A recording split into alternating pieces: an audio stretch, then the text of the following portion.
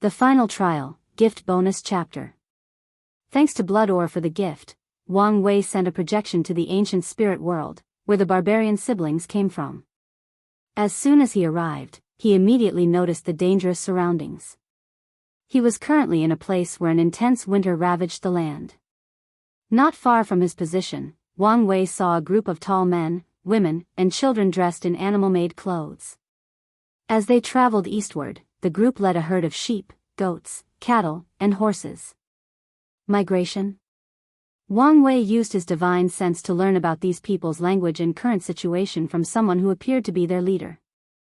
He learned this man was called Batu, and these mortals belonged to the Bata tribe, ruled by the monk dynasty. According to the custom of this world, only one person worthy enough can have the name of the tribe, symbolizing their status and strength. Every few years, the 3-year winter arrives in their region, and under the monk Khan, ruler of the monk dynasty, all tribes must migrate to an area more suitable for living. Wang Wei spread his divine sense to the surrounding area and learned many things. The ancient spirit world is ruled by the barbarian race, while other races are the minority. This world is not friendly to mortals as there are natural disasters all over the entire world. Things like winter that last dozens of years, heat waves that would turn the most luscious forest into deserts, non-stop rain for years, rainstorms, thunderstorms, tsunamis, and myriad other terrible natural disasters. The mortals have adapted to the world by becoming nomadic societies that constantly move from one region to another. Meanwhile, cultivators will live in these severe regions and use the environment to temper their bodies. As such, body refining is very prominent in this world. Additionally, teleportation across regions is very difficult and reserved for powerful sects because of the abnormal weather. Space resources or abilities are precious in this world since most cultivators cannot teleport in the ancient spirit world until they become supreme. The situation subsequently results in animals and the demon race becoming the main form of transportation. In this world, having a good horse or demon ride is something to brag about. Wang Wei's projection teleported far away, trying to gather more information about this world. The most powerful emperor lineages of this world had 12 great emperors, while the second had 11, and it was the one the siblings originated. So, the 12 emperor curse exists, thought Wang Wei as he analyzed the information. Based on the history, he could detect that this world once had a 9 emperor curse after the Setsun tribe cultivated their 9th emperor.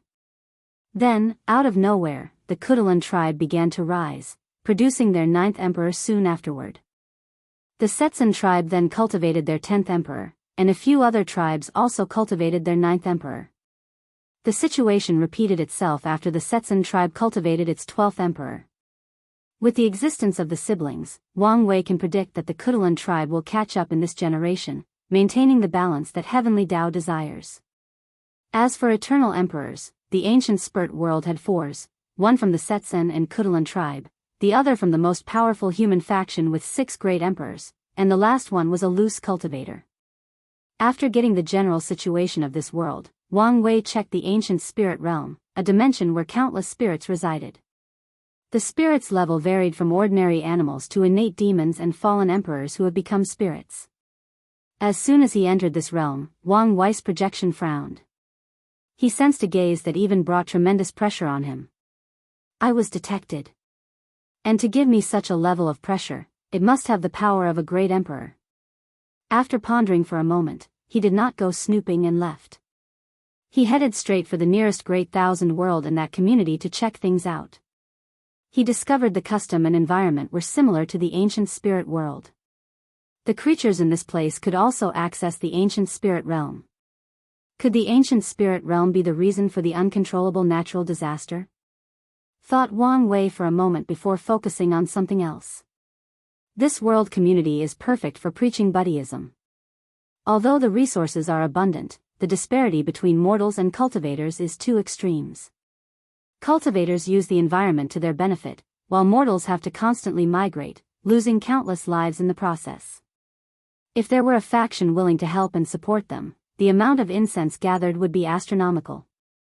However, Wang Wei was worried about the ancient spirit realm as he felt something was wrong with that place. It could become a stumbling block in his plan. Let's try, but do it slowly. After making a decision, Wang Wei sent a projection to the star beast world. After spreading his divine sense, a slight surprise appeared on his face as he appeared outside of the atmosphere. A planet? He looked in the distance, and he saw many more planets. He teleported over there. There were many races, including humans, demons, spirit races, barbarians, and many more. He saw planets the size of Earth, some as big as stars, and he even saw many bigger than thousands of galaxies. However, most of those appeared to be artificially created. In one particular planet that was extremely vast, Wang Wei could tell it was the body of a cultivator. A cosmic-based world. The advantage should be its vastness, while the disadvantage is the isolation of different planets, star systems, and galaxies. However, the isolation is perfect for Buddhism to secretly establish a base. He went on to check some of the worlds in the lower realm, and their composition was similar, except way smaller. After getting the information he wanted, Wang Wei finally checked on his chat group.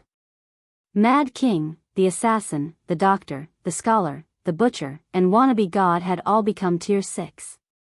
Over the years, the group contacted each other less in a blatant attempt to reduce the effect the group or Lord of Karma had on them. However, they realized how useless this method was when the Mad King suddenly attacked wannabe gods' worlds, wreaking havoc in a sneak attack. Then, the group became weary of each other, planning to protect themselves or attack others. Wang Wei did not spend much time with them but released a mission for these people to help spread Buddhism in their factions. And the reward was very generous and enticing. Afterward, he began to create other subgroups of the chat group based on the Heavenwell community. Wang Wei currently had access to a few communities to recruit people in large numbers. He divided the recruit into 2 groups.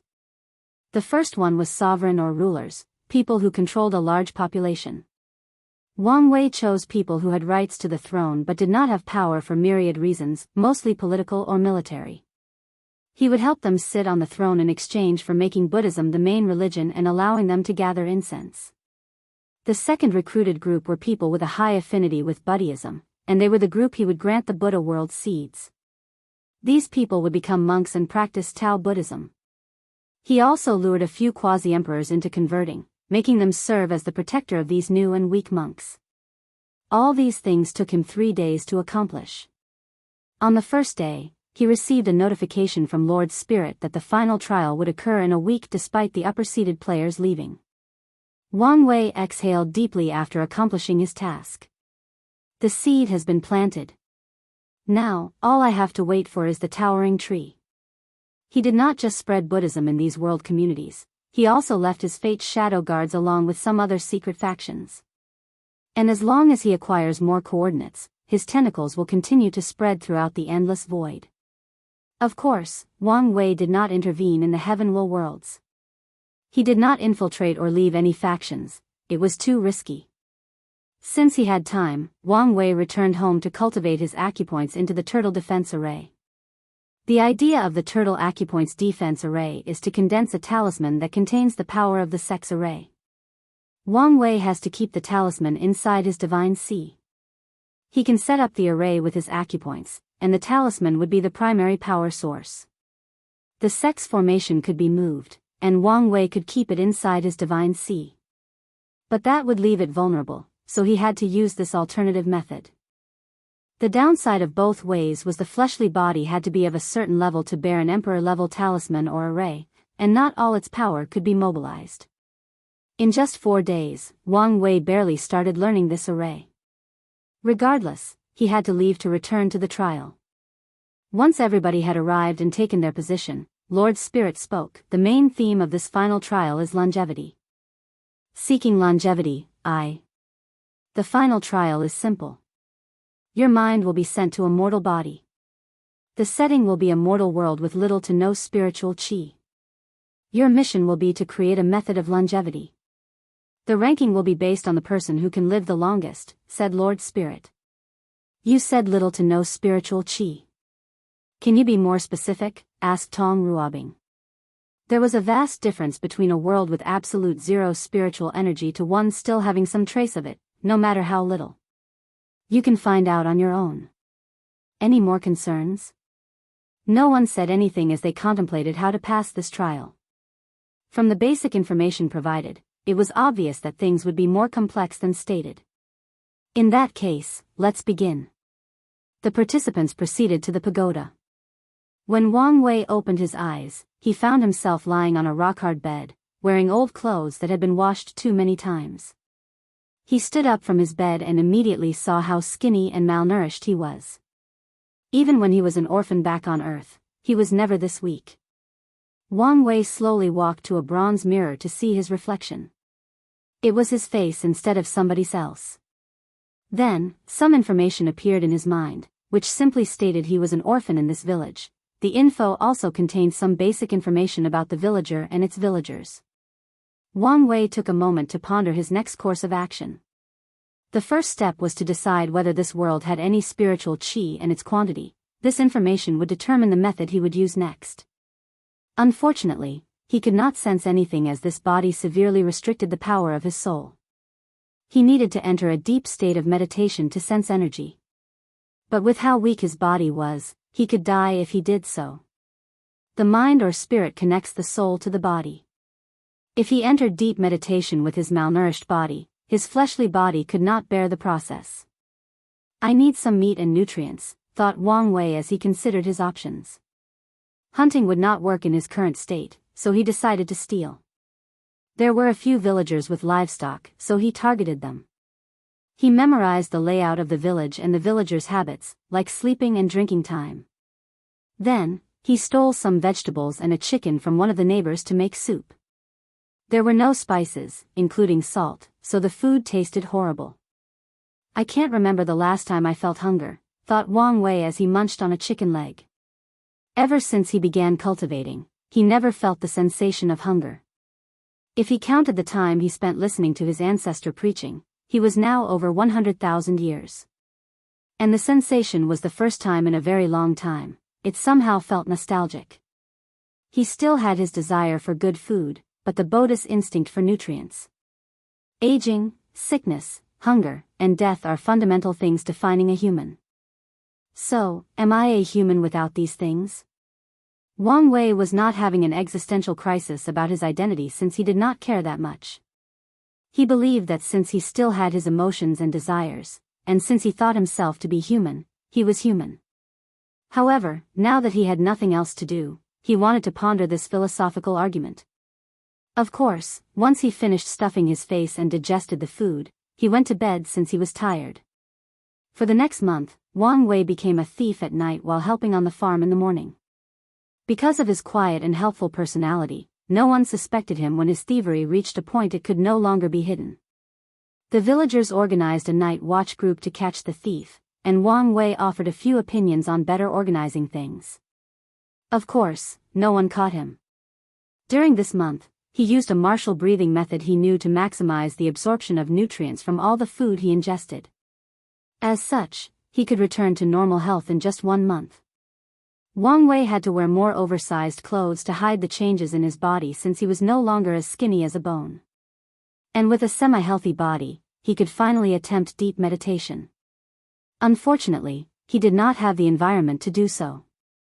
In his current situation, if he was disturbed and forcefully woken up from deep meditation, he could injure his spirit and soul. And he did not feel it was safe to just barricade the hut he lived in since it was not soundproof. With the desire to be cautious, he spent another month digging out a hideout. Wang Wei took this time to build some muscles and allowed the scandal of his thievery to die amongst the villagers before they got the government involved. He took the time to go hunt since he only needed a bow and arrow, and for his new body to adapt to his previous skill. After building the hideout, he attempted his first deep meditation. Usually, Wang Wei could see the spiritual qi between heaven and earth with his eyes. And even if that was possible, it should only require a few minutes of meditation to sense it, or an hour, at best. Unfortunately, he spent more than 4 hours before detecting something. That's how rare spiritual qi was in this world. With how weak spiritual qi is, if I nourish my body with it, I can only live up to 80 years. The energy of this world was so thin that no energy system Wang Wei knew could be used to begin the path of cultivation. And if he only used it to temper and nourished his body, he estimated he could only live a maximum of 80 years. In this world, the average lifespan is 40 to 50 years, so living up to 80 years could be considered achieving longevity. But it was not nearly as good for the trial. I'm sure there might be some herbs deep in the mountain that absorbed a large quantity of spiritual qi. But could I get my hands on one? For the next week, he searched the nearby mountain while hunting. Unfortunately, he never saw any spiritual herb. He also never encountered any animals with spirituality, which would also be a good supplement. Wang Wei then concluded that his luck in this world was average and subpar. I must create a cultivation system perfectly suited to this low-level world. Wang Wei had another option to build a science and technology civilization. Then, use genetic engineering to achieve longevity. But he knew the consequences and decided otherwise. Inside his hideout, he pondered deeply about his next step. Essence, qi, and spirit. These three treasures are the essence of cultivation and the three fundamental paths to achieving longevity. If I follow the correlation between them, I could live a long life in this poor environment. An idea of the way forward began in his mind. Let's begin with essence. Wang Wei began to train his body in martial arts. He used his abundant knowledge to create the perfect exercise for his body. Training requires energy to support the Buddhist evolution. And since he could not rely on spiritual qi, he found another alternative: blood energy. Animals' flesh and bones contain a large amount of blood energy based on their sizes. And through consuming them, Wang Wei acquired the energy his body needed to become stronger. Every day, he would hunt in the forest with traps and his bow and arrow. He consumed the prey's flesh and trained in his martial art. In just 6 months, Wang Wei's body has the strength of 3 cows. He could smash a large boulder with one punch and fight a tiger with his bare hands. Unfortunately, he encountered another problem. He needed to consume the equivalent of 10 cows every day to maintain his training. Although blood energy was a form of energy, it was also the lowest kind with many impurities, making absorbing it extremely inefficient, even with martial techniques to optimize the process. And there was also the issue of impurities. Wang Wei had to spend at least 5 hours a day on the toilet, removing these impurities from his body. And since he was not a cultivator and expunged impurities through his skin, he had no choice but to use the toilet. With the time I spent hunting, eating, training, and shitting, I will never finish the essence refining technique. It did not take him long to realize the solution to his problem: money. As long as he had money, he could cut off the time to hunt and cook, focusing on his training. Furthermore, with money, he could also buy rare resources like 100-year-old ginseng, that are great for nourishing the body. It's like the ancients said, only the rich can practice martial arts. After coming to this conclusion, Wang Wei decided to leave the village to the nearest city to make some wealth. Seeking Longevity, 2, Gift Bonus Chapter. Thanks to Punchtatic 5 for the gift. Xiao Wei, take good care of yourself. I will, Aunt Li. This is for you, said the middle-aged woman, handing him a little sachet with coins. Although it is not much, it should help you. Thank you. Wang Wei directly accepted, knowing she would insist and refuse his refusal. Furthermore, he knew she would not suffer from this slight loss of money. To repay the karma of the livestock and vegetables he stole, he would give a share of his hun to the village while sharing some knowledge about agriculture, allowing the village to yield more in the previous reaping season. Good boy, said Aunt Li as she liked that Xiao Wei was not like other boys, trying to be modest. He knew when to accept help and refuse. Many other villagers came to bid him goodbye while also giving him some gifts, mostly some money or items in their family they believed would bring luck and prosperity. Wang Wei thanked everyone before bidding them goodbye. Then, he hopped on the caravan he had paid that would take him to Spiral Leaf City, a middle-tier city size-wise of the Great Lu Dynasty. The journey took half a month, and they encountered a few bandits. However, the caravan had trained bodyguards armed with weapons. Wang Wei observed the bandits and guards to see if there was any power system, mostly martial art. And there was. But, it was nothing like training the body to increase strength. The system evolved around the moves or martial skills. The head guard and one of the bandit leaders were very adept at the weapons they used, and Wang Wei could detect they had spent years training. Of course, he did not come up with conclusive evidence as of yet, since there was the possibility these people were not privy to this world's power system. After arriving at Spiral City, Wang Wei began to act. He chose this city because it was larger than the smaller ones, far away from the capital they could not easily reach, and it was a port city. The ocean was excellent for business. After settling in an inn, Wang Wei acted. There were 3 families with the most influence in Spiral Leaf City: Liao, Qi, and Yun. With his martial skills, he infiltrated these families' mansions to access their library. Knowledge was precious in ancient times, and he could barely get some information from the surrounding villages. And by reading these old and powerful clans' knowledge, he could analyze the overall situation of this world. I guess I should have expected this, thought Wang Wei as he placed a scroll back where he found it. There was no cultivation or power system in this world, and as he previously observed, martial art was based purely on skills and practice. Extraordinary powers only appeared in the form of certain individuals born with inhumane strength. These people often become generals that can slaughter hundreds of soldiers on the battlefield. He also read of some people who ate weird herbs in the forest and became extremely powerful. Wang Wei sighed in disappointment as he could easily explain these phenomena. The people with inhumane strength are people born with divine strength due to their luck. At birth, they were lucky to absorb some spiritual qi, nourishing their bodies. As for the people who became experts after eating herbs, that's even easier to answer. These people were lucky to acquire the rare spiritual herbs of this world.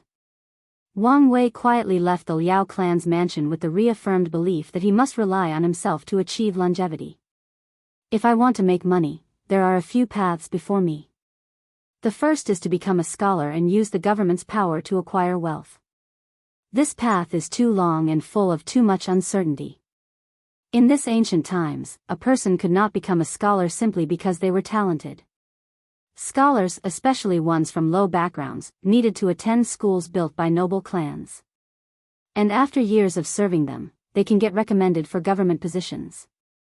If only this world had the imperial examination, thought Wang Wei, even though he knew this might not help. Throughout history, the noble clans have also corrupted the imperial exam. The second path is through the military. With my strength, becoming a mighty general is not a problem. However, if possible, I would like to avoid large quantities of battles. Battles often injure the body. And with the scarce resources in this world, repeated injuries will lead to a decline in lifespan, which was contrary to Wang Wei's goal. So, that only leaves me with the commerce path. Wang Wei studied business in his past life and could create a successful one as long as he analyzed the needs and wants of this city. However, there was a problem. Backing. In this ancient time, doing any business without the proper backing will result in it being taken, or worse, killed. He could predict that if he created a successful business, the 3 families, the government, and a bunch of other people would target him. So, he needed backing. The easiest one is to either use his charming face and marry one of the main branch daughters of the 3 families. But he did not dare. Or, become an underling of the city's mayor, joining the side of the government. And there was no way he would do that. So, he took the third option, create one for himself. And the method was simple and rude. He used his overwhelming martial prowess to conquer all the city gangs, both small and big. He thought a small group of elites his essence refining technique, to create a powerful force under him. Then, after stabilizing his power as a gang leader, he entered the business field.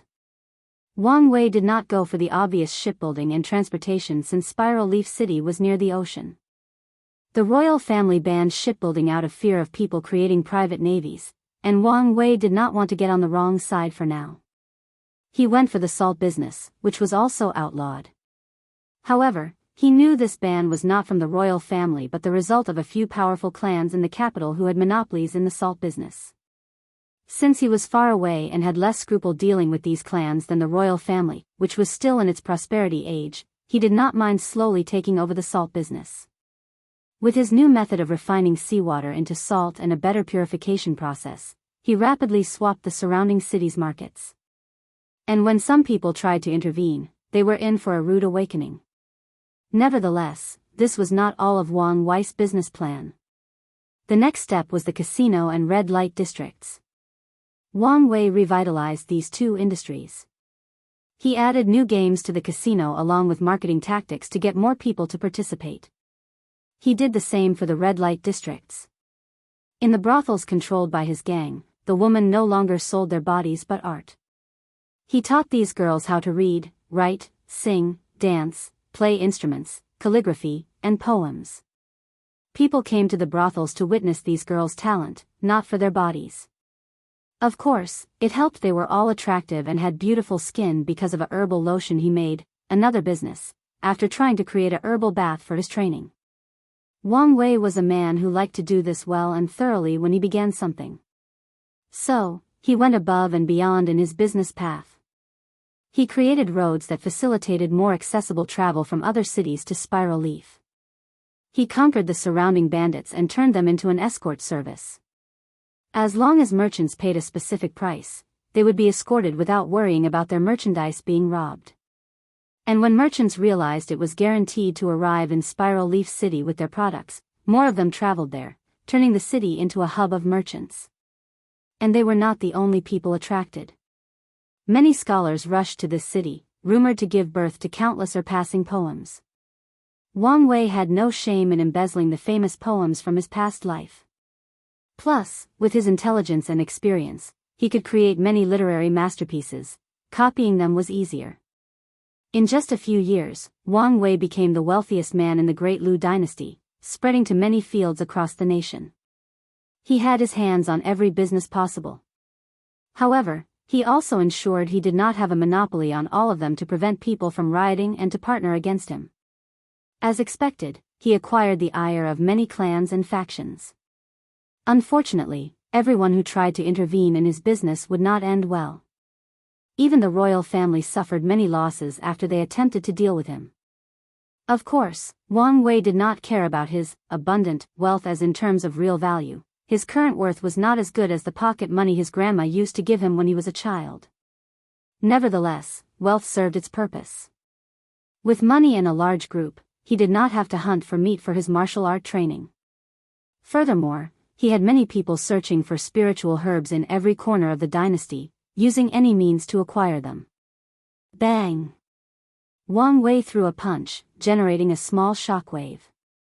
The strength of 9 ox. Is this the body limit of a weak world? He shook his head. It took him 20 years and countless resources to reach the limit of tempering his body, making him 35 years old. And the result was 9 ox of strength, which was on par with the body refining second layer in the origin system. Thinking about how much time he spent on the toilet, Wang Wei felt it was not worth it.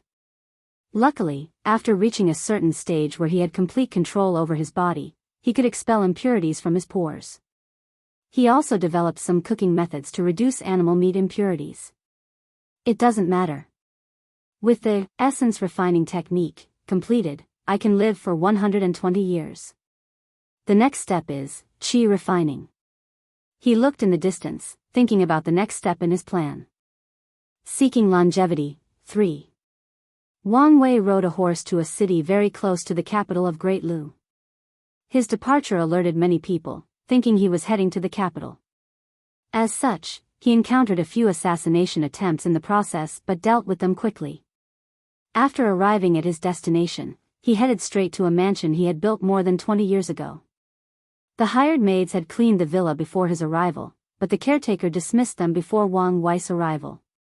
As soon as Wang Wei stepped into the yard, he could feel his breathing was smoother, his mind clearer, and the air fresher. There was a tall and luscious tree in the backyard, and despite the fact it was fall, it still had all its leaves. There seems to be no problem with the feng shui formation, thought Wang Wei. With this world's low amount of spiritual qi and not having access to his spiritual power, he could not use runes to make formations. As such, he had to use feng shui methods of using the surroundings to set up formation and borrow the power of heaven and earth. Wang Wei calculated the perfect spot where spiritual qi naturally flowed in the entire Great Lu dynasty. Then, he built countless cities for the formation, using the current mansion as the core. The result was a powerful qi gathering array to gather all the scattered spiritual qi of the great Lu dynasty. After checking that nothing had gone wrong, Wang Wei went to a sealed room deep underneath the mansion. He locked himself inside before cultivating. After entering a deep state of cultivation, he could sense all the spiritual qi in the surrounding. After gathering for 20 years, there is so little, thought Wang Wei, who was speechless. He could swear a mortal back home passively breathed in more spiritual qi than this entire country. The environment is vital for cultivators. He could imagine how horrible it would be to live in such a terrible environment, trying to cultivate. After shaking his head, he continued with his cultivation. He used the qi refining method he created to absorb and condense the energy in his dantian. After a few hours, he heard a loud boom and saw a small dimension above his navel. So small? Wang Wei decided to complain no longer, as this was not an issue of his Buddhist talent but the environment. And unfortunately, there was nothing he could do about that. In his dantian, he saw a gas floating. It was his new inner qi. Since I've been using a martial art theme, let's call it internal energy. He created this energy based on the true yuan he learned from Jin Chaos World. However, it was of way lower quality. Low spiritual qi also means the laws of this world are incomplete, which leads to a lower power ceiling and many other restrictions, analyzed Wang Wei before continuing to cultivate. Using the remaining qi, he expanded his dantian while also increasing his inner energy. Then, he checked his body. My lifespan has increased from 120 to 250 years old. And once I've completed this stage, I could add more. Wang Wei did not leave his mansion as he focused on cultivation. After using all the spiritual qi, the process drastically slowed down, so he had to use alternative methods. With inner energy, he could finally use some alchemy techniques. He refined the blood energy in meats into pills. With this method, he did not need to eat 50 cows daily but turned them into a pill containing their combined condensed blood energy. Subsequently, he converted the blood energy in the pills into inner energy to continue his cultivation. Additionally, his business would keep sending him some rare spiritual herbs, and he would create qi refining pill to help him. As such, Wang Wei spent years in retreat, only leaving his mansion 3 times to deal with some people who had no eyes and tried to get rid of his resource-gathering business. It took him 15 years to fill his dantian before proceeding to the next stage of cultivation. The human body requires 5 elements and yin-yang to balance. And doing so can prolong life and achieve longevity. Wang Wei followed that philosophy by using his organs to generate 5-element qi and fusing them with his inner energy. The process took him another 15 years of non-stop cultivating, regardless of the loneliness and isolation of this world. After the 5 elements qi baptizement, Wang Wei's lifespan increased by another 50 years for a total of 300 years. So, he proceeded to the yin-yang balance by getting the energy he wanted from the sun and moon. Wang Wei initially wanted to create a high martial system based on star power. Regrettably, he could not sense any star power, most likely, due to the laws of this world. He could feel the energy from the sun and moon, but his body simply could not bear the energy of these heavenly bodies in large quantity. He did a few experiments, and people could not condense sun powers into their bodies and dantian. The pure yang energy would burn anyone to ashes. The sun went for the moon and pure yin energy as it would freeze people to death. He waited under the yard's tree at dawn when the first sunlight appeared. He hurriedly used his method to catch the tiniest of yang qi. Instantly, his body turned red, and an intense heat emanated from his body, charring his clothes. Wang Wei felt he would spontaneously combust and die. Luckily, he swallowed a yin nature pill before his attempt, which reduced the effect. Wang Wei ignored the pain as he fused the yang qi with his inner energy, sublimating it to a higher level. Phew, he exhaled a hot breath. He checked his body and discovered he had lost 5 years of lifespan because of the yang qi damage. He was not surprised as he calculated he would lose more until he absorbed yin qi to balance his inner energy. After that, he will recuperate his loss and gain more. Wang Wei continued absorbing yang qi until he met the requirement. Then, He cultivated at dusk to absorb yin qi until he achieved balance. And as his inner energy flew throughout every part of his body, it removed impurities while strengthening his flesh and increasing his lifespan. The process took him 20 years, meaning he spent 50 years in the qi refining realm, and that was only because it was him. If it was a normal person with ordinary talent or even above average channel, they might never fill their dantian. It's a shame I could not condense a core, thought Wang Wei. His previous plan was to condense his inner energy to sublimate it into a higher form. Unfortunately, due to the incomplete rules of this world, the process did not succeed. So, Wang Wei had to continue on his previously established plan. I need a break, muttered Wang Wei. He essentially spent the past few years non-stop cultivating. Although 50 years was nothing to him, he also wanted to enjoy himself a little. So, he left his mansion to visit his business and the surrounding cities. He even visited the surrounding dynasties since Great Lu was not the only one in this world. His pa had secretly reached these dynasties as he set up the qi gathering formation to gather most of the qi. However, he did not use them since he wanted to use them for the essence refining method. While Wang Wei enjoyed his travel, news and rumors about him spread throughout the entire world. And the rumor was that he was immortal. After all, he was now in his later 80 seconds, but his face had not changed from a teenager in his 20s. However, when people wanted to talk to him or make his acquaintance, he had already returned to his mansion to cultivate. Using his inner energy and reserved spiritual qi, he targeted his Naiwan palace to open his sea of consciousness. The process was tedious and lengthy, but he eventually opened a small space, gaining access to his spiritual power. In the cultivation room, Wang Wei suddenly floated in the air. He used his spiritual power as telekinesis to levitate. Unfortunately, he could only fly for about 10 minutes before running out. After shaking his head in dismay, Wang Wei continued to cultivate. He used his inner energy and remaining qi to expand his sea of consciousness and increase spiritual power. Phew, he muttered. At this rate, I'll never be able to condense my soul. He now had a lifespan of 800 years old, but he did not think it was enough to win this trial. While thinking about his next step, he suddenly sensed something and looked in the distance. He smiled, I guess I don't have to go myself. He left the retreat room and walked to the yard, and waited. Less than a minute later, a young man walked into the yard. The latter instantly became shocked after seeing Wang Wei. World's richest man, Wang Wei, should be 103 years old this year, but he looks younger than me. The rumors were true, through the young man, as a decisive look appeared on his face. He knelt on the ground, shocking his entourage. Immortal, please help me. Seeking Longevity, 4, Gift Bonus Chapter. Thanks to Grum for the gift, the young man's entourage wanted to stop him but feared offending Wang Wei. So, they stood frozen, indecisive about what to do. Meanwhile, Wang Wei calmly looked at the young man kneeling on the ground. Your fourth prince, Kong Rong?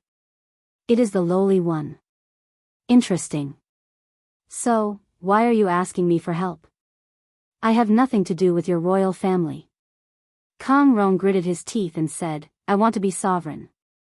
Your Highness, yelled his companions as they looked around to see if anyone heard. And despite not seeing anything, they were worried since these words could be considered treason and lead to their master's death along with all his retainers, them. Kong Rong ignored and continued. He understood this might be his only chance. And when speaking to someone as powerful as the world's richest man, he had to be direct to have an opportunity. I know, an immortal as high and mighty as you might not care about the affairs of the mundane world. But to me, this is everything. You're wrong. After all, there is a reason I have so much wealth. Kong Rong smiled while remaining in his kowtow stance as he understood the meaning behind these words. He had a chance. Immortal Reverend, I will give you whatever you desire, as long as you help sit on the throne. Kong Rong had no choice but to use this extreme method. He had more than 40 brothers and sisters, but only 5 were eligible to compete for the throne, and he was one of them. Amongst all his 5 brothers, he was the most qualified. He was more intelligent and had the best political, economic, diplomatic, and military sense. He cultivated the best retainers to help him in court and even gained the support of many people in the dynasty. Unfortunately, his father hated him for some reason and did everything to reduce his power or give his brothers the advantage. Kang Rong could not understand why his father hated him so much. At first, he thought because he was the product of a lowly maid.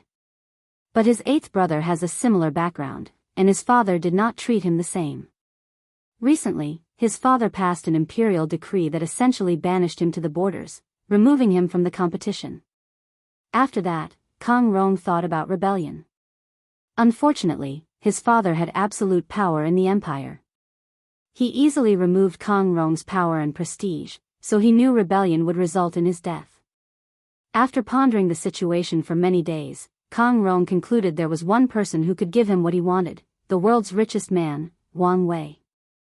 Only this man who controlled more than 70% of the world's wealth and an unknown army of martial artists with superhuman strength. So, without hesitation, he took his most trusted subordinate and traveled day and night to meet his legendary man. Kang Rong instantly knew he had made the correct choice after seeing how young the person was for his age. "You understand the consequences of making such a deal with me?" Wang Wei asked. "I do." He understood what might happen to have an immortal by his side. He might turn into a puppet ruler. Nevertheless, he wanted to take the risk. "Very well. Let's discuss things in the capital." Wang Wei waved his hand to wrap Kang Rong and his group with his spiritual power and flew to the sky, shocking the group. Kang Rong took a deep breath to ease the fear and excitement he felt from the sensation of flying and the awe he felt for Wang Wei's power. Meanwhile, his entourage almost screamed out of fear. Luckily, Wang Wei blocked their mouths. The capital was close to his location, so they only flew for a few minutes before arriving at their destination. If Kang Rong had looked closely, he would have detected Wang Wei's face was paler than before. The short soaring session while carrying 3 people and himself almost drained his spiritual power. However, it was necessary to show up and instill fear in Kang Rong, ensuring he won't do something stupid after he gets what he wanted and forcing Wang Wei to waste time and eliminate him. After returning to the capital, Wang Wei asked Kang Rong if he wanted to get the throne using the fast and ruthless way or the slow but more benevolent way. And he chose the latter. The next day, the king and his 4 other brothers became ill, and no doctors could do anything. Kang Rong began rapidly taking control of the dynasty's military and political powers. With Wang Wei's martial art legion, he was unstable. However, Wang Wei also used a secret method to prevent internal chaos and confusion. Then, after taking all the power, Kang Rong blackmailed his father to pass the throne to him rightfully. The king had no choice since his son had the only solution to the poison he was affected by. Finally, Kang Rong rightfully took over the throne. But he did not immediately kill his father. The antidote to the poison required constant doses to prevent death. However, the same could not be said for his brothers. The first thing Kang Rong did after taking the throne was given Wang Wei the title of national teacher before creating temples for him. There was a main temple in the capital, with countless scattered over the dynasty. Wang Wei stood inside his temple, looking at the sky. "This world's spiritual qi and law are so low that I cannot even condense qi luck." He could see a bunch of scattered invisible golden motes flying from different parts of the dynasty into the temple. "Even if I gather this entire world's luck, I could only increase my lifespan by 200 years. He shook his head before walking into a room where he saw myriad floating white and red energy orbs. "I can still gather incense, but the quality is so low. Not to mention all the impurities." Wang Wei took the incense to refine it. He removed the impurities and used the remaining to accelerate the spirit refining. Meanwhile, under his orders, Kang Rong began positively changing the Great Lu dynasty. Wang Wei gave him a book containing detailed things he needed to achieve to bring a golden age of prosperity to the dynasty. He even funneled much of his wealth to help. The only thing Wang Wei asked in return was for his name to be revered in the dynasty and for people to worship him. And Kang Rong did a great job turning him into the revered immortal guardian of the dynasty. He did not hesitate to give him most of the credit for the social changes that happened in the empire. There is even a holiday to worship the immortal guardian. Today, Wang Wei opened his temple for the first time since Kong Rong's enthronement. He never left or met with anyone. If he wanted to communicate with others, including Kong Rong, he would use his divine sense. He opened the gate, and two people walked in, an older man and a younger man. The older man looked at Wang Wei with complication in his eyes before kneeling on the ground, with his head directly on the ground, shocking the younger man.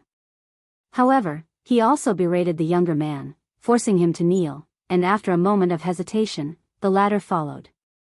It's been 40 years since we last met. Yes, immortal Reverend, and you have not changed a single bit since then. The same cannot be said for you. You're now a dying old man. It doesn't matter, replied Kong Rang. I'm satisfied with my life. So, you're here for your son.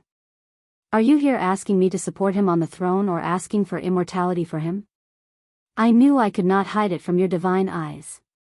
I am here for both. People who sit on the throne cannot pursue longevity. Their greed and power are a recipe for disaster, and I don't want to create more trouble for myself, Wang Wei replied calmly. If you want, I can teach one of your children a part of my inheritance, but it cannot be the one on the throne. These words surprised Kong Rong as he was prepared for rejection and the possibility of facing the immortal's wrath.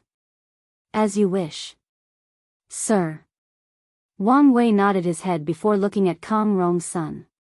It's time for the dynasty to conquer this world. Follow your father's example, and you will be forever remembered as a wise sovereign in the annals of history. The young sovereign immediately became excited, ignoring the disappointment he had previously felt. Although he could not live forever, he was happy to pursue eternal glory. Kong Rong left with his son to prepare for the expansion. He was too old but could still provide some wisdom when needed. He also did not forget to bring another one of his sons to the temple. Wang Wei looked at the 13th prince before him and said, I will tell you directly. Cultivating immortality is boring, long, and requires hard work and dedication. But even then, you might fail. Do you still want to walk this path? Yes, Sir Guardian. All right. I'll pass the essence refining technique to you. If you can cultivate it to a certain level, you can live up to 120 years old. Only 120? Can't I be immortal like you? No. Why? Immortal cultivation requires too many resources. The more people who are walking this path, the less left for me.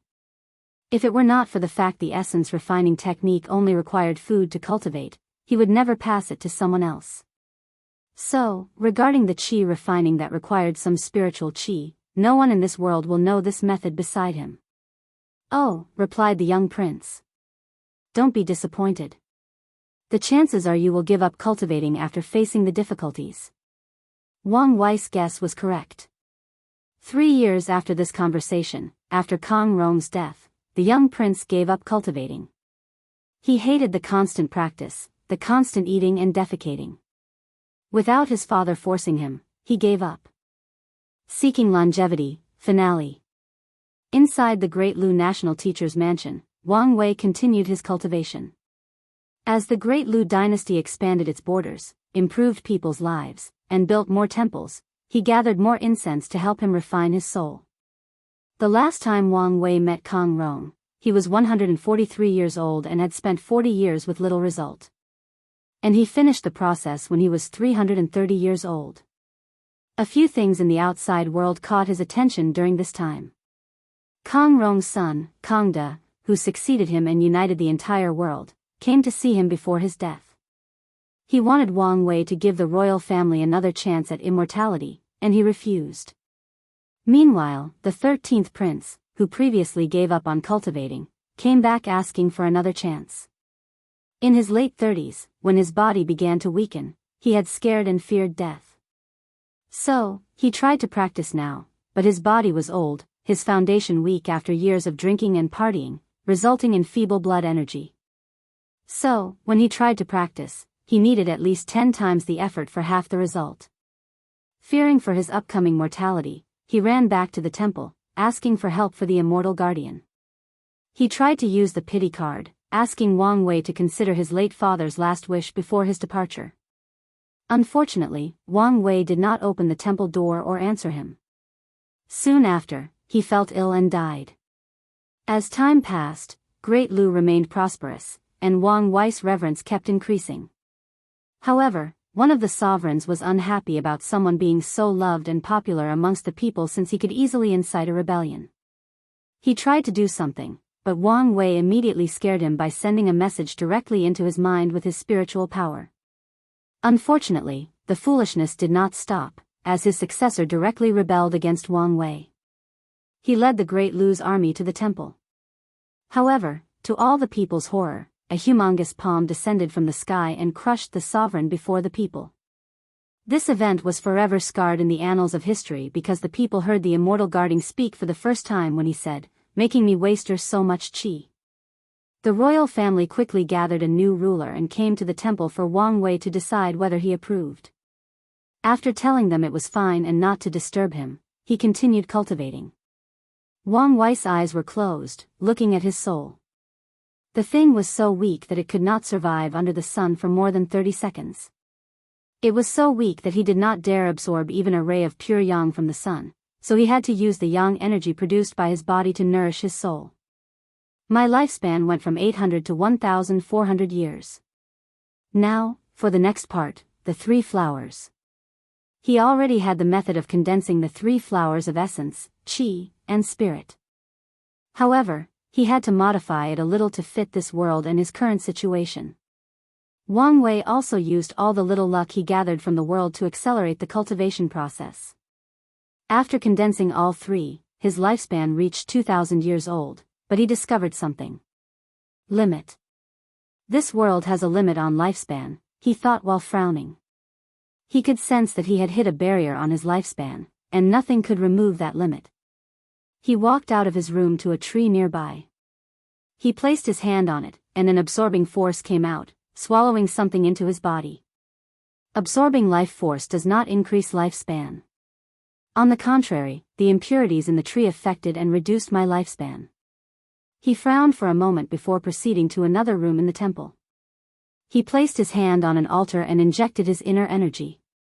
Despite his lack of appearance, Wang Wei cared deeply about Great Lu's expansion and participated in a significant way. He gave specific directions on where his temples would be built and how to do so. His action aimed to use the entire world as a feng shui qi gathering array. He then used all the spiritual qi for his cultivation.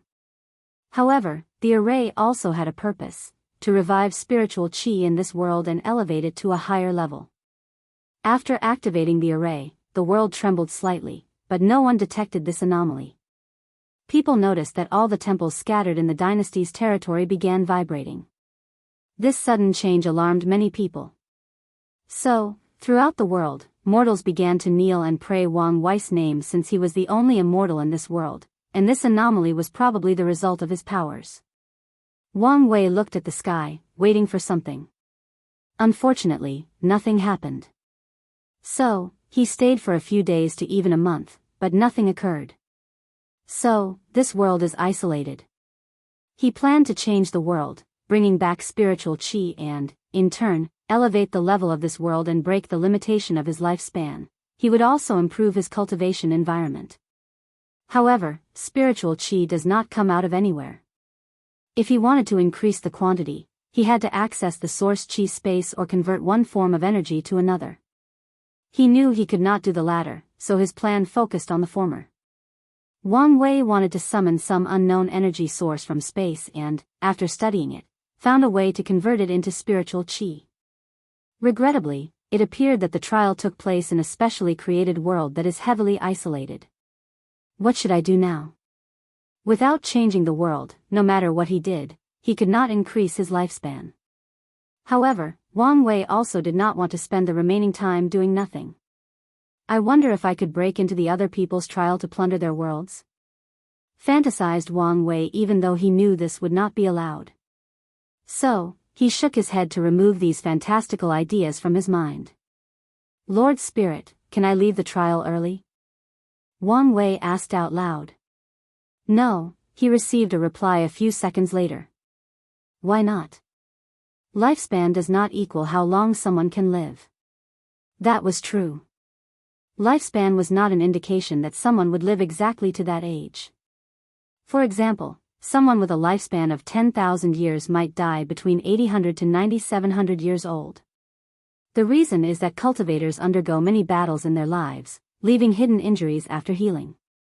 Furthermore, state of mind, emotions, and stress could also affect a person's lifespan. For example, someone with a lifespan of 10,000 years might die between 800 to 9,700 years old. In that case, can you get me access to my body? Why do you need that for? I don't want to waste time. I can use this opportunity to cultivate. Although Wang Wei was not in the supreme realm, where he did not need to access the laws of heaven and earth to cultivate, he had the law fragment from his physique as a replacement. Even if it was 1,000 times worse, it was better than nothing. Wang Wei only got an answer about 5 minutes later. The answer is no. Why not? That's a reasonable request. It is, but I just checked, and it will take too much effort to accommodate you. So, continue to play by the rules. 1,600 years is not long. Wang Wei tried to argue, but Lord Spirit never answered. So, he had to find something else to pass the time. After pondering for a while, something came up. I just had an idea. Why don't I use this experience to create a supplementary cultivation technique? The purpose would be to allow someone to reach the limit of a mortal lifespan, 1 yuan epoch. The origin system sacrifices lifespan for battle prowess, and many other cultivation systems sacrifice something for another. However, he could create a supplementary cultivation system that allowed people to reach the limit of their lifespan. Although he did not need it, such a technique would greatly benefit the Dao opening sect, especially the old monsters who sealed themselves before running out of lifespan. They would all kill for such a technique. Even if I don't get my hands on the deceiving heaven longevity art, this technique will slightly compensate for it. With excitement, Wang Wei entered seclusion to cultivate. For this, life limit art, he did not have to start from scratch as he could use his experience in the trial as guidance. Wang Wei stimulated the environment of the myriad emperor world in his mind to create this technique. The first step is also essence refining, except he used the mildest methods to temper the body. The purpose of essence refining is not to temper the body to become powerful but to be extremely healthy and leave no hidden injuries. As for the qi refining stage, he wanted to create a special qi that focused entirely on nourishing the body and increasing lifespan. He wanted to call it longevity qi, but considering longevity resources and the name might be too grand, he decided on permanent qi. Wang Wei did not have the time to create the spirit refining since the trial ended. When he opened his eyes, he was an older man with long white hair and a long beard. And as expected, with his knowledge and never leaving his compound, he lived until 1992 years old. When he opened his eyes, he was sitting cross-legged in a room inside the pagoda. He sighed deeply before leaving along with the others. Final Trials Ranking, Gift Bonus Chapter. Thanks to Grum for the gift. Wang Wei flew to his seat in the middle of the square, and not long afterward, Lord Spirit appeared with a noticeable smile on her face. Let's not waste time and get started. I will show the ranking for this trial from the lowest to the highest. In other words, from the person who lives the shortest time to the highest. I will only rank the top 12.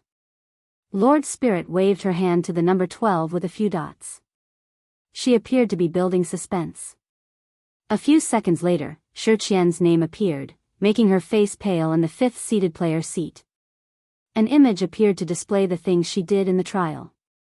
Shi Qian did a basic breathing exercise to absorb spirit qi, but she focused on nourishing her soul and spiritual power. Afterward, she created a method of using karma for deduction or calculation. With it, she found a spirit turtle and raised that turtle with the few spiritual herbs and resources she had before turning it into a herbal soup. The spirit turtle soup raised her lifespan to 250 years, and after years of nourishing her body with spirit qi, she lived up to 300 years. Lord Spirit did not stop and continued to the 11th place, Jianghu Hua. Her method was radical from the beginning. As a demon, she has little to no affection for humans. So, her path of longevity involved absorbing life force from people. Unfortunately, her actions were effective and counterproductive. Human lifespan, as energy or power, was murky and full of impurities. And even when she tried to purify them, her body and soul were severely damaged, and she only lived up to 312 years. The 10th place was the brother of the barbarian siblings, Taoist. The first thing he did was use spiritual qi to temper his body. Then, he used his potent military prowess to conquer the world. As he watched this part, Wang Wei thought the latter would use a method that used luck. But he was wrong. Taoist used his authority as a sovereign to gather a harem of beautiful women, which he then used to practice a yin-yang cultivation technique with them, nourishing his body and increasing his lifespan. He lived to 350 years old. The 9th place was Fengheng. The Taoist priest used a similar method to Wang Wei, absorbing pure yang energy from the sun and pure yin energy from the moon. He created a technique identical to Wang Wei but focused solely on qi refining. Fengheng used yin and yang qi to sublimate his inner qi and nourish his body. His result was the same time as Taoist, 350 years. Wang Wei secretly shook his head as he could see the priest did not use his full ability. The concept of essence, qi, and spirit is deeply rooted in Taoism, so he did not think of it. According to his speculation, the Tai Profound Gate might be one of the few sects that also created a method of condensing the 3 flowers on the crown, and the other was the 5-element balance palace. The 8th place was Mu Lei, whose approach was strange. He created a mass grave and buried himself. He made a method that turned him into a zombie by absorbing the ghostly yin qi released by the graves. The technique was clever but also had a significant flaw. Without enough spirit qi and specific rare resources, the yin qi eventually corroded his body and soul, leading to his death. He survived until he was 387 years. Zombie? Why do I feel like I will encounter something annoying related to zombies? Thought Wang Wei as he watched Mu Lei's trial. However, he soon focused on the next participant. The 7th place went to Kudelin. Her method involved conquering the world to help her gather resources. Then, she created a pool of blood energy and sealed herself inside with a special method. By absorbing the energy, and because she had to use little to no vitality in the sealed state, she survived for 400 years. I'm only 7th, complained Kudelin. Being sealed was a very uncomfortable feeling. It was like she was both dead and aware simultaneously. Time seemed to slow down because of how she perceived it. Her mind was in a murky state where she could not think carefully, yet, she was completely aware of her mind and existence. In conclusion, it was a disgusting feeling to experience, and she could not understand how the people who sealed themselves for countless generations survived. She could foresee the experience was even worse for them. The 6th place was the drunk swordsman, Ji Lanfang. His plan's first step was cultivating the sword while absorbing spirit qi. He focused on training his spirit and soul through the sword. After making some achievements, he began a journey through the world, spreading his legend as a swordsman. He even spread some basic body refining techniques to make martial art more prosperous. Then, Ji Lanfang abandoned his body and fused his soul into his sword, becoming the sword spirit. The sword became a legend in the martial art world since anyone who got their hands on it became a peerless swordsman. The only downside was they would die early, but most people who pursued fame and glory did not care about death. These swordsmen died young because Ji Lanfang absorbed their spiritual power to nourish his soul in the sword. He also guided them in the process, creating the legend that the sword could create master swordsmen. Through this method, he lived for 430 years. Lord Spirit announced Tong Ruobing in 5th place. Her plan involved creating artificial spirit qi using mortals as the energy source for her worldwide feng shui array. Unfortunately, she also succumbed to the issue of impurities and died after living 550 years. The 4th place was Chu Luo. After seeing his method, Wang Wei's mouth almost twitched. Chu Luo turned himself into a cyborg. The method he used was to replace the failing parts of his body with artificial components that he created. For example, Chu Luo would build artificial organs or muscles through weapon refining if they began to degenerate and showed signs of failure. And since the artificial parts had spirit chi and he nourished his soul, he did not have to hurry about his body affecting his lifespan.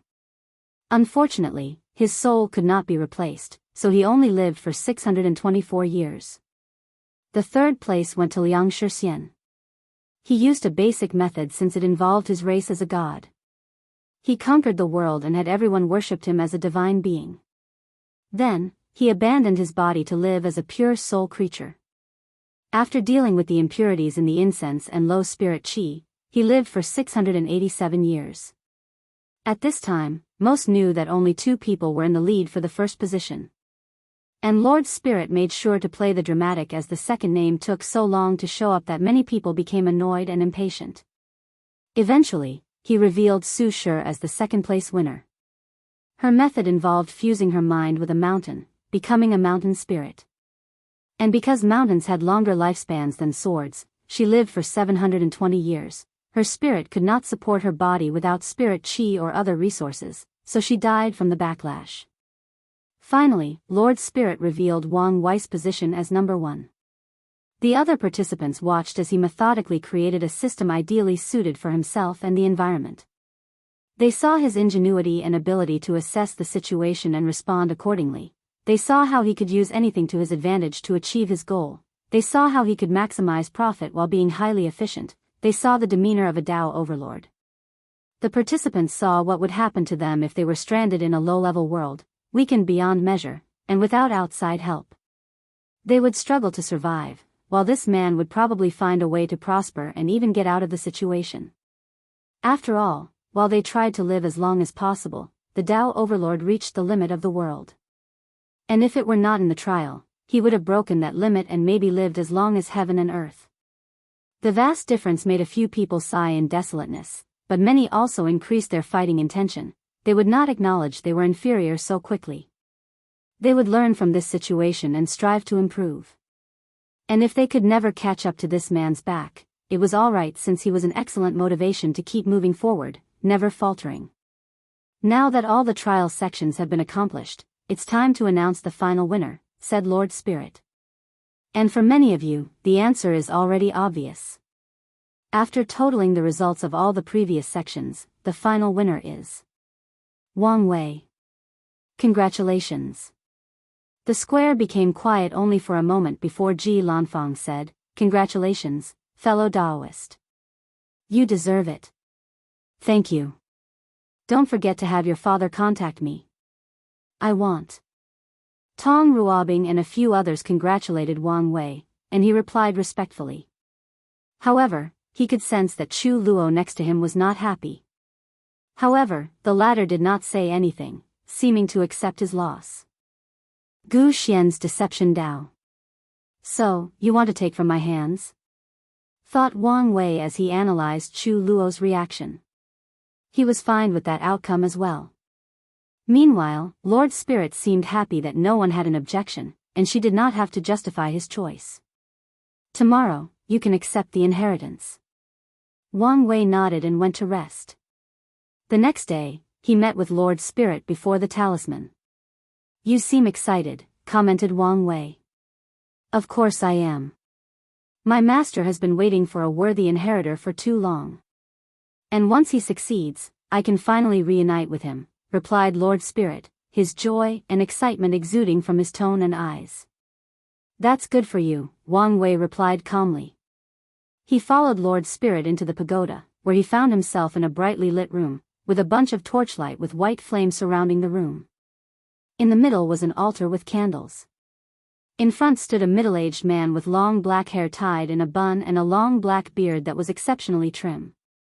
His hair and beard had streaks of white hair, accentuating his peaceful aura with a touch of wisdom.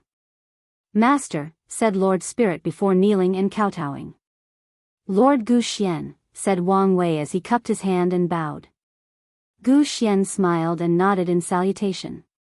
He then gazed at Lord Spirit. You did a great job. It was my honor. You can leave. Prepare to leave with me. Yes, Master, replied the odd spirit, walking out of the room with exciting steps. Then, Zhi Xian looked at Wang Wei and smiled. Another unparalleled genius appeared in the myriad emperor world. Your accomplishment will definitely surpass your ancestor. You knew my ancestors? Not personally. But I've heard of their legend. Well, enough about these pleasantries. Let's talk about my inheritance. My longevity art is nothing special besides allowing its ability to create insurgent and live longer. I'm sure there is no tangible benefit to a heaven chosen such as yourself. However, it means a great deal to me. It is the result of my long cultivation, hard work, and dedication. As such, I wanted the best and most gifted individual to, excuse, said Wang Wei, interrupting him. Is there something? This is too cliché. Pardon me? I mean your obvious attempt at stalling so you can take over my body. The entire situation is a little too cliché and overdone. I am afraid I do not understand, asked Gu Xian, perplexed. I'm sensitive enough that the moment I walked into this room, I could tell I had entered a soul form, and the entire room was my sea of consciousness. So, please remove the charade. You can't deceive me. Wang Wei chuckled to himself as he thought using the word deceive was clever. Unfortunately, Gu Xian could not appreciate such a great joke. His demeanor changed, turning gloomy. His gentle eyes became similar to a snake hiding in the bushes in ambush. As expected. As a Dao overlord, you still surprise me even after overestimating your capability. It was not as hard as you expected. As a person who practices the Dao of deception, I have to say, you're not very good at it. What did you say? It's true, replied Wang Wei. The first mistake you made was your reputation. After learning about your history, it's normal to conclude you were a snake who feared death above anything else. You were selfish and were not above using disgusting methods for your success or survival. Now, why would I trust someone with such a reputation? Veins appeared on Gu Xian's face. This is not how you should practice the Dao of deception. If I were you, I would have deceived the entire world and crafted the perfect personality. A good reputation, even a saint-like one, is excellent for doing anything. People will trust you more, and your words will have more weight, perfect for deceiving people. I would deceive myself by crafting a secondary personality with sane-like morality, always doing good for the people and the world. And when I wanted to deceive someone or something, I would switch to my real personality. As long as you deceive yourself and the world, it should not be a problem to deceive heavenly Dao. But I'm confused about how one could deceive grand Dao, thought. Isn't that thing omnipotent? Forget it for now. Well, that's how I would cultivate deception Dao, not the low-level method of conning people left and right. At this point, Gu Xian was seeing red. He was usually very calm and calculated, as he needed such a mindset to deceive people effectively. However, if there was one thing he was proud of, it was his Dao. He took something that most people in power would scoff at and elevated it to an art, to a Dao. Yet, some snot-nosed brat is preaching to him about his own Dao. What made the situation worse was he made some excellent points. Do you want to know the other mistakes you've made? Asked Wang Wei, with an innocent face that made people want to punch him. I'll tell you. The trial itself was an anomaly. At first, I thought it was because of the whole deception motif you were following. However, each section was detailed and tested something specific, meaning you had strict requirements. Yet, the rules, especially the points and seeded player token system, made absolutely no sense. It was like you did not want participants to know who would inherit your legacy. But then, I thought deeper. I asked myself, what is it that someone like you want? Why set up this trial? The answer came after I divided the essence of your personality into two traits, survival and longevity. You dare to claim you know me? Tell me if I'm wrong. You're a man who fears death very much, hence why the first draft of your longevity art involved increasing lifespan. However, you achieve your goal of becoming immortal after becoming a Dao ancestor, never having to worry about lifespan.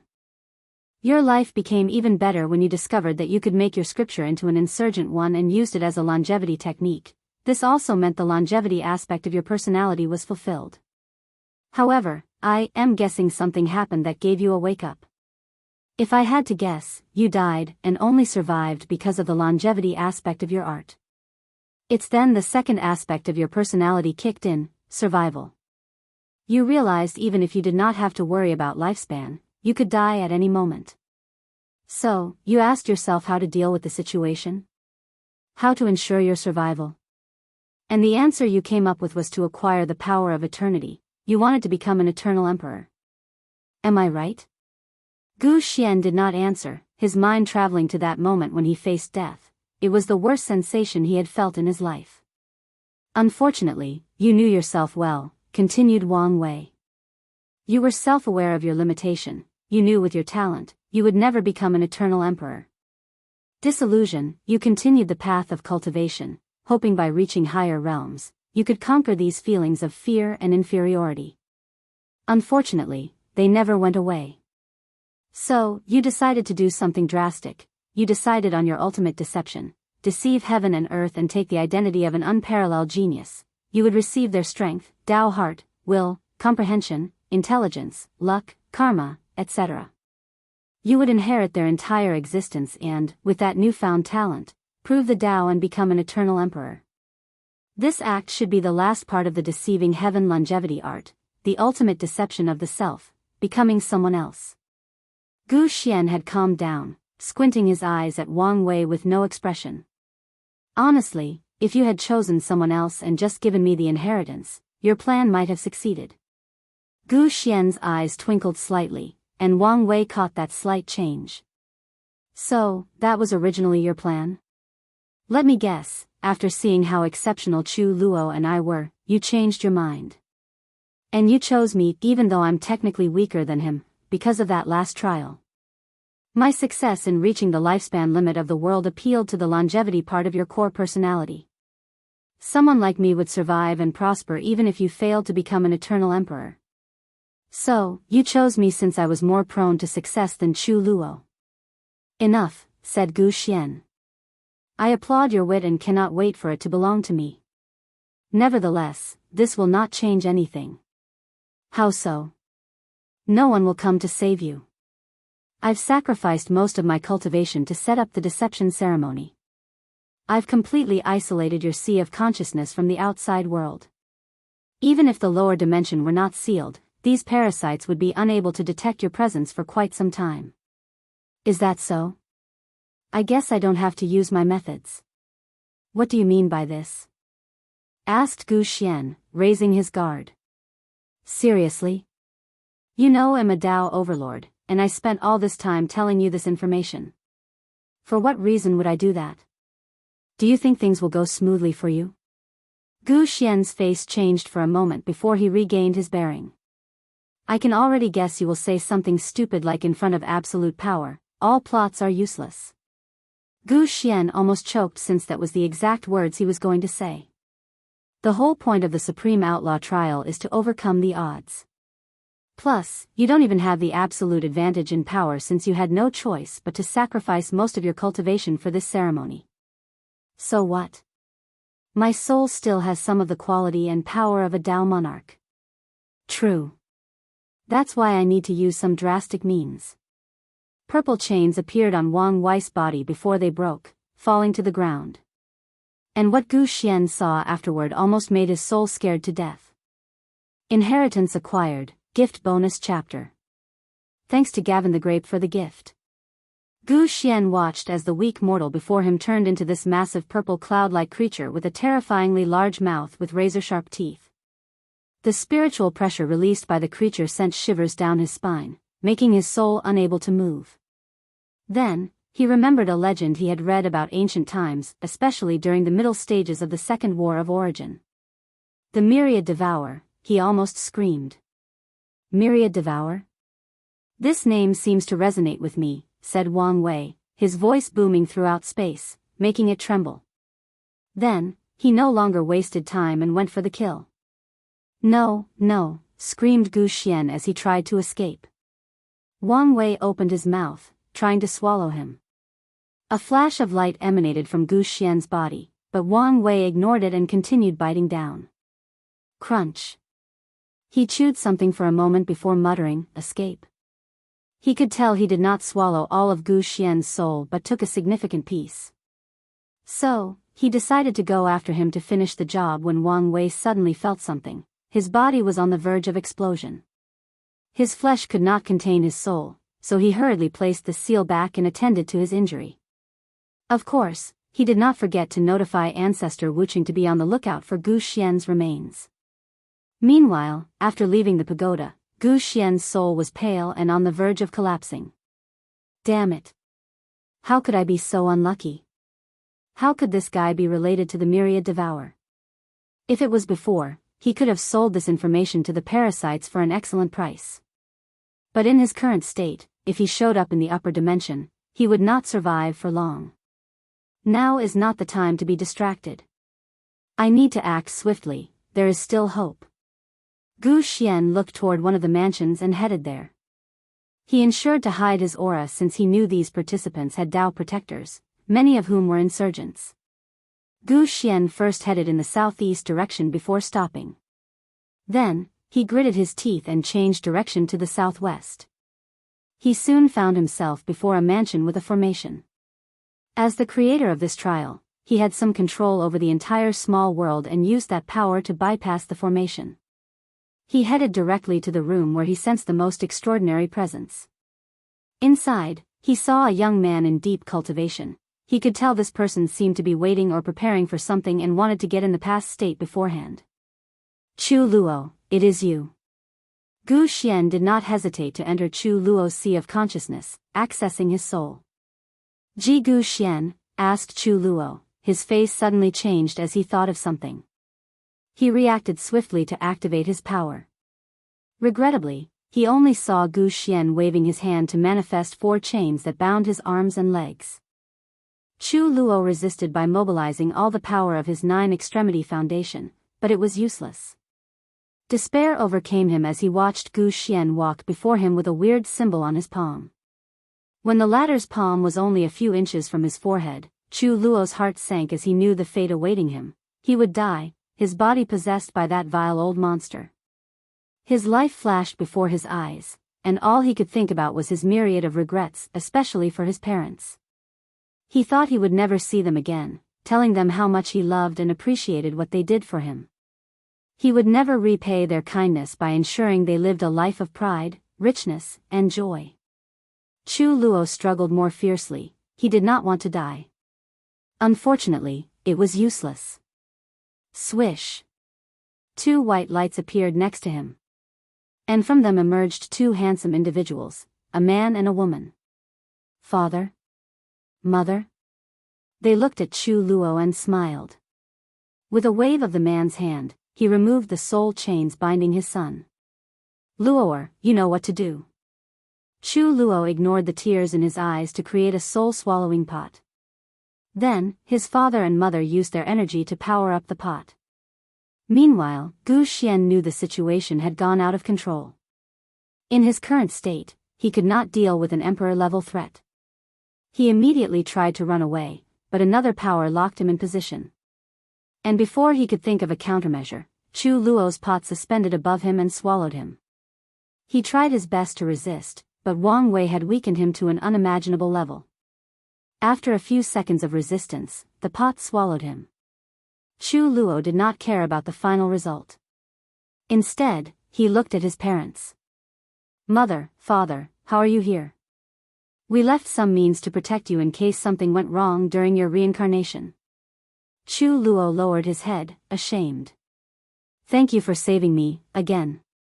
You don't have to thank us, said his mother as she caressed his head. You are our pride and joy, we are very proud of you, added his father. Yes, we are proud of you and all you've accomplished. Not long after saying this, the 2 began to vanish. It seems our time is short. Mother, father. I know you're worried about our injuries. But you don't have to. Not long after ascending, we had a fortunate encounter that allowed us to heal. We are doing great in the upper dimension and waiting to reunite with you. Really? Of course. And luckily, that day will not be long. The 2 finally disappeared, and Chu Luo cleaned his eyes after staring at their disappeared spot for half a minute. He eventually opened his pot, discovering 2 things, a mass of pure spiritual power, and a book called Deceiving Heaven Longevity Art. Meanwhile, Wang Wei finally opened his eyes in the pagoda and immediately sensed something. He felt the latter's death by using the karma he had just made with Gu Xian. Chu Luo. It seems your luck has run out. Wang Wei then focused on Gu Xian's memories he acquired, including the Deceiving Heaven Longevity Art, the latter's step-by-step of creating the scripture, and his understanding. Moreover, Wang Wei discovered many memories about the upper dimension that he found necessary. The first one was about Emperor Kong. The latter became an Empyrean not long after ascending. The reason was he discovered an immortal tier time's secret realm, and because of his diplomatic abilities. He spread the concept of the Academy throughout the Eternal Ascension world by coming to some compromises with the 7 parasites and the 2 sons. No one knew how he convinced them, but he did. With all the merit gathered, he joined the list of the few individuals who became an Empyrean in only over 3 yuan epochs. 3 yuan epochs? I can easily deal with that record. According to his calculations, if all his plans worked, he would become an Empyrean in a few million years, even before the next generation of the Myriad Emperor world. Meaning Wang Wei will probably be the youngest Empyrean in the Eternal Ascension world, one that is less than a yuan epoch. News about Emperor Kong's cultivation was not why he focused on this information. Gu Xian theorized that Emperor Kong secretly funded the revolution against the parasites. Although he had no proof, he believed in his analysis and gut feeling. The other important formation Wang Wei received was about parasites. Gu Xian analyzed these people in great detail, and Wang Wei paid attention to some of the latter's observations since they could be helpful. The first one was about Time Eater, the most powerful of the 7. He was a paragon with 99% control of time Grand Dao source and one step from reaching the peak.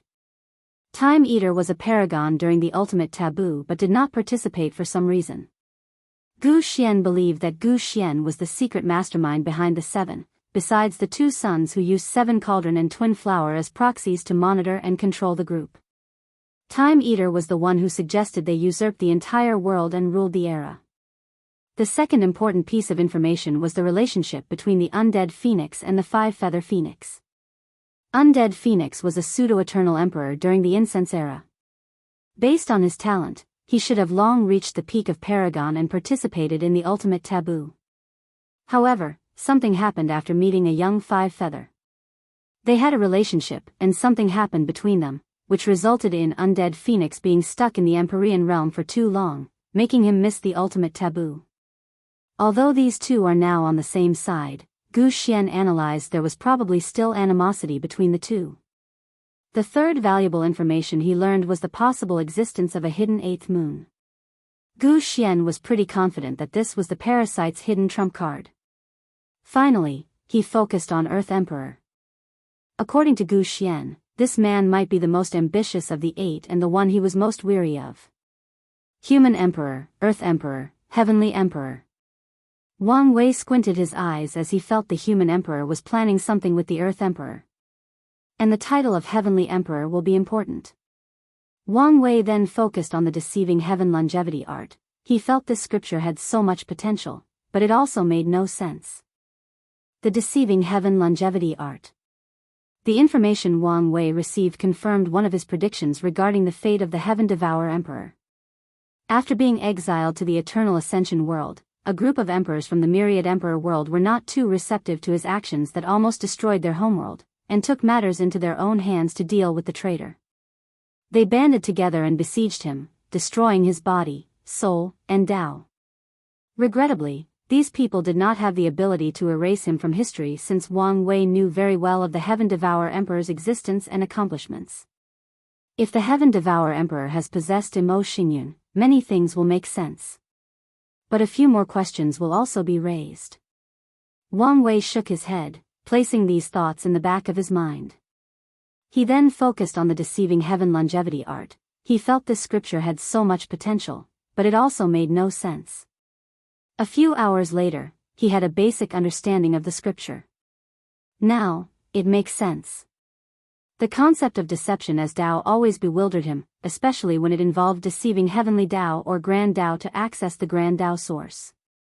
He knew that Grand Dao was the highest authority of the Grand Dao source, while true Heavenly Dao and normal Heavenly Dao were essentially employees. Grand Dao was the only omnipotent and omnipresent existence, or nay omnipotent and present. So, how would someone like Gu Xian deceive it into accessing the Grand Dao source? Even if Wang Wei thought of the problem on a smaller scale, how did Gu Xian deceive Heavenly Dao to extend his lifespan? In terms of power level, Heavenly Dao was equal to a second-class emperor.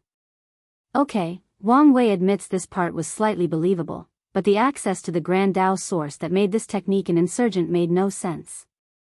Fortunately, he found the answer. The entire Chaos universe was like a video game, and Grand Dao was the artificial intelligence that controlled the whole server. As the thing with the highest authority and power, it has rules and regulations that it must follow, one of which is that all things in the universe can be a Dao, including deception. So, once a person cultivates deception Dao and reaches a high enough level, when they touch the domain of deceiving heaven and earth, Grand Dao will give them a pass and allow the deception, even if it was fully aware the player was lying to it. Nevertheless, Grand Dao still gave parameters and limits to this deception, guidelines that all players who use deception must follow. This is why Gu Xian could deceive the Grand Dao source that he was an emperor, thus becoming an insurgent. This is why he could even deceive Heavenly Dao to expand his lifespan. Gu Xian took things too far, muttered Wang Wei. Gu Xian pushed the boundaries of Grand Dao's restrictions too far, losing most of his luck in the process. Adding to that, his emotions and desires resulted in him coming to his end in the lower dimension. This is a lesson for me. Always be aware of your emotions and desires, and do not let them control you. Wang Wei knew most plans fail at the last moment because the schemer cannot control themselves right before the final moment of success. The same rules applied to Gu Xian. If he had possessed someone like Ji Lanfang, Mu Lei, or even the female players, he most likely would have succeeded. However, his greed and ambitions got the best of him. Of all the players in this trial, he and Chu Luo were the people who had a 99% chance of becoming eternal emperor. Meanwhile, the others could only be said to have a 70 to 90% chance. Because of his greed and personality, Gu Xian did not want to take any chance. He wanted guaranteed success. This technique still has some value, muttered Wang Wei. The deceiving heaven longevity art involved deceiving heaven that they were another person once their lifespan reached the limit, granting them another life. The restriction is that the cultivator has to start from scratch and recultivate, and the deception could only be used 9 times. As for the insurgent aspect, to gain control of the Grand Dao source, a unique ceremony is required to cultivate, where a cultivator has to sacrifice something to Grand Dao for the deception of controlling the Grand Dao source and becoming an insurgent. The price of the sacrifice oftentimes limits the person's level of an insurgent.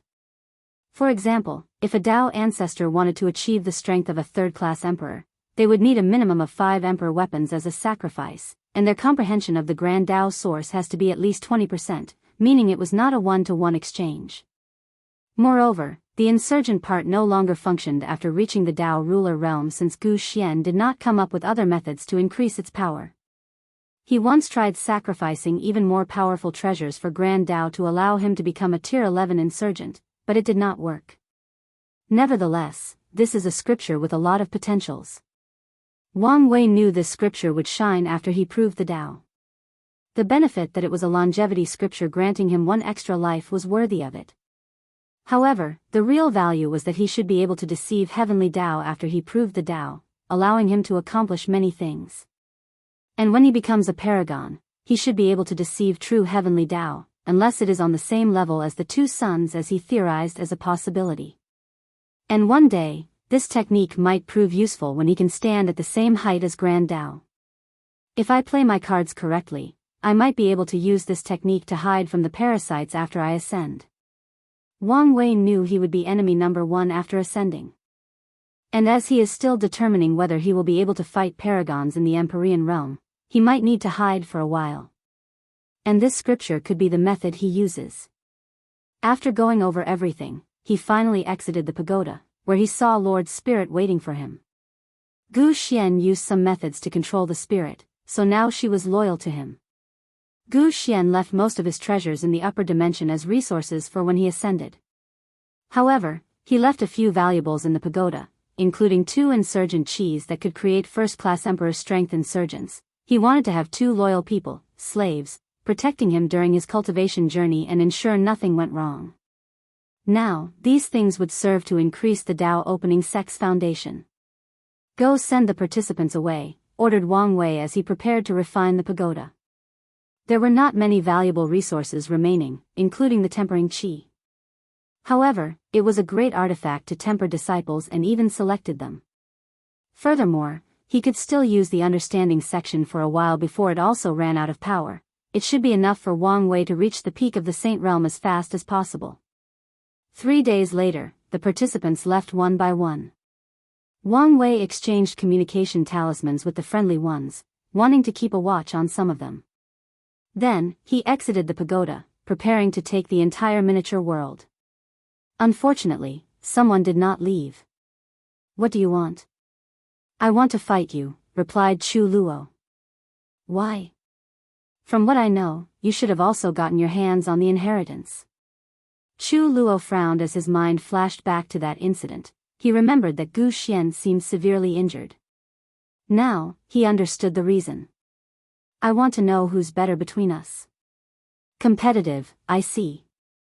"I agree, but no destiny involved." Chu Luo frowned for a moment before agreeing. The two then went inside the pagoda and fought. More than half an hour later, the two exited. Chu Luo gave Wang Wei a deep look before leaving his insurgent Dao protector. "What was the result?" asked Wang Wuchang, who magically appeared. "I technically lost." "Oh, how come?" "He has 3 root strength, but I only have 2 root." Although he spent close to 200 years in the trial, only 3 months passed outside, and his order incarnation was still confronting heavenly Dao. His overall strength has not increased much. "But," asked Wang Wucheng, "my final strength is 4 root, so I could have used the future Buddha self to borrow the strength of my future self, but I did not do that." "Why?" "I see a vision or divination of the future. Chu Luo will reach the 4 root strength after using the spiritual power he got from Gu Xian. And after losing to me, he learned something from our battle and created a way to achieve 5 root. A Chu Luo with a perfect 9 extremity foundation before becoming an eternal emperor is an unstable factor to plans, so you lost the battle to prevent him from learning anything from you." "Correct." "Wait, when did Gu Xian give Chu Luo his spiritual strength?" "Oh, I didn't tell you about the possession attempt." Wang Wei told him what happened in the pagoda, making Wang Wucheng's lips twitch. "I never trusted Gu Xian, but I never expected him to do such a blatant thing. However, if you knew beforehand, you should not have taken the risk." "It was not as much of a risk as you think." Wang Wei firmly believed in Wu Hong's sealing method. Furthermore, he was even slightly confident in confronting a paragon in a soul battle. Of course, he also knew the price. After removing his soul chains, his body almost exploded. Furthermore, he felt there might be other consequences for doing so. "Let's return home," said Wang Wei with a smile before taking away the entire small world where the trial took place. Then, while in the void, he began to activate the cross-planar transmission array inside his mansion to return home. Regrettably, this would not happen. The surrounding space suddenly became murky, blocking any form of teleportation.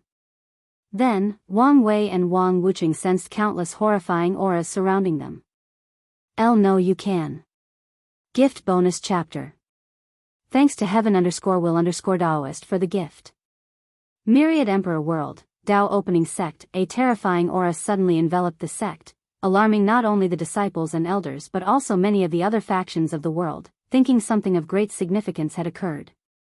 "Origin, hurry up," said a deep voice. "Miscellaneous, what's going on?" "The sect master is in trouble." "What do you mean?" "There is no time to explain, just know I received a message from Heavenly Dao that he was in trouble." "Alright, I'll call the others, and you contact Sword 1. Battle 1, Hell 1, Shadow 1, Rainbow 1, Shadow 2, come with me. Call a few others for help. Turtle 1, you stay in the sect to protect it if something happens." What about Desolate One? Asked a shadowy figure. He's still in retreat, let's not bother him. I'm here, said a tall and muscular figure wearing tight martial clothes with no sleeves showing his brown skin and bulging muscles. He had short hair like a monk and eyes like a hawk. You've succeeded? Yes. The luck you guys recently brought from the demon supremacy world did wonder, replied Desolate One. Excellent, commented Origin One. He knew Desolate One was an extremely talented individual, and he should have been a great emperor of the sect. When the ancient Desolate Emperor brought him to the sect, his original goal was cultivating him as the next emperor. However, the latter had an unimaginable hatred for the great emperors and adamantly refused. As a compromise, the ancient Desolate turned him into an insurgent who would be on par with Sword One and Origin One, capable of fighting pseudo-eternal emperors. Unfortunately, this act was beyond his capability since he was not an eternal emperor. Nevertheless, Desolate One has been relying on his talent and effort to reach such a level, and he should have succeeded long ago. Unfortunately, his past experience that created his hatred clouded his mind, thus affecting his talent. Things only changed during the middle or late stage of the Devil Era when the great emperors that took everything from him suddenly appeared in the lower dimension. Desolate One guessed this was the result of his master and took this opportunity to slaughter that person.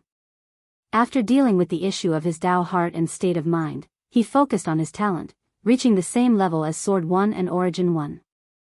Let's go, said Origin One as he opened a portal to Wang Wei's destination. Miscellaneous One, Desolate One, Battle One, Hell One, Shadow One, Rainbow One, Shadow Two, and a few other insurgents followed after him. The appearance of these big shots scared the entire Myriad Emperor world as they thought the Tao opening sect wanted to wage an Emperor Tao war. Every faction, including the Emperor Enlightenment Academy, knew they would not survive such an event against such a mighty force, even if they allied with many others. Wang Wei watched as the hooded figure appeared not far from him with a lamp floating next to his head. A total of 18 people were accompanying him, all displaying the aura of a great emperor. Furthermore, he could sense that 3 of these individuals were most likely first-class emperors. However, he did not know whether they were ascendant or natural. As soon as these people appeared, they did not say a word or waste any time. They immediately went on the offensive and attacked, not holding back in the slightest. Wang Wuqing stood before Wang Wei, and lights that looked like shining stars emanated from his body. There were millions of them, 269 million, to be precise. Without hesitation, Wang Wuqing activated the turtle acupoints array, generating a powerful shield that protected the two. Bang! Cracks appeared on the protective barrier, signifying it would not survive a second attack. Wang Wei acted swiftly as he took out the talisman in his divine sea. The talisman swapped places for the Sex Emperor formation. With a second talisman, Wang Wuqing repaired the defensive barrier. Meanwhile, Wang Wei also borrowed the power of his incarnations, activated his acupoint turtle array, and fused it with his ancestor, boosting it slightly. He knew his strength was meaningless in such a battle, but it was the tiniest of aid could be crucial to surviving this catastrophe. Unfortunately, his actions barely delay the inevitable. These great emperors did not play around and followed the hooded figure's instructions. They mobilized their Tao-proving artifacts and all their strengths to attack simultaneously. Bang! Wang Wuqing's new and better shield could not resist and cracked to the point a mild blowing wing could destroy it. With a look, he knew they would not survive the next one. So, he turned to look at Wang Wei and smiled, "Kid, you can survive this. I know you can. Look after the sect for me." Wang Wei clenched his hands tightly, his nail piercing his indestructible skin. He nodded in acknowledgement. He knew he must control his emotions in this situation and remain level-headed to think of a countermeasure. Wang Wuqing nodded in satisfaction at the latter's responses. A white flame suddenly enveloped his body, increasing his aura. Without hesitation, pause, or regret, he burned his fleshly body, soul, inner world, and Tao as a sacrifice to augment his power. His collapsing shield survived the third all-out attack of these great emperors, an act that displeased the hooded figure. He knew the longer they took, the higher a chance of survival that the Fate Domination Emperor would have. Tears fell down Wang Wei's eyes, but he ignored them. His mind went into overload mode, calculating trillions of possibilities to find a chance of survival. In this concentrated state, he could sense some familiar power rushing to his destination, and he knew the sect had come to save him. However, his calculations indicated they would not arrive in time. The next step for survival was abandoning his body and removing his soul chains. By entering the myriad devour state, he might have a chance to survive. Unfortunately, this plan failed when he attempted. And it did not take him long to find the source of his failure, the lamp floating before the hooded figure.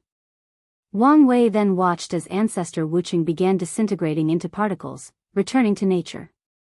Anger, hatred, sorrow, and despair filled his mind.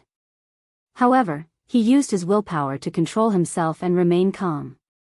The failure to open his soul chains indicated he was dealing with an enemy who might know a lot about him, similar to Jin Chao. As such, he needed to consider this when choosing a successful method of survival. After considering the time the sect people would arrive, he devised a solution. Right before Wang Wuqing's body completely disappeared, he took out a marble from his space ring and entered. At that exact time, the barrier protecting him vanished, and the Emperor's attack shook the void. Simultaneously, a terrifying sword slash came from the distance, killing 3 second-class emperors before rushing to the first-class ones. Regrettably, it only stopped one of them as 2 opened a portal to follow the hooded figure and Wang Wei. "Damn it, I am too late," muttered Sword 1, holding her swords. She tried to sense the space these people teleported to, but it was disturbed, and she could not find the trace. Not even a second afterward, Origin 1 and the others arrived. "Where is the kid?" he asked. "I don't know," she replied with gritted teeth and red eyes. "My calculations indicate he is still alive, but the danger has not passed," commented Miscellaneous 1. "Can you calculate where he is?" "I'll try. In the meantime, let's deal with these mobs," said Sword 1. "At the very least, we can avenge the kid in case something happened to him." The other great emperors instantly became scared once they saw these people show up. They immediately wanted to run away. After all, the Avenger, as the hooded figure called him, only hired them for a great price that would benefit their cultivation journey. However, it was not worth it if they had to die to acquire the final reward. Unfortunately, before they could move and run away, an enormous shadow world surrounded the area, preventing them from leaving. Then, Shadow 1 and Shadow 2 looked at their prey with a dangerous light. They blended in the shadow, striking when least expected and from their opponent's blind spot. Besides Sword 1, the others did not participate in this battle since the remaining people were only second and third class emperors. Sword 1 alone was enough to slaughter everyone present, and the 2 shadows' presence was overkill. Instead, they waited for Miscellaneous 1's deduction, hoping the kid would last long enough so they could arrive in time. "How long is this going to take?" asked Sword 1 a few seconds later as she wiped the blood from her swords after finishing the battle. "Something is interfering with my calculation." Bang! The space rippled, and something came out. And everyone's face changed as soon as they saw what it was. Rules are rules. The hooded figure and the 2 first-class emperors followed Wang Wei through whatever dimension he teleported there. And the moment they arrived, they found an entirely different civilization from the cultivation world. The 2 emperors immediately understood this was a valuable place that could benefit them immensely. Hence, they gave each other side eyes, thinking about whether they would fight or agree to share. "Remember the contract." "Kill him," said the hooded figure, and they nodded. It was not time for them to deal with this problem since this place was not going anywhere. They looked at Wang Wei and attacked. 2 enormous palms descended on Wang Wei, intending to eradicate him. He gritted his teeth, thinking of ways to survive. He condensed his D realm into armor, entered the intangibility state, and used his willpower to protect him. He went further by blessing himself with all his laws: space-time, order-disorder, yin-yang, freedom, destiny, samsara, luck, karma, soul, destruction, 5 elements, array, and talisman. These emperors were momentarily distracted by the science and technology world for less than a nanosecond, but this was enough time for Wang Wei to take all the immortal tier talismans in his space ring and activate them. Bang!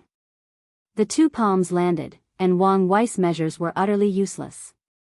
His protective measures did not even last a second before crumbling. Luckily for him, an enormous purple dragon came out of his body and protected him. With the son of an era's chi luck, he barely managed to survive before opening another portal and leaving. Outside, the sex insurgent sensed a space fluctuation before something came out, a body. They rushed to it to see Wang Wei's tattered body covered in blood. Origin 1 acted swiftly and injected his power inside his body to heal him. However, after a few seconds, he shook his head and sighed. "How is he?" asked Sword 1.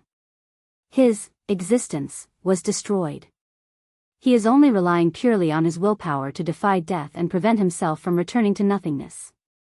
"Damn it," yelled Sword 1, her body emanating countless sword chi so powerful that one of them alone could annihilate millions of greater thousand worlds. In the end, the 9 Emperor curse was not lifted, she thought, angered by the situation.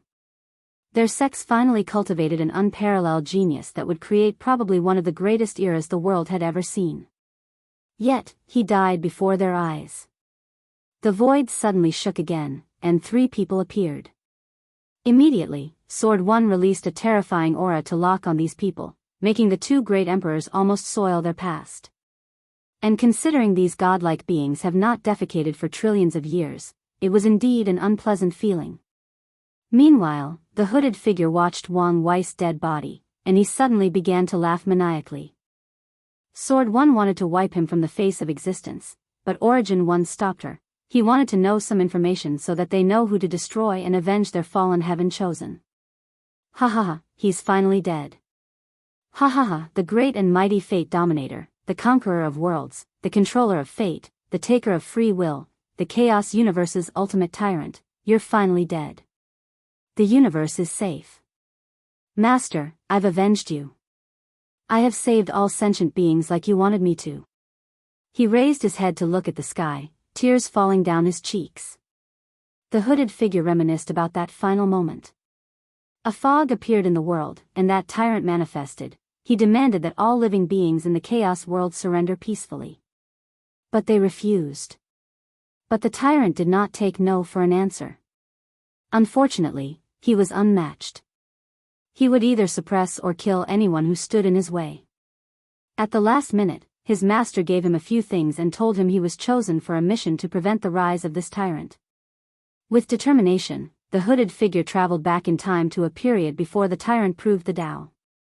Using the things his master gave him, he traversed the dangerous primordial chaos to travel to the eternal ascension world and infiltrated this world secretly.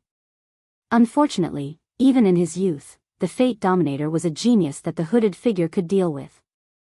Not to mention, the Divine Seal Empress, the All-Myriad Heaven Sealer, the Worthy One, the Rune Alpha and Omega, the Grand Tao Disruptor, his accomplice and as cruel as him, was with him.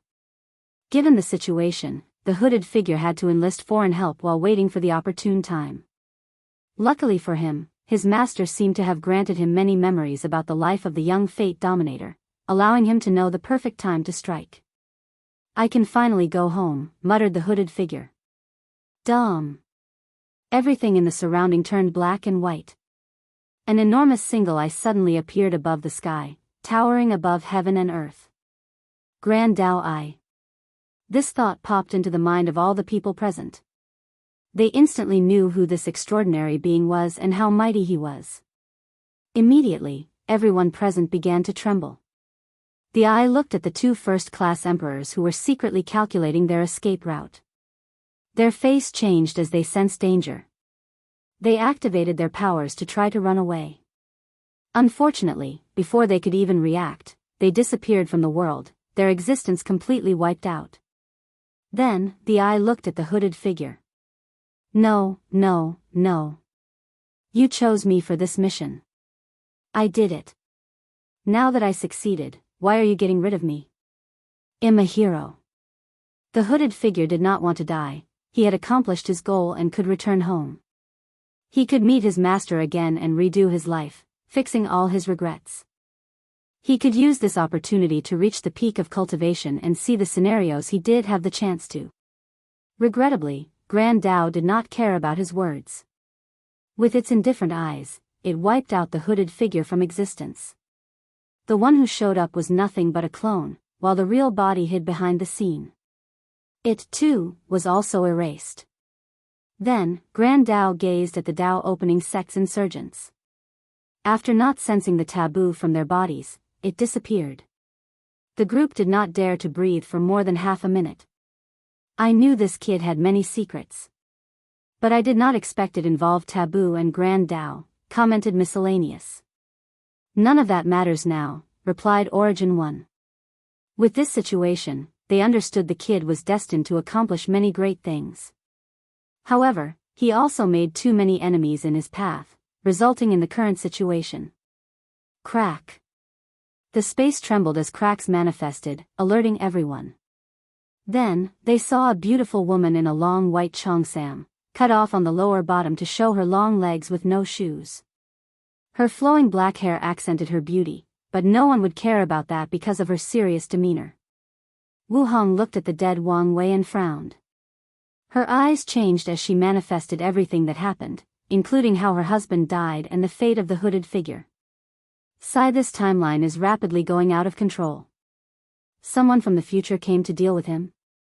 Wu Hong frowned as she analyzed the situation. Paragon could travel through the river of time.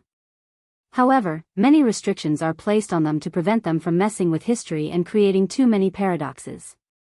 As a result, when a paragon wants to change something from the past, they would usually travel to a parallel timeline with the most negligible difference from their original timeline. Some paranoid people would go to a timeline where the only difference was someone's robe color was blue instead of black.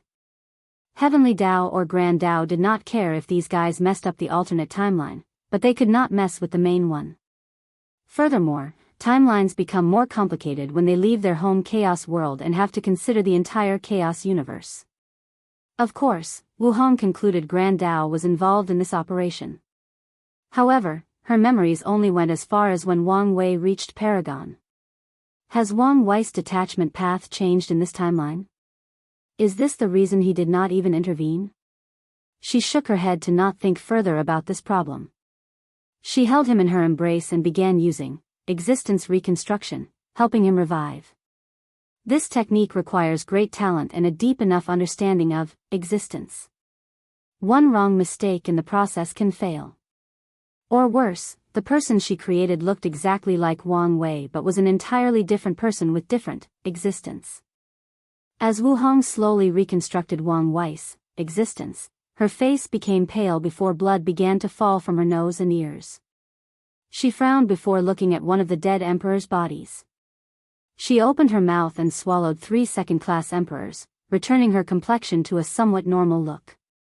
I'm reaching the limit of this body. While in a state similar to limbo, Wang Wei felt he was rapidly sinking into a pool of water. And the further he sank, the closer he felt death approaching. So, he fought harder and harder to prevent this from happening. However, his struggle only delays the speed of sinking. Is this death? It's more peaceful than I thought. Wang Wei continued to struggle as he did not want to give up, even at the last minute. Then, he suddenly felt something stopping his descent and even began to elevate him to the surface. It should be her. I knew I could count on you. As Wang Wei sensed he was about to exit this unknown pool of water, he suddenly heard a conversation. Wow. You even killed your own. How cruel, said a voice that seemed eerily familiar to him. However, no matter how he tried to remember, he could not pinpoint where he had heard it before. Rules are rules, replied another familiar voice. However, Wang Wei felt that voice should not be as cold and indifferent, it should not lack so much humanity. Nevertheless, he still could not identify whose voice it was. You're not flexible at all, this will be your downfall. The second voice did not answer. So, what was the point of doing something so pointless? Asked the eerily familiar first voice. Nothing I do is pointless. That's true. Well, now is my turn. Wang Wei opened his eyes, looking at his wife's beautiful face. He reached out to caress her face. I knew I could count on you. You're beginning to be more troublesome than it's worth, replied Wu Hong. Even if that were the truth, you would still love me and save my butt. Wu Hong smacked her lips and ignored him. Your face is a little pale. Are you all right? He hurriedly asked after noticing the anomaly. I'm fine. Just exerted too much strength. Wang Wei frowned but did not ask further questions. He suddenly remembered something, Ancestor Wucheng. He stood up and floated in the void. He's gone. Can't you save him? No. If you want to see him, do it yourself. Wang Wei sighed deeply. I understand. He then looked at the other ancestors. Thank you for coming to save me. We did not do much, replied Origin 1. Nevertheless, we are glad you are all right. We can talk later. The other thanked Wu Hong before returning to the sect. Existence, and eternity. Wang Wei looked in the distance before flying to a specific spot. He sighed before taking out a gourd and began to spill alcohol into the void. Ancestor, I'm sorry I was weak and could not do anything. Death is a sad and lonely place. But don't worry. We will one day be reunited. Before then, consider the stay a terrible vacation. After emptying the gourd, he knelt in the void and kowtowed 3 times. A look of determination flashed deep in Wang Wei's eyes. He was responsible for Ancestor Wucheng's death and would do what was needed to make things right. So, exactly what happened? Who was that hooded figure? It seems your future self is involved in some shenanigans with Grand Dao, and your present self got involved, replied Wu Hong.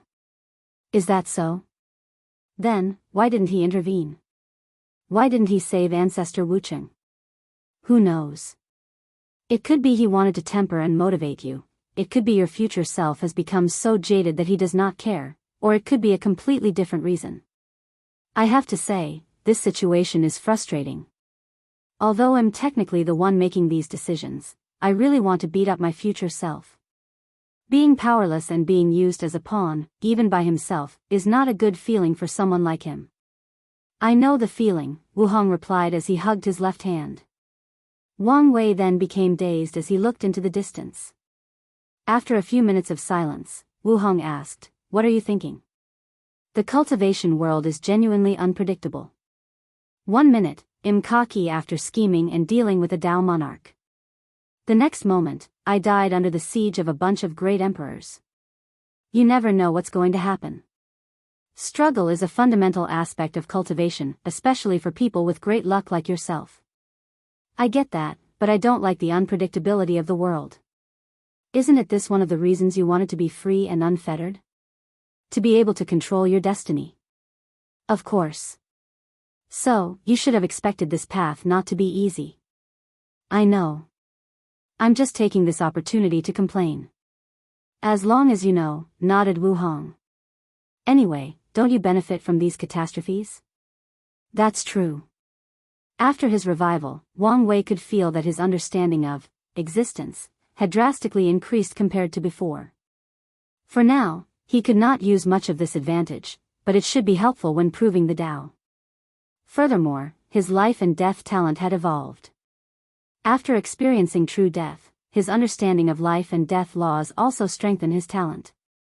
And now, Wang Wei was confident of turning the life and death talent into a longevity talent, granting him a few more lives after proving the Dao. He also had some ideas on using the data he gathered from Monk Wuji since he had just experienced nirvana. In general, the benefit of dying and reviving was many. I always felt the concept of existence was odd. So, what exactly is it? Asked Wang Wei. In layman's terms, it is the Dao of eternality combined with other stuff. Grand Dao separated the eternal Dao to create the concept of existence. So, eternal emperors, everlasting empyreans, and boundless paragons have to cultivate 2 primary Dao, their own and eternal Dao. Is this why they are so powerful and hard to kill? Basically. Then, what about the Dao of eternity itself? What happens if a cultivator cultivates it? Depends, replied Wu Hong. In a source chaos world, they would be just a normal cultivator with a regular Dao. Maybe even weaker. No one can achieve true eternity with it as a Dao. However, in a normal chaos world, some people can acquire the power and abilities of Eternals through the Tao of Eternity. However, it is probably the most difficult Tao to cultivate since Grand Tao has perfectly made it so. Only heaven-defying genius can cultivate to such a level after countless years of effort. Another example of Grand Tao favoring the Emperor path? Yes. I almost felt bad for the other paths. Alright, let's go home. I need to recuperate. The two Emperor palms destroyed his divine sea, law altar, and law tree. After Wu Hong reconstructed his existence, she only recreated his primordial spirit and fleshly body. And even his flesh did not return to its peak state, so he needed to recultivate. Wang Wei was about to ask her to teleport them back home but then remembered her pale complexion. So, he summoned his golden chariot, and they traveled home, taking this opportunity to spend time together. Something must be done to ensure you can survive peacefully until the heaven will battle. Wu Hong was not happy that, on 3 occasions, the powerful talismans she gave Wang Wei did not work because the enemy directly targeted her power. Have the sect refine a talisman of the first-class Great Emperor level for you. That's not a bad idea, acknowledged Wang Wei. Usually, he did not use Emperor-tier artifacts or resources because it was difficult to use their powers. However, with his 9-extremity foundation, he can now bring out much of their power. After returning to the sect, he immediately mobilized the sect's resources to recultivate and reforge his foundation. He first recondensed his fleshly body to its original peak. To Wang Wei's surprise, his strength reached 34 primordial dragon force instead of the original 33 due to optimizing a few things this time. Then, he focused on his cultivation. Recreating his divine sea was normal, with nothing out of the ordinary. However, he wanted to do something different for his divine altar/law altar. Wang Wei was tired of losing his cultivation once this thing was destroyed, so he wanted to take some precautionary measures.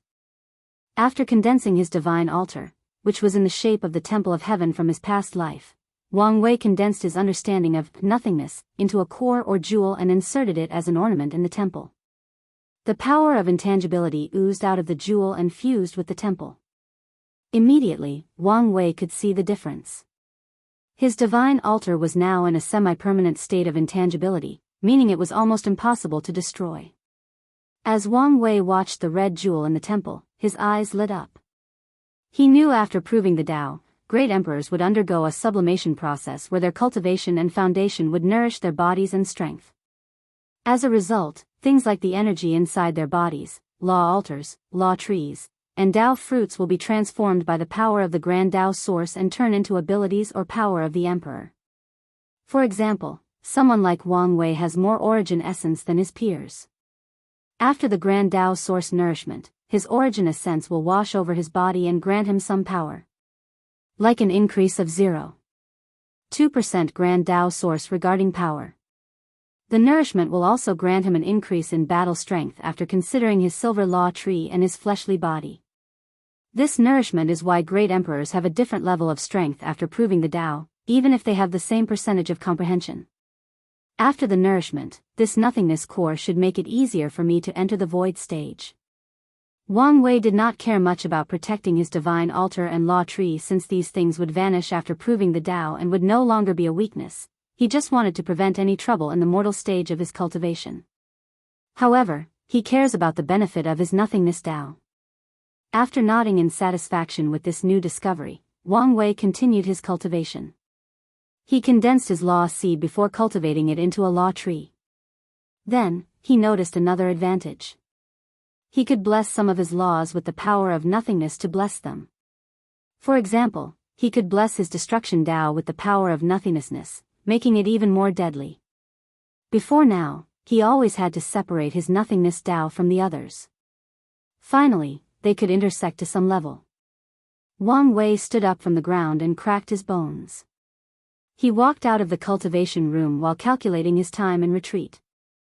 300 years, not that long. He took out a token and checked out some information he needed to take care of. Nothing of significance except Li Jun and Yan Liling had left their retreat and were traveling the world together. Suddenly, someone appeared before him. Answers. Wang Wei paused as he remembered something, making him sigh. You can call me Elder Sword, said Sword One with a smile. Thank you. I can tell he meant a lot to you. He did. Wang Wei does not have many mentor figures in his life. He never had a proper teacher or someone to guide them. And Wang Wucheng served this purpose. He was someone he could ask for guidance and protection. Although Yan Shen was his Dao protector, he grew so fast that the latter's role became pointless. However, it was different with Wang Wucheng. Whenever he faced some trouble, Wang Wei knew he could count on the latter. These are for you. Sword One handed him two things, one space ring and a talisman. The space ring contained the blood of an emperor who cultivated divination. He was a slippery fellow. Unfortunately, I could only find a second-class emperor. I've left a few first-class emperor blood vials for you. Wang Wei's eyes lit up as he checked inside the ring. As for the talisman, it is the best work of miscellaneous one. With it, you can run away from a pseudo-eternal emperor and survive a few minutes before an eternal, enough time for us to come save you. I was just about to ask for something similar. However, I did not expect something of this caliber. This level of talisman is considered the true foundation of the sect and would only be used when we are facing calamities of extinction. However, you are too valuable and accident-prone. We have to ensure you survive until the heaven will battle. Is this a compliment or criticism? Both. Wang Wei shrugged his shoulder. Then, he suddenly thought of something and handed it to her from his space ring. And, I still have a few gift bonus chapters. But they will be released next week. Sword One. What's this? Asked Sword One. The space ring contained 2 first-class insurgent chi from Gu Xian. The talisman is what the ancestor left for my father. Given you're also a swordsman, it should benefit you. Sword One took the space ring but hesitated as she looked at the talisman. After a few seconds of inner conflict, she shook her head. The ancestor gave it to your father. I have no right to take it. You can use it before he returns from his mortal dust. Plus, it's not like she forbade me from showing it to others. Surely June and Yan Liling will do the same after consulting me. He knew these two were not selfish and would want to share such valuable resources with the elders of the sect, especially the ancestors' level characters. If they can improve their strength, it would only mean that the sect's foundation has deepened. Sword One raised her hand to take the talisman but stopped above it. After thinking about it for an entire minute, she gritted her teeth and took it. Thank you, she said. No need.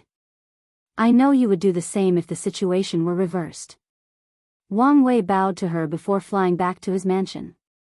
Meanwhile, Sword One disappeared and returned to her own world. With excitement, she activated the talisman. A projection of the Sword Empress manifested before her. Why, young lady?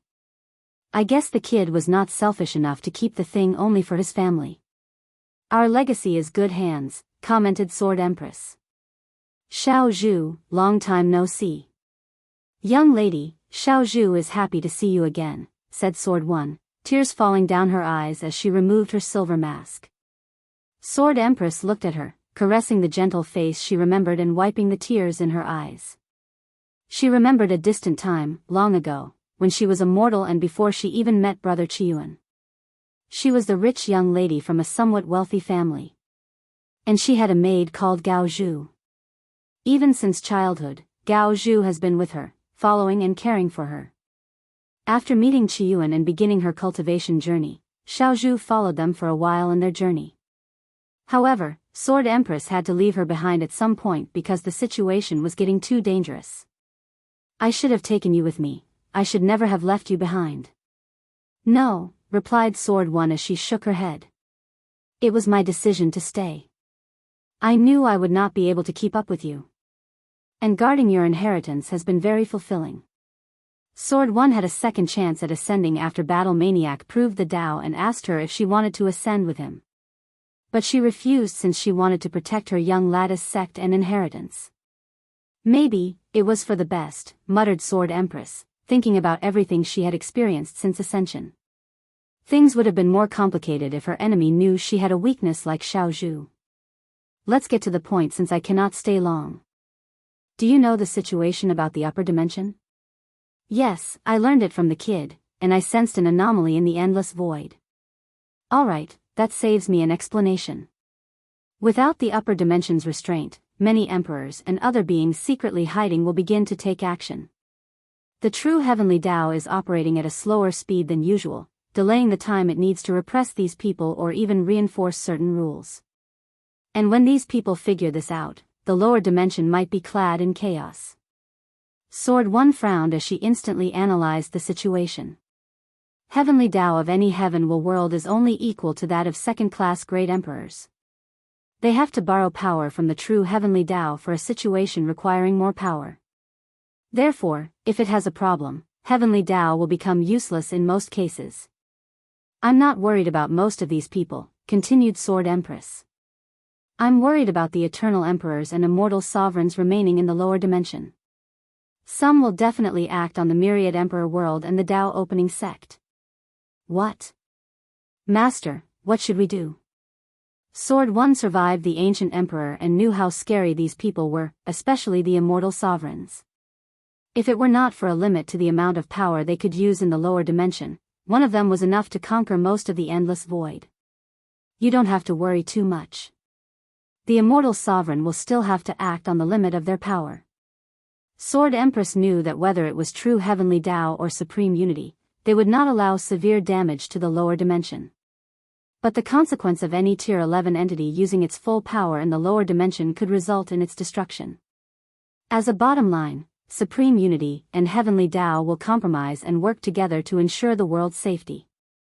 That's a relief. I have left a secret realm for you before the final lockdown. Inside, I've left something for you that would turn you into an insurgent on par with eternal emperors. I've also left a few life-saving means for the sect. Hopefully, you won't meet one of these elite Eternals. Sword Empress knew that even amongst Eternals, there could be a vast difference in strength.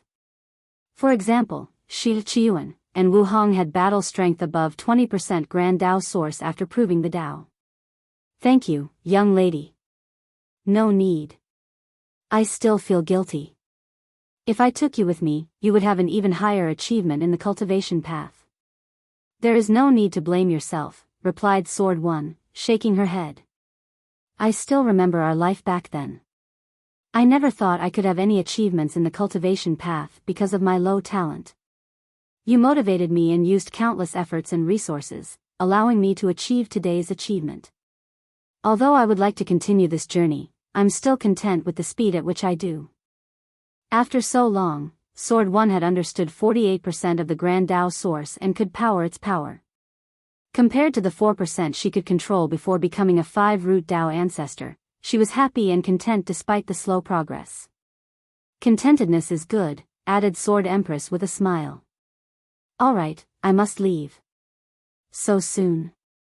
We will have another time for a reunion. Apologize to the others for me for not leaving something for them. Our situation is not the best, and am limited in my abilities. The others left something for their insurgent counterparts, most of which were in the secret realm. However, their method was not as directly beneficial as the one she left for Sword 1. It can benefit them, but only in the long run. Young lady, are you alright? I will be. Protect the kid. He might be the answer to everything. And have him pay my debts to the others.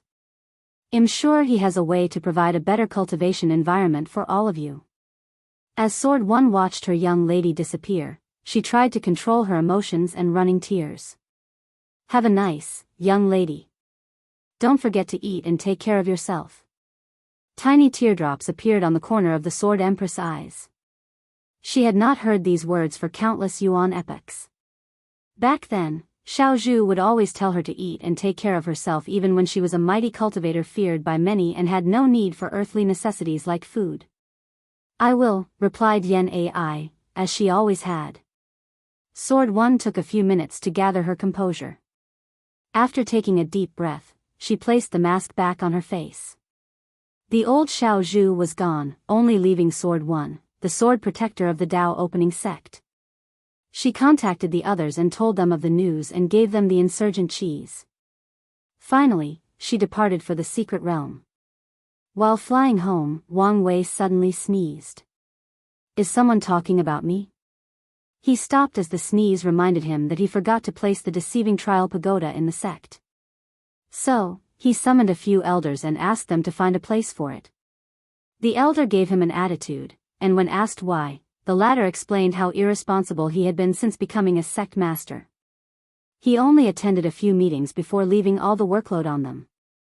They had the same complaints about Li Jun and Yan Liling, but Wang Wei's case was the worse.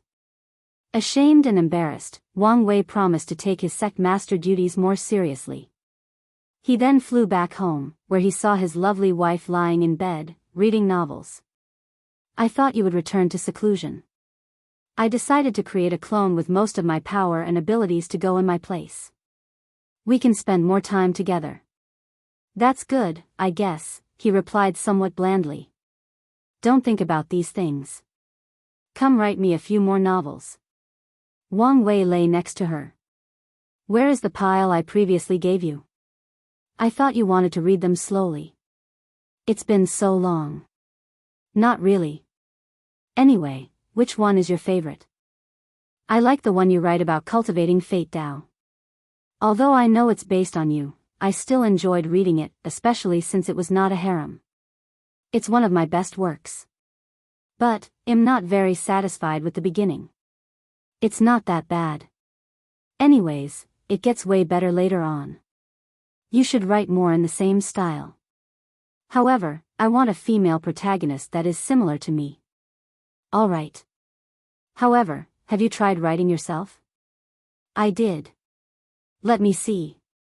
No. Why not? Because I don't want to. Common.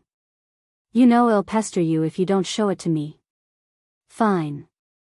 Wang Wei read through her novel. I understand why you did not want to show it to me. You're a terrible writer.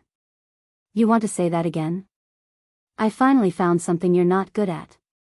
Wang Wei could tell her writing had no problem per se, but her plot, world building, creativity, and character designs and development were so bland. You want to sleep alone tonight? I'm sorry. But, there is nothing wrong with being bad at something. Says the boring and perfect man. I'm sure there is something I'm not good at. I just haven't found it yet, replied Wang Wei with a smug look, and Wu Hong almost slapped him into the moon. Whatever. Go write my novels. This empress needs to be entertained. Qiyuan's scheme. 300 years ago, upper dimension, supreme unity suddenly opened his eyes from his temple. His eyes penetrated the lower dimension, and he watched Grand Tao manifesting and erasing 3 people from existence. The aura of taboo. And it's similar to the one emanating from the prehistoric world. I knew this kid had many secrets. He remembered a while ago when he sensed a power on par with himself secretly interfering with the eternal ascension world. At first, he and Mithraea convinced themselves it was only some fleeting entity sending some vague threat, especially since it was so brief that they could not detect it. However, now, he understood that event might be related to a taboo, and the key to everything was Wang Wei. Supreme Unity left his magnificent temple, prepared to head to the lower dimension. With his power, nothing can stop him from interfering, except for the normal-looking nun that appeared before him. Why are you stopping me? Supreme Unity demanded with a cold and indifference in his voice. You can't touch the kid. I can do as I please. And I can stop you if I desire. Supreme Unity looked directly into her eyes. Aren't you tempted? Whatever secret the prehistoric world is hiding might be the key to finding the path forward.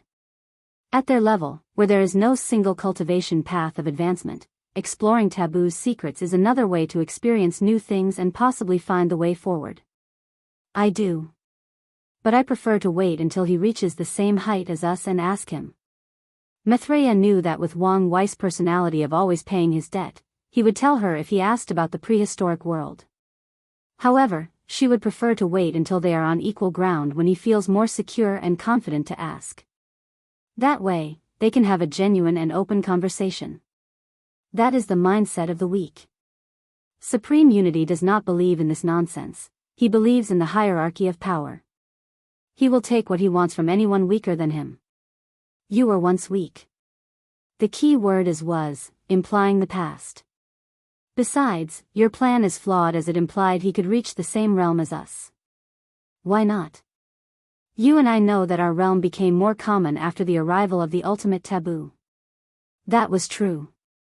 Qiyuan's second battle of origin was one of the most critical events in the entire Chaos universe. Most people believed he wanted to make the Eternal Ascension world the center of the universe. He tried to make it the Chaos world with the most luck or destiny but failed. But that was only on the surface. Qiyuan's real goal was to start a war that spread throughout the universe. While everything was chaotic, he arranged pawns across different Chaos worlds to gather the luck of the entire universe and summon the ultimate taboo. And he succeeded in the end. The plan succeeded with the help of many allies both in the Eternal Ascension world and other Chaos worlds. And after the event of the ultimate taboo, half-step detached individuals like Supreme Unity and Maitreya became more common in the Chaos universe. Unlike our time, it is not so far-fetched for someone to reach our level, argued Maitreya. If the majority of people who participated in the event did not die or were stubborn and would not settle for a perfect method of detachment, there would be more of them in the Eternal Ascension world. More is not necessarily better, countered Supreme Unity. The more people in our realm, the fewer resources for us. Or, we can share our experiences and methods to find the path forward. You and I know this universe is somewhat of a cage. And only by working together can we escape. I don't need anyone's help to achieve detachment. It seems there is no point in arguing with you, said Maitreya, shaking her head. She realized the man opposite her was not the person she once knew. Back then, Supreme Unity participated in the second battle of origin. He was one of the people who knew the ultimate goal, and he benefited from it. However, now, he suddenly was arrogant enough to think he could create his own unique method of detachment. Maitreya often contemplated whether Supreme Unity was always like this or the result of whatever method he got from the ultimate taboo. Anyway, you cannot lay your hands on the kid. Then, let's fight. Fine. Let's go to primordial chaos to not destroy the world. The two left the Eternal Ascension world, fighting in primordial chaos for a few decades before Maitreya stopped the battle. While standing in the endless dark space, she looked at Supreme Unity. I've had enough. I don't want to waste my time fighting you. Stop. Otherwise, suffer the consequence. And what would that be? It'll destroy the Eternal Ascension world and rebuild it. If you're going bluff, use a better one. The world's destruction will also be detrimental to your realm. Yes, but not as bad as you. Supreme Unity frowned as he calculated things. He understood they both needed the Eternal Ascension world to take that half step in the realm of detachment. However, her method relied less on the world than his. Supreme Unity also realized he was in a race for time. If Maitreya could get rid of her attachment to the Eternal Ascension world before him, he would be in great danger. Thus, he considered the situation and decided it was not the time to be boggling down and directly confronting Maitreya. After dealing with Heavenly Tao, he can completely swallow it and become free from its restraints. Without saying anything else, he returned to his temple. Meanwhile, Maitreya looked at his departing back. A few minutes later, her face began to change rapidly, forming all kinds of facial expressions indicating different emotions, desires, or odd behavior. Simultaneously, she could hear many voices in her mind, an infinite number of them were all speaking simultaneously. This excruciating process lasted for more than 10 minutes before stopping. Still unstable. I need more time. She exhaled softly before looking in one direction. Why couldn't I divine the changes to the chaos universe but the all-seeing temple could? The temple only had a peak paragons with divination Tao. Many people decided to seal the temple during the second battle of origin since their divination could affect the entire operation. Wu Hong oversaw the seal, and she even made sure no one could release them and even made sure they could not participate in the ultimate taboo. The upcoming turbulence of the universe is a sign that something as big as the ultimate taboo is coming. I need to prepare to not be swept by the tide and maybe find a way to move forward. After thinking for a few seconds, she looked toward the prehistoric world before leaving primordial chaos and returning home. She did not go to her temple or see her followers. Instead, she went to see an old friend. "What do you want again?" asked Wu Hong. "I just came to chat." "Are you ready to explain what happened?" "I needed the stabilization of the world. I could not allow anyone to become paragon. I can deduce as much. But so many things are unexplainable. Why did you settle with a flawed method? You were as dedicated to the cause as us. The way you acted was weird and erratic." "Did you regain your memories?" asked Maitreya. "No. Don't change the subject." "I can't say, for now. When you can say, we can talk." Wu Hong closed her eyes, indicating the end of the conversation. Maitreya sighed and prepared to leave. Then, she thought of something. What would that kid do in that situation? He would act shameless. A glint flashed in her eyes as she sat down before Wu Hong. "What is it now?" "I came here to drink tea with an old friend. I'm not leaving until I do." Wu Hong stared at her, and she did not flinch. "When it comes to patience, you cannot defeat me. I have no issue with sitting here for a few million yuan epochs. You're really not going to leave?" "No." "Fine." Wu Hong waved her hand to manifest a tea set and serve the guest. However, she drank her tea in silence, not saying a word. Maitreya did not mind and simply enjoyed the company. After finishing her tea, she thanked Wu Hong before leaving with a smile. Unfortunately, Maitreya did not even have time to sit down before sensing something. She disappeared before teleporting to a corner of the Eternal Ascension world. Supreme Unity arrived at the same time as her. Both of them looked at something with somber looks on their faces. "The dark truth," muttered Maitreya, looking at the gray fog that appeared in the upper dimension. Visitor, gift bonus chapter. Thanks to Droax for the gift. Sorry if the chapter has more mistakes than usual.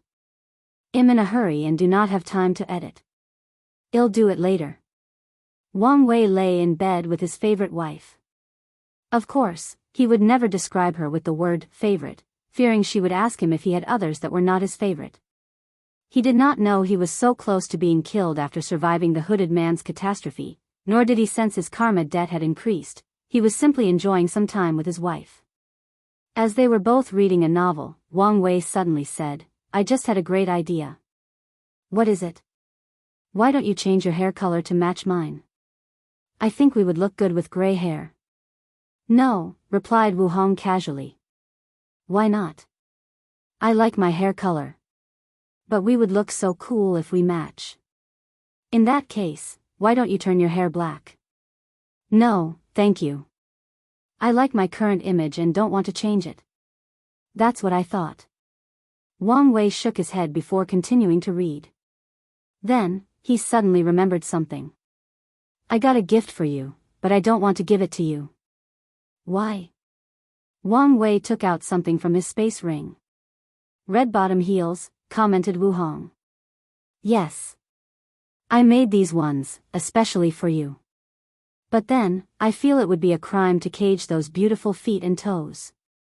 "I would not expect less from someone with a foot fetish," she replied as she took one shoe and tried it on. "Fetish has such a bad stigma to it. So, let's call it appreciation." Despite saying these words, he could not remove his eyes from her long legs. He liked how the shoe perfectly fit with her feet and accentuated her modelesque legs, making them more attractive. "Do you want to model for me?" he asked. "Sure, why not?" Wang Wei immediately created a small world before controlling the fate of that world to evolve into something he desired, which was a model runway. He had the chairs, cameras, and everything. Of course, he had to make their illusions since he feared alerting Grand Dao because they were a product of science and technology. Wu Hong modeled for him, changing outfits and using different types of heels. Wang Wei took pictures and saved them through a magical artifact. Then, it was his turn to model for her. "This was fun," she commented as they returned to their bed. "Indeed," replied Wang Wei as he watched her remove them, conflicted about whether he wanted them on or off. He felt it was a curse for his wife to be so beautiful. Are you going to do something with them? Yes. I'm going to start a cultural revolution by selling them. That's a good idea. Many women will be interested in buying if you refine them as magical artifacts, she replied before suddenly stopping and giggling. What's funny? I just imagine people like Hu Fenghuang, Zhen Biyu, and Mo Xingyan fighting in the heaven will battle with heels on. That's one of the reasons I'm doing this. I figured although there would be no merit for such an invention, I could gather some luck if they became popular enough. Plus, molding the world as I see fit is really fun. Reg in your God complex, added Wu Hong before continuing her reading. God wishes he was me, sneered Wang Wei as he took aback to read as well. Wait, I have something I've always wanted to ask, but it always slipped my mind. What is it this time? Why did you appear in the last part of my pagoda trial? He always remembered the anomaly that happened during that trial, where he saw Wu Hong's face, and she betrayed him. He knew she was responsible for the anomaly as it was easy with her power, but he never understood why. I wanted to significantly impact you and prevent you from pursuing others. Unfortunately, my plan was not 100% successful since you're a man-whore and slept with other women. First of all, this kind of tactic is very manipulative and should not be used. Secondly, how am I on a man-whore? I only slept with 2 people before I met you, he rebutted with fake outrage. You couldn't keep it in your pants, so you're a man-whore. The first time was not even my fault, it was my mother's insistence. As for the second time, Wang Wei remembered his passionate night with Dong Lifen. Why should I turn down a beautiful woman who wanted to get me, no strings attached? It's called sticking to your ideals and self-control. Since you don't have both, you're a man-whore, she replied casually. But, I'm a modern man. You can't expect me to see things the same way as these ancient people. You are mistaken if you think you're any different than them. Regarding sex, all men across the entire chaos universe are the same. Whatever. I won't argue with you. 'Cause you know I'm right. Wang Wei did not answer and continued reading his book and caressing her hair. He enjoyed these peaceful and calm times. What are you going to do now that the trial is finished? Any big plans? A few. 2, to be exact. Which are? The first one involved hunting. I need to get rid of some things I feel are destabilizing to the overall situation. As for the second. Wang Wei stopped and raised his head from his book. I just divined someone is coming to see me. And it's good news. That's good, I guess. A few hours later, Wang Wei received a request for visitation, and he agreed. The next day, he went to Tianwei Peak to meet his guest. He saw 2 women, one young and the other middle-aged. Lady Shiqian, it's good to see you. Wang Wei did his duty as host and offered tea and snacks. Sect Master Wang Wei, I will be direct. I came here to make a deal with you. You want the deceiving heaven longevity art? Yes. Sure. I'm open to exchanging, as long as the price pleases me. Shi Qian was slightly surprised as she did not expect things to proceed so smoothly. Nevertheless, it was a good thing for her. I'm willing to, before we exchange anything, I would like to know the limitations of the scripture, said the middle-aged woman, who Wang Wei guessed was Shi Qian's mother because of their resemblance. He looked at her, then back at Shi Qian. I see. You are facing an opponent that is a reincarnated Dao ancestor. And the only for you to win the heaven will battle is to deceive heavenly Dao that you are an emperor child, therefore use your one attack to defeat the enemy. Shi Qian and her mother's hearts skipped a beat as they felt all their thoughts and secrets were seen through. So, they immediately became on guard. Wang Wei did not care about their reactions.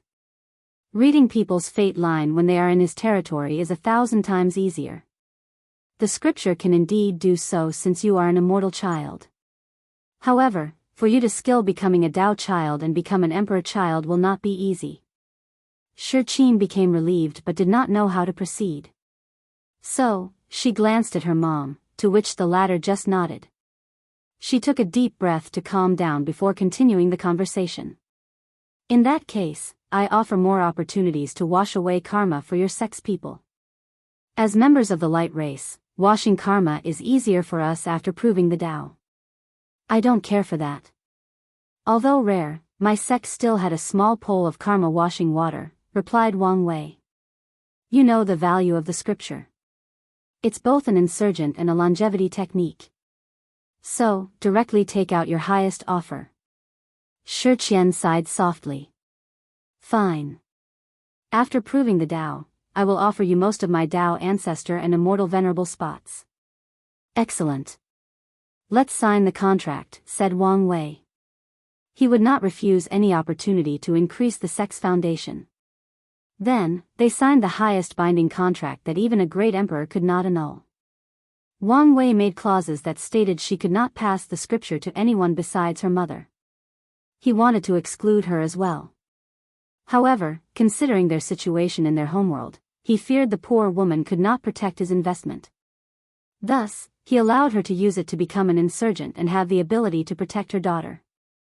However, he did not know whether she could become an insurgent with her immortal venerable cultivation. Statistically speaking, the chances were slim. Nevertheless, she could still deceive heavenly Tao to become a Tao ancestor, thus improving her situation. After everybody was satisfied with the contract, Wang Wei and Shi Qian signed it, and she immediately left with her mother. Maybe I should search for some other immortal child to make a similar deal. After thinking about it for a moment, he shook his head. Immortal children were rare, but it was also difficult to find one with a low chance of proving the Tao similar to Shi Qian. Alright, let's go hunting, he muttered. Why were you chosen? Wang Wei checked on the sex elders before leaving. Outside the formation's range, he broke the space to teleport to the central continent's east coast, near the sea. He looked at the endless sea, admiring its wonder and beauty for a moment while also knowing its dangers. He took out a talisman from his space ring and checked the information Wang Ju had just sent to him. He then flew into the sea, diving deep down with unimaginable speed. On his way, he saw countless sea demons, mainly the ones that resembled fishes. The majority range from body refining to divine altar and vary in size. After diving more than 100,000 meters, Wang Wei began to see more sea races with humanoid appearances or characteristics. The creatures were between the supernatural and primordial spirit realms in this part of the sea. These creatures instantly became wary of him but did not interact when they realized how fast he flew. While diving deep down, Wang Wei took the time to scan the surroundings with his divine sense. The concentration of spiritual qi was on par with the eastern continent, and the deeper he went, the higher the concentration. He detected a vast amount of spiritual herbs and resources, especially ores. The sea race's culture was similar to the demon race, meaning that array and weapon refining was not common, resulting in abundant resources. The only downside was these ores and resources were mostly water and yin attributes. After diving over 100 million meters deep, Wang Wei finally discovered civilization. In front of him was the ocean floor and no more place to go deeper. However, in the middle of the sea floor was a building surrounded by arrays. He knew that place was an embassy that connected the surface world with the sea race. If any factions wanted to contact the sea race, they had to go through this place. However, Wang Wei was not here for an official visit. So, he flew into the distance, far away from the embassy, to a tunnel or vortex, which was the unofficial entrance that other cultivators must use. The sea race once wanted to block that entrance, but the other emperor lineages would not allow them to isolate themselves from the world entirely. As he flew through the vortex, Wang Wei sensed a mighty force tearing apart his body left and right. According to his calculations, the minimum requirement to survive this vortex was the primordial spirit realm, and a decent artifact's aid was needed. He followed the tunnel deeper under the ground to about 500 million meters underground. Bam! Wang Wei felt he had passed a barrier and entered a new world. His surroundings were no longer deep and eerie black. Instead, he thought he was above ground and under the sun. In the distance, he saw numerous constructions or underwater buildings. Some of these constructs were underwater, but some had arrays that separated the water. He saw large pieces of land, some as small as an island and others as vast as a continent. He saw a myriad of sea creatures and humans. The humans were easily noticeable since most of them had barriers around them to protect against the pressure. Few could withstand it like Wang Wei, making him an anomaly and easily noticeable. Without wasting time, Wang Wei turned invisible before teleporting to a particular island called Human Snake Island, which was the territory of the Tingxi race, a sea creature with the body of a human and the lower part of a snake. After secretly entering one of the stores and revealing himself, one of the Tingxi members kneeled on foot before him. "Young master. I did not know you were coming. At ease. I wanted to stroll around the sea, so I did not notify you guys." Wang Wei said calmly. "Where is he?" he asked, getting straight to business. "Sun Jiaolong is hiding by also impersonating a member of the Tingxi clan. Do you know why he's here? We theorized the Sea Destiny sword might be in the hands of the Tingxi clan." Wang Wei and the Shadow Guard theorized 3 places the sword might be. The Baishi clan, since they could use the Star Sage lineage to find the sword's location. The second is the Panlong clan, a sea dragon with black scales and venomous and water attributes. They were among the many creatures created before the Null Era and modeled after innate dragons. Panlong looked exactly like dragons, except they had no horns. The Panlong race is the most powerful emperor clan of the sea race, with 6 great emperors. They were the only group with the power and confidence to protect the sword. Finally, it was the Tingxi race. Although they only had 3 great emperors, they were the first sea race to cultivate a great emperor during the Incense Era. According to the Fate Shadows analysis, the Tingxi Great Emperor has a high chance of being the one who condensed the lineage of their entire race and forged the sword in the first place. "Give me his location," asked Wang Wei. And after receiving the information he needed, he headed to where Sun Jiaolong was lurking in his disguise form. Wang Wei quickly noticed that his human upper body looked different from his actual face. From a distance, he watched Sun Jiaolong interact with other Tingxi races, forming bonds and relationships. Wang Wei then closed his eyes and connected to the human sword destiny, trying to use its aura and power to sense other items of tremendous luck. He instantly felt the one Sun Jiaolong had, but he could not find the one belonging to the sea race. He stopped trying and gave up. He had a better way of knowing who had the sword. And if that did not work, he only had to wait until he proved the Tao to get his hands on it. Then, Wang Wei acted. He waited until he was alone and appeared behind him, teleported him to a small world he had created. Although he wanted to bring him back to the surface, he could not directly teleport there unless he used a formation or used brute force and alerted too many people. Wang Wei, Sun Jiaolong groaned as he deactivated his transformation. "Why are you here? What do you want?" He was on full alert since he knew how powerful the monster before him was. Mo Xingyun had explained the 9 Extremity Foundation to him and the others in the alliance. "Something has been bothering me for some time now," announced Wang Wei. "Why did the Human Destiny Sword choose you?" "What are you talking about?" "It's a fair question. Why did it choose you?" "Because I was the best choice." "Were you?" "If the sword's main criterion were talent, it would never have been your turn. If it was about the spirit of a sovereign, Ji Song was a better match since he also was a crown prince back then. So, why were you chosen? What's so special about you?" Sun Jiaolong did not answer. He had asked himself the same question many times but never reached a satisfactory answer. "I'll tell you my thoughts. The human emperor is not the master of the sword. No one is the master of this sword. However, as its creator, he can influence it to do its bidding. So, he left it as a backhand to do something. I don't know exactly what that is, but I have some theories. Regardless, this is not important for the moment. To achieve his plan, he needs a vessel, a chosen champion. However, the vessel has to meet specific criteria: talented but not too talented. Intelligent and cunning, but not at the level of a Tao Lord or Overlord. A decent background but not one with powerful entities that have become mighty figures in the upper dimension. Do you see where I'm going with this? Someone that is easy to control," added Sun Jiaolong with gritted teeth. "Bingo. These are nothing but conjectures. There is no proof, argued Sun Jialong before taking a deep breath to calm down. He would not let these words affect his state of mind or Dao heart. True. Unfortunately, I don't care if you believe me. I came here to remove a possible threat to my future. His ancestor warned him about hunting the other heaven chosens, which would affect his status as the son of an era. And Wang Wei agreed, especially after the era luck saved him against these great emperors.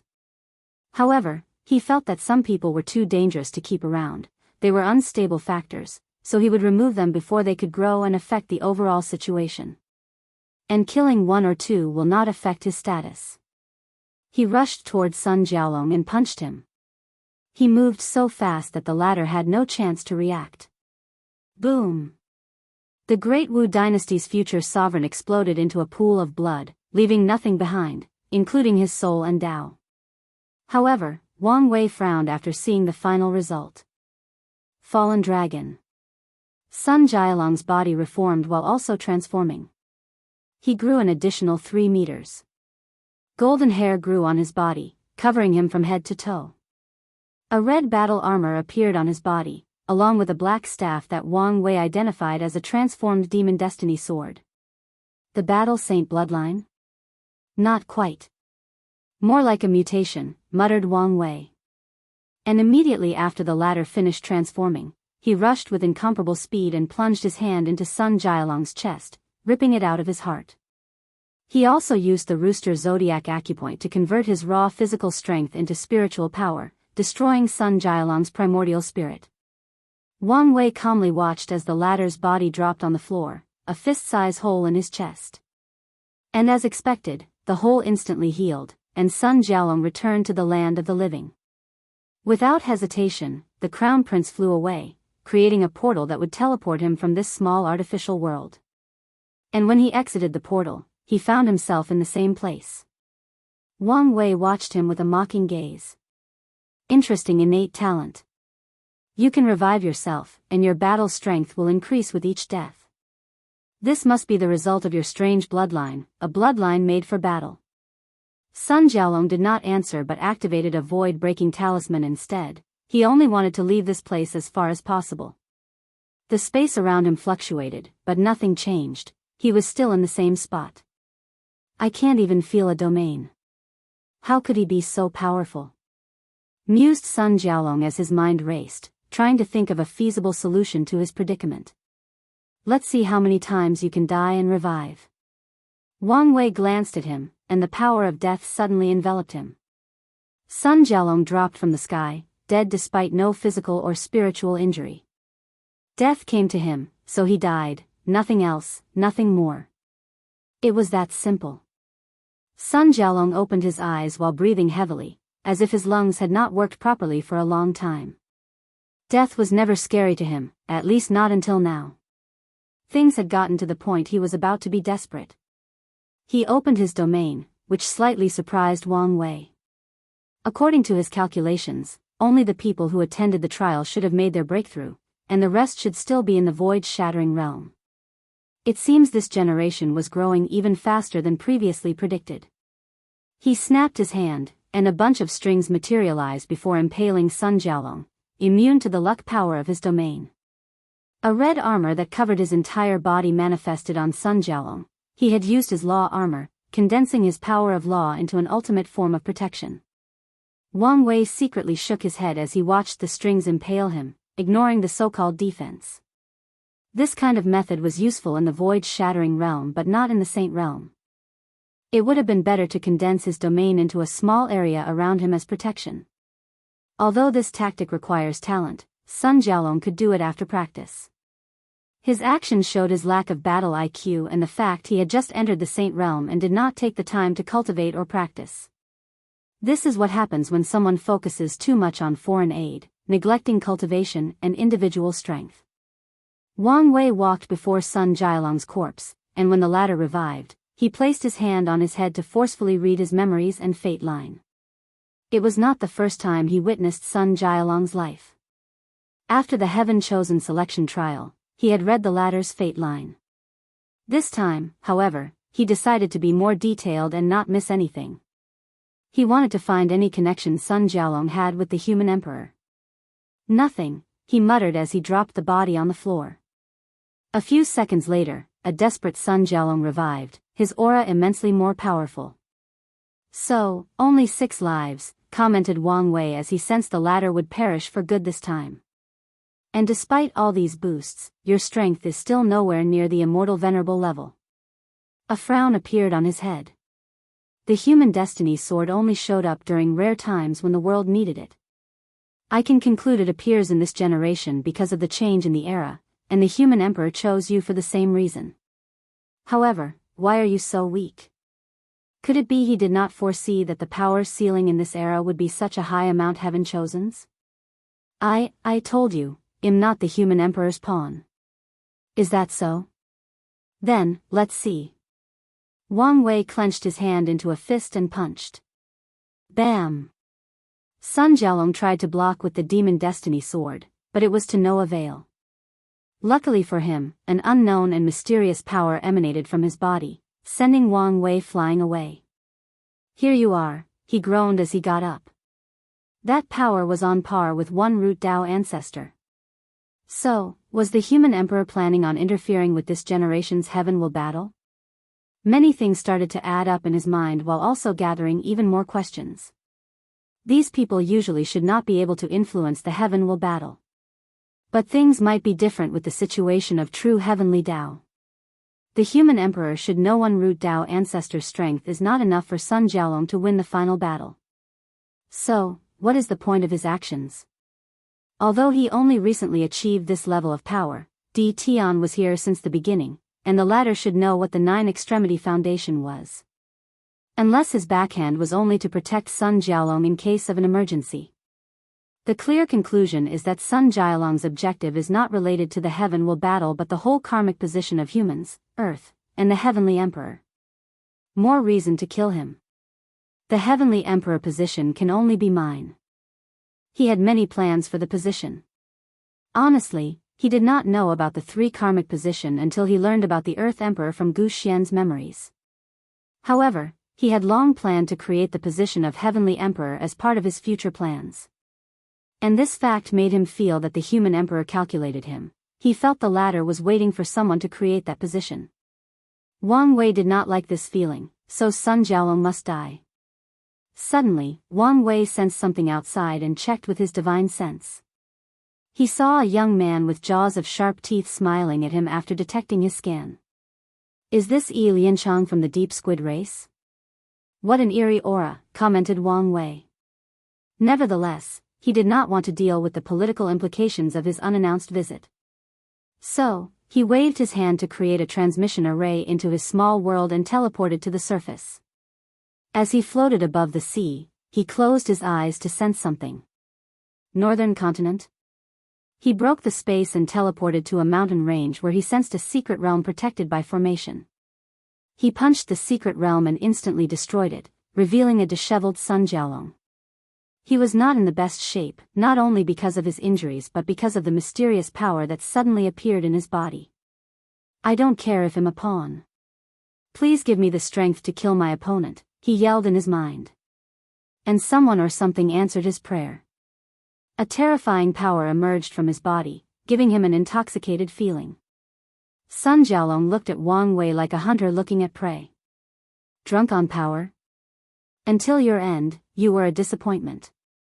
He connected to his incarnations, increasing his aura to an even higher level than his opponent.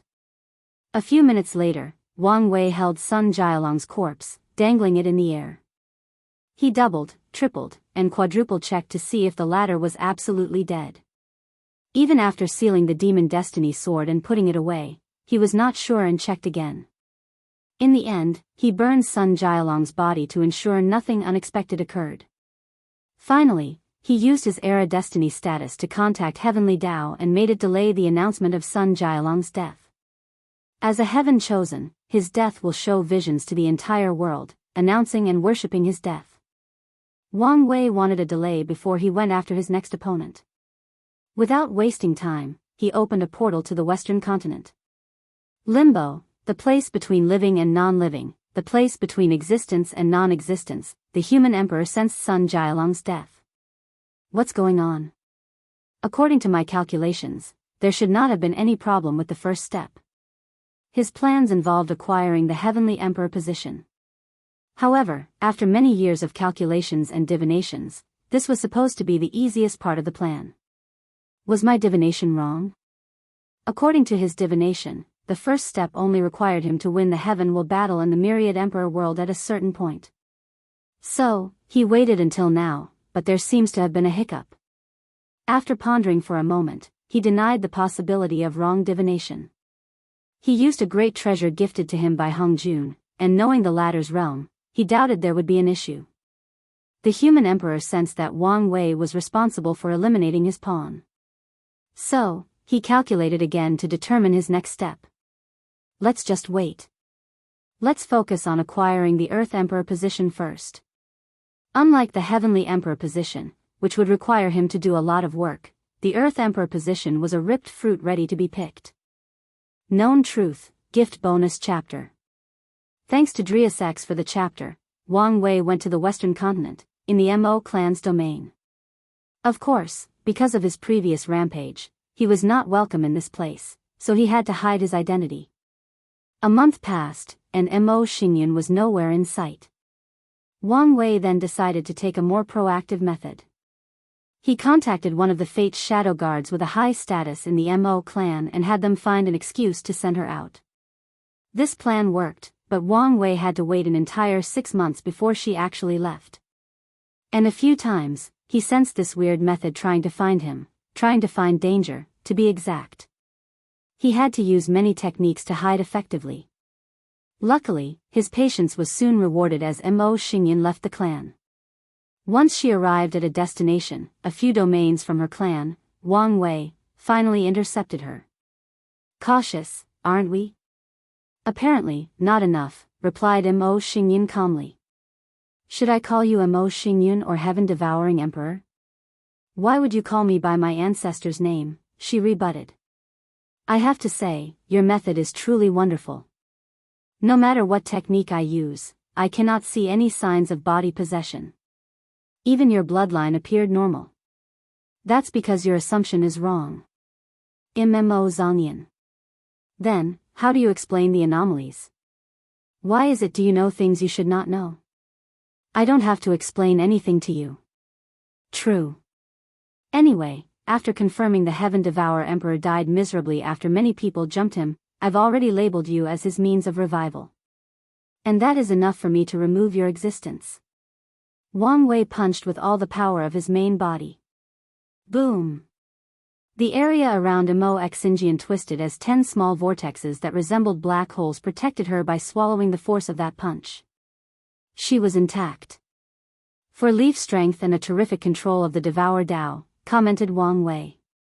His attack was on the level of 6 leaf, yet Mo Xingyun still swallowed it despite the fact it should have been over her capacity limit.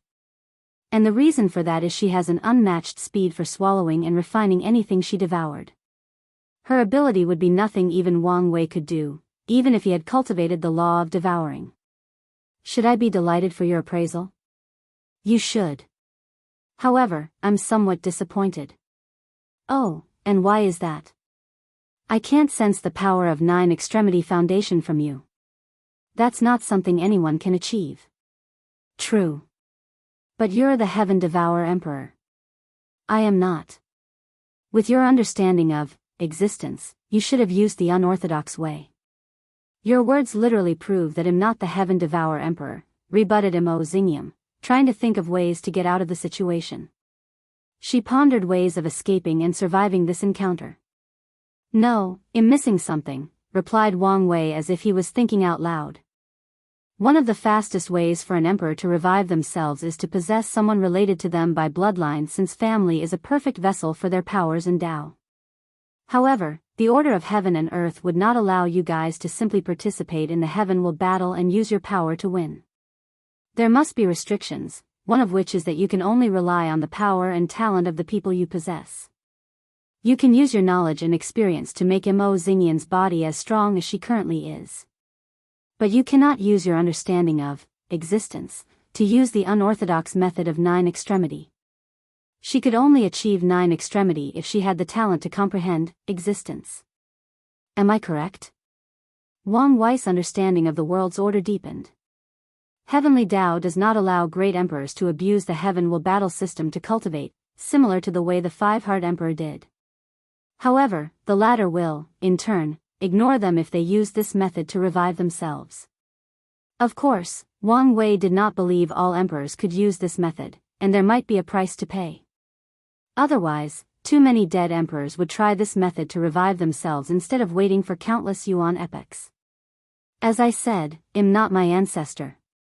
I've only received some inheritance from him. Quick question, don't you have some form of body dysmorphia? After all, you were once a man. Mo Xingyun did not answer, and Wang Wei shrugged his shoulder. He gathered the power of all his incarnations and punched. Fate Annihilation Fist, the entire domain trembled before creating a massive spatial tear. However, Mo Xingyun was nowhere to be seen. What an ingenious technique, muttered Wang Wei. Mo Xinjian's Proving Dao artifact is unique as it is used mainly to store the overspilled power that her body cannot swallow or digest. She devoured his entire attack with this method before redirecting it to open a spatial passage. Mo Xingyun used his power to remove his blockade of the surrounding. She was fast, efficient, and displayed excellent battle IQ. Her extraordinary ability has further convinced him the Heaven Devourer Emperor possessed her body. Wang Wei left a clone to fix the damage he did to the spatial structure of this place. Meanwhile, his main body divined and calculated Mo Xingyun's whereabouts. After teleporting to her destination, he squinted his eyes, one of the forbidden lands, the swallowing zone.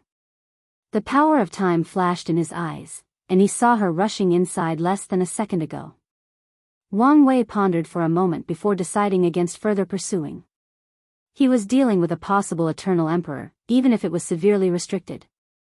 Not to mention, the Heaven Devourer Emperor was a Dao Lord, which indicated his intelligence and cunningness. And taking into account the environmental advantage, Wang Wei was not stupid enough to fight Mo Xingyun in a place full of devouring power. After pondering about it for a while, he left. He was satisfied with removing Sun Jialong as a threat. As for Mo Xingyun, he placed her at the top of the list of people to be on the lookout for at all times. Inside the swallowing zone, Mo Xingyun waited for a few minutes. Not taking the bait, she muttered with slight regret. She knew this place like the back of her hand and had laid out killing methods all over this place capable of dealing with third-class emperors. Mo Xinjian gazed toward the center, still longing for what was there. She took a deep breath to calm down and rearrange her plan. If I want to prove the Tao again, I need a method to deal with these 9 extremity people. Her mind raced, thinking about the different possibilities. I need a powerful magical weapon on par with them. Heavenly Tao had strict rules on using foreign aid for the heaven will battle. For example, participants could not use a Tao ancestor level puppet to compete or a talisman on that level. Mo Xingyun knew that in the beginning Emperor era, Heaven Chosens could not even use Emperor weapons in their battles in the beginning Emperor era. However, she also knew a loophole to this rule: she could use foreign as long as she refined it herself. For example, if a weapon refiner created an immortal weapon, they can use the weapon during their Heaven will battle. And that was exactly her plan. Mo Xingyun began to use the surrounding formation to gather and condense the power of Devour in the area. She planned to create a weapon on par with 5 Root Dao Ancestor before using it at an opportune time when both Di Tian and Wang Wei were at their weakest. And her alliance is to have enough cannon fodder to weaken these two or as sacrifice when needed. Wang Wei returned to the sect. He wanted to hunt down many of the new Heaven Chosens that had recently risen since he suspected many were spies of the upper dimension. Regrettably, these people had excellent methods of hiding themselves from divination, preventing him from rooting out the traitors from the innocent. And he could not mindlessly slaughter them until he found the traitors, since that would affect his Era Sun title. Of course, he would not give up so easily.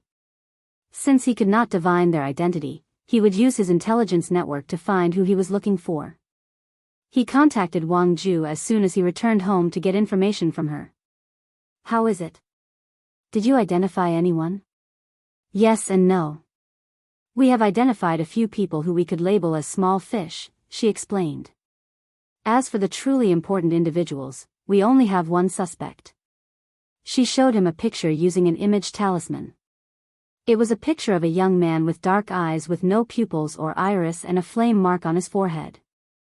Yu Zhu, a member of the soul race. The corpse-selling sect.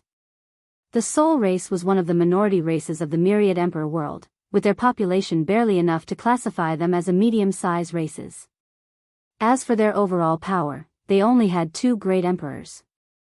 Regrettably, one event forced their race to live in seclusion in a small world forever. Their second emperor, Multiple Face Emperor, had the ambition to use her race's natural ability to possess people to enact a grand plan. The Multiple Face Emperor wanted to divide her soul into an infinite number and possessed every living being in the myriad emperor world, turning into an aggravated mass of souls or a hive mind. Unfortunately for her, she first targeted the 5 Elements Palace, where they were at their peak and the leader of Taoism. All 6 of their best insurgent besieged the Multiple Face Emperor, who was a peak first-class emperor. She lost the fight with her body destroyed. However, as an expert in Soul Dao, she escaped, and the soul race was forced to live in isolation, only showing up during the Heavenwell battle. Wang Wei knew, to this day, there were rumors that the Multiple Face Emperor did not leave but moved her plan to behind the scenes. She wanted to be more secretive and not so direct. The events of the soul race were one of the few exciting things that occurred during the new beginning emperor, along with the rapid rise of the academy. That battle severely impacted the 5-element palace, leading to the direct confrontation with the profound Tai Gate. Not long afterward, they cultivated their 7th emperor and won the confrontation. Then, they forced the 5-element palace to leave the central continent. Wang Wei stopped his words as he sensed something. He looked outside and saw an enormous dragon covering the sky and wailing before dispersing into trillions of motes of light. A sense of sadness and loss suddenly enveloped the entire world. They mourned the passing of a great man. The mortals did not know what was happening, but the cultivators did. A heaven chosen had perished. They quickly calculated who it was and learned it was from the great Wu dynasty, Sun Jiaolong. And, of course, they wanted to know who did it. No answer. No one could divine information about Wang Wei unless they were at least a 3rd-class insurgent. Nevertheless, he knew people would find out it was him since he was not exactly careful about hiding his whereabouts. The great Wu dynasty definitely already knew since it had been 6 months since their genius died, and they would instantly know after his soul lamp was extinguished. And any intelligent person can deduce that only the heiress Sun could delay the announcement of a heaven-chosen's death. After Sun Jialong's funeral, Wang Wei proceeded with his life. What is so special about this person? Recently, the corpse-selling sex business has been booming. Many people want good corpses to possess in the hope of being lucky and increasing their talent, explained Wang Zhu. Body possession has some advantages that many people want to take advantage of. For example, some races are naturally gifted. By possessing them, an individual will get rid of the shackles of their talents and achieve wonders in the cultivation journey. The only problem is ensuring the soul fits perfectly with the body. Cultivators require many techniques, arrays, and resources for the process. And there is a limit to the number of times someone can exchange body based on their cultivation. Most cultivators, even someone as naturally talented as Wang Wei, can only have between a 95 to 99% fit with any bodies they possess. But the soul race does not have any of these issues. However, Yu Zhu asked for a very specific body. The requirements were so stringent that the corpse-selling sect had to contact its other branches to get it for him. Wang Wei squinted his eyes. The corpse-selling sect can be considered one of the most powerful factions of the Endless Void. And they most likely hold the first position. There are branches scattered in every Heavenwell world, and many have one or more great emperors. Their sect operated as if it was a business or corporation, focused only on selling corpses. They rarely provoke or clash with anyone. They are the epitome of low-key development. However, Wang Wei saw them as a threat, especially after coming in contact with other Heavenwell worlds and learning how far this sect has spread its fangs. Just the amount of chi luck this faction has is unfathomable. And according to his prediction, their factions have more branches under different names, dormant in case something happens and they need to hide or start over. The founder of the corpse-selling corpse is something, thought Wang Wei. According to his predictions, with how they operated, the corpse-selling sect won't be much trouble for his plan. On the contrary, they might be the perfect partners. However, he wanted the luck of their factions for himself. The problem was their founder. He didn't know who it was yet, but whoever it was must have been a brilliant man. What Wang Wei worries about is this person is now one of the paragons in limbo, and he will one day use his sect's chi luck to revive. And if he dips his greedy finger into the latter's food, he might create an enemy for himself, an enemy who was possibly on par with his ancestor. Do you have any information about Yu Zhu from when he was in the soul race's small world? Yes, replied Wang Zhu before giving him the sleeper's information, and Wang Wei frowned. He suspected Yu Zhu was a spy from the upper dimension.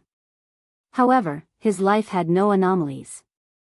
There was no sudden change in demeanor, behavior, sudden strength gain, or anything odd. Yu Zhu was one of the many geniuses of the soul race. And after defeating the others, he received the support of the entire race to cultivate for this generation's heavenward battle. If Yu Zhu is a spy, then it can mean two things. The method used by the upper dimension is not something we can detect. Secondly, they have been infiltrating the myriad emperor world since the beginning of this generation, commented Wang Wei. Do we have any other evidence to suggest he is a spy and not just from our world? Yes. It's the flame mark on his forehead. What does this have to do with anything?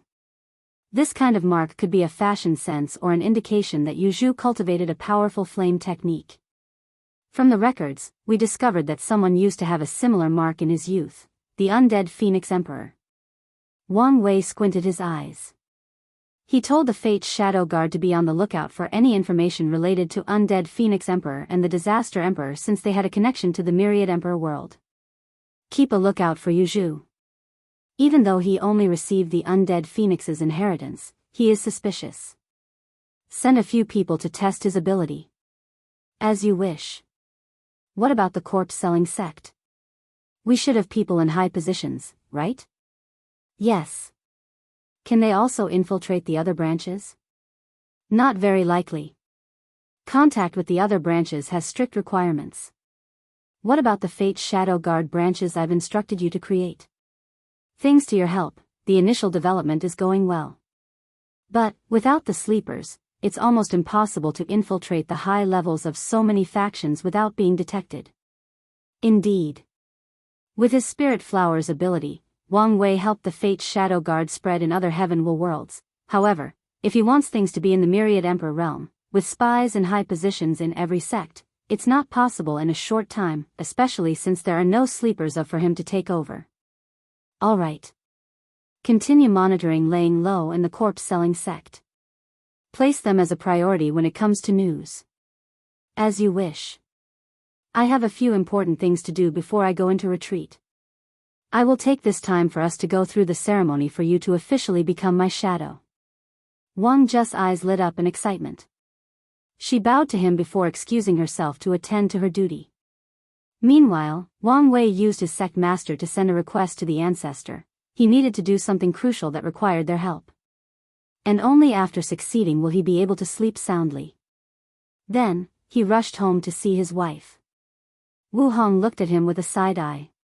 Your footsteps indicate you are not excited to see me but want something from me. I just want to ask something. So, I was right. Wanting and asking are two different things. Semantic. What do you want to know? If you're asking about the Heaven Devourer Emperor, I never interacted with the man, so I know very little. No. I want to know about the founder of the corpse-selling sect. Wu Hong frowned deeply after hearing the question. Death Reverence, Gift Bonus Chapter.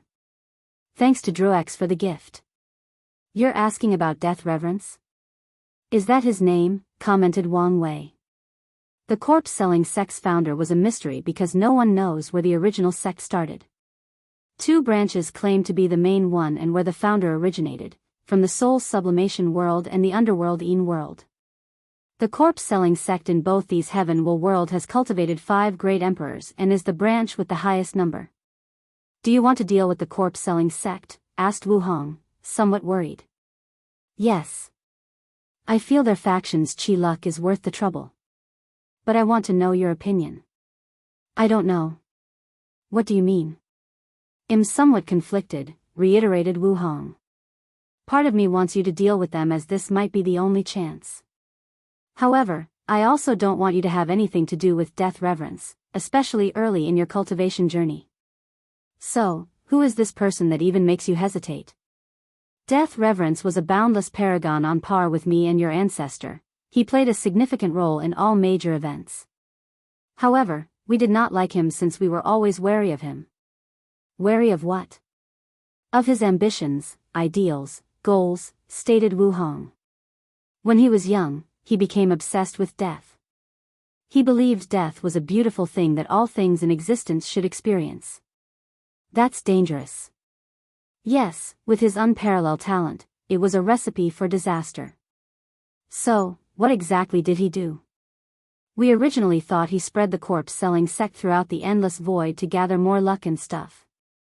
However, something he did during the Second War of Origin made us realize his real intention. Wu Hong paused to recollect, and Wang Wei became intrigued. There was this one particular source chaos world that was troublesome to conquer. Some unknown power isolated it, and we could not directly descend. We infiltrated it by sending clones, hoping for them to cultivate and rise to the top before taking it down from the inside. Unfortunately, this method failed until death reverence showed up. The main issue with this source chaos world was that our clones would be discovered and destroyed when we tried to break the Empyrean realm. Was it different for death reverence? Asked Wang Wei. A little. After proving the Tao, he spread the corpse-selling sect throughout the all-savant world while his clone hid and did not continue to cultivate. After countless Yuan epochs, once it had spread in every corner of the world, he gathered the power of all the sects to instantly return to the Paragon realm. Wu Hong squinted her eyes. We thought we had finally succeeded. But that's when he showed his fang. The corpse-selling sects were some sort of ceremony where he turned the entire all-savant world into a world of death, killing all sentient beings, no matter the realm. Wang Wei had a severe look on his face. Why would he do that since it would reveal his plans for the eternal ascension world? We don't know exactly. The best guess we had was something precious was inside the all-savant world. The very thing probably responsible for preventing us from entering and restricting our development.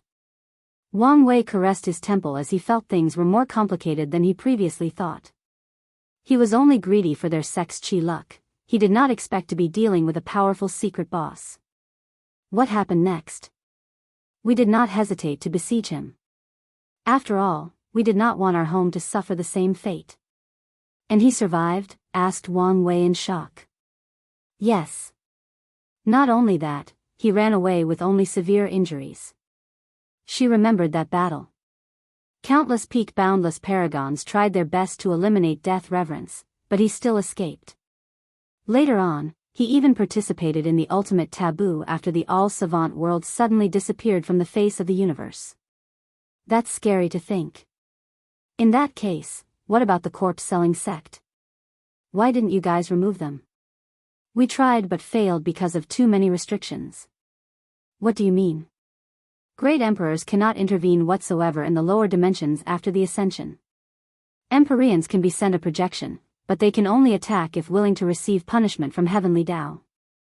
And their attacks also have limits. Paragons can also send projections and attacks. But there is a limit and the level of the attack. We tried to eradicate the corpse-selling sect by sending projections. However, death reverence will always appear and expel us, resulting in us only capable of destroying a few branches that recover after some time. Things are not adding up, said Wang Wei. How is this man so capable? That's the odd thing about him. After turning on him, we realized many of his methods were odd and had this incongruence or incompatibility to them. Moreover, in addition to his hiding ability, he was a master of the order and disorder Tao. What do you mean? He knew how to bend the rules of heavenly Tao to his advantage, explained Wu Hong. For example, the model of spreading to other world communities was not invented by the corpse-selling sect. Before the Null Era, this tactic was more common to ensure the spread of some factions and prevent them from destruction. However, true heavenly Daoist balance system activated and banned this method afterward. Any factions who tried this method were guaranteed to be schemed against, resulting in the destruction of the branches. Yet, the corpse-selling sect is intact. To this day, I do not know how he did it. Wang Wei sighed deeply, feeling things were too complicated. What about his homeworld? Is he from the soul sublimation or underworld-ine world? Did you guys at least find something from there? None. In fact, no one truly knows the first branch since he made sure to erase it from his history. I even suspect he personally hides the first branch, completely isolating them from the outside. We also search his homeworld, the spirit central world. But we found nothing. I remember the spirit central world is a rare world dominated by the spirit race. Is Death Reverence one of them? Yes. To be exact, he is a tomb that gains sentience. Well, it fits with his name and motif, replied Wang Wei as he walked back and forth, pondering deeply. What about the two sons? Why don't they do anything about death reverence? Wu Hong suddenly realized something now that he had mentioned it. Both Maitreya and he know death reverence's weirdness and the potential danger he poses. However, since both his existence and history have not been erased, it means even those two could not find him. In that case, why haven't they eradicated the corpse-selling sect? That, I don't know, she replied, shaking her head. However, you don't have to worry about the death ceremony. Death reverence is the problem. Did you guys solve the ceremony problem? Yes. After failing to eradicate his sect, we left formations in the upper dimension to counter the ceremony. However, it would be ideal if the last worry was removed. She looked at him. What are you going to do? What do you think? With your plans, you will be in a unique position in the endless void. So, dealing with the corpse-selling sect should not be a problem. However, I don't want you to deal with death reverence so early. This man gives me a bad vibe. Wang Wei understood her hesitation. Death reverence is talented, extremely powerful, cunning, and has many weird methods that even the two sons cannot detect, dealing with such an opponent at the current stage of his cultivation path. Of course, he had some advantages. But the cards were not stacked in his favor. Is he in limbo like the others? Yes. That's good news for me. However, it might not be enough. So, what are you going to do? I'll decide after proving the Tao. Too many things could happen from now until then, and Wang Wei wanted to watch the situation. As of now, he was leaning toward eradicating the corpse-selling sect. And it was not because of their chi luck but because his intuition told him that death reverence might be a problem for him in his later years of cultivation. And if he can damage him in any ways possible, he would take the opportunity. Simultaneously, he did not have to eradicate them now or doing himself. He could leave the means for others to do it and give the order after he ascends and reaches a certain cultivation level. It will all depend on the situation after proving the Tao. After chatting with Wu Hong and planning ahead, he went to check on his science and technology world while waiting for news from his ancestors. The assembly. Wang Wei watched everything in his surroundings. No longer existed the peaceful world full of tall and futuristic buildings. He could not see spaceships covering the sky like birds migrating. Instead, the sky had a dull gray color that gave the entire world a depressing atmosphere. He saw cracks in space scattered in different directions. Most places were devastated, including forests, mountains, rivers, and populated cities. There were only a few areas that looked like civilizations had begun anew. Genetics warriors are now rare, and the few powerful ones on par with void-shattering realm ruled over different sections of the world. Scientists were now the most valued individuals as fought over by various factions. However, they no longer had any power and were forced to focus only on research. They were basically under house arrest. Those attacks did a number on this world, muttered Wang Wei. The original science and technology world was only a middle thousand world. Although Wang Wei controlled the laws of heaven and earth and even expanded the world, at its essence, it was still a middle thousand world, making its spatial stability very fragile. When these two great emperors attacked with full force, they destroyed the world, killing more than 99% of its population. And in the 300 years Wang Wei was in retreat to cultivate, a new civilization sprouted out from the ashes of the old one. After checking the situation, he began to repair things. Using his spacetime law and fate law, he returned the world to its original state, including reviving the dead. The only problem was he could not save everybody. Many people died because of the great emperor's attack. And since these people were mortals, that attack eradicated their existence, and current Wang Wei could not do anything about that. However, he could still revive the people who died as a result of the world's destruction. He did try to save some people. Wang Wei tried using his past, present, future karma technique to save some people. He sent the news to one scientist in the past using a karma connection. He tasked the scientist to build a bunker for people's safety. Without heavenly Daoist restrictions, he can use his powers to do many things. Although the scientist could not convince many people the world was about to end, he did convince some. Unfortunately, this method failed as these people who died at the great emperor's attack still died even if they survived in the bunkers. As Wang Wei watched these specific individuals erased from existence, he muttered. So, great emperors have some form of causal or temporal immunity to attacks, spells, and techniques below the mortal realm. By all logic, Wang Wei changed the past, and these people should have survived. But this was not the case.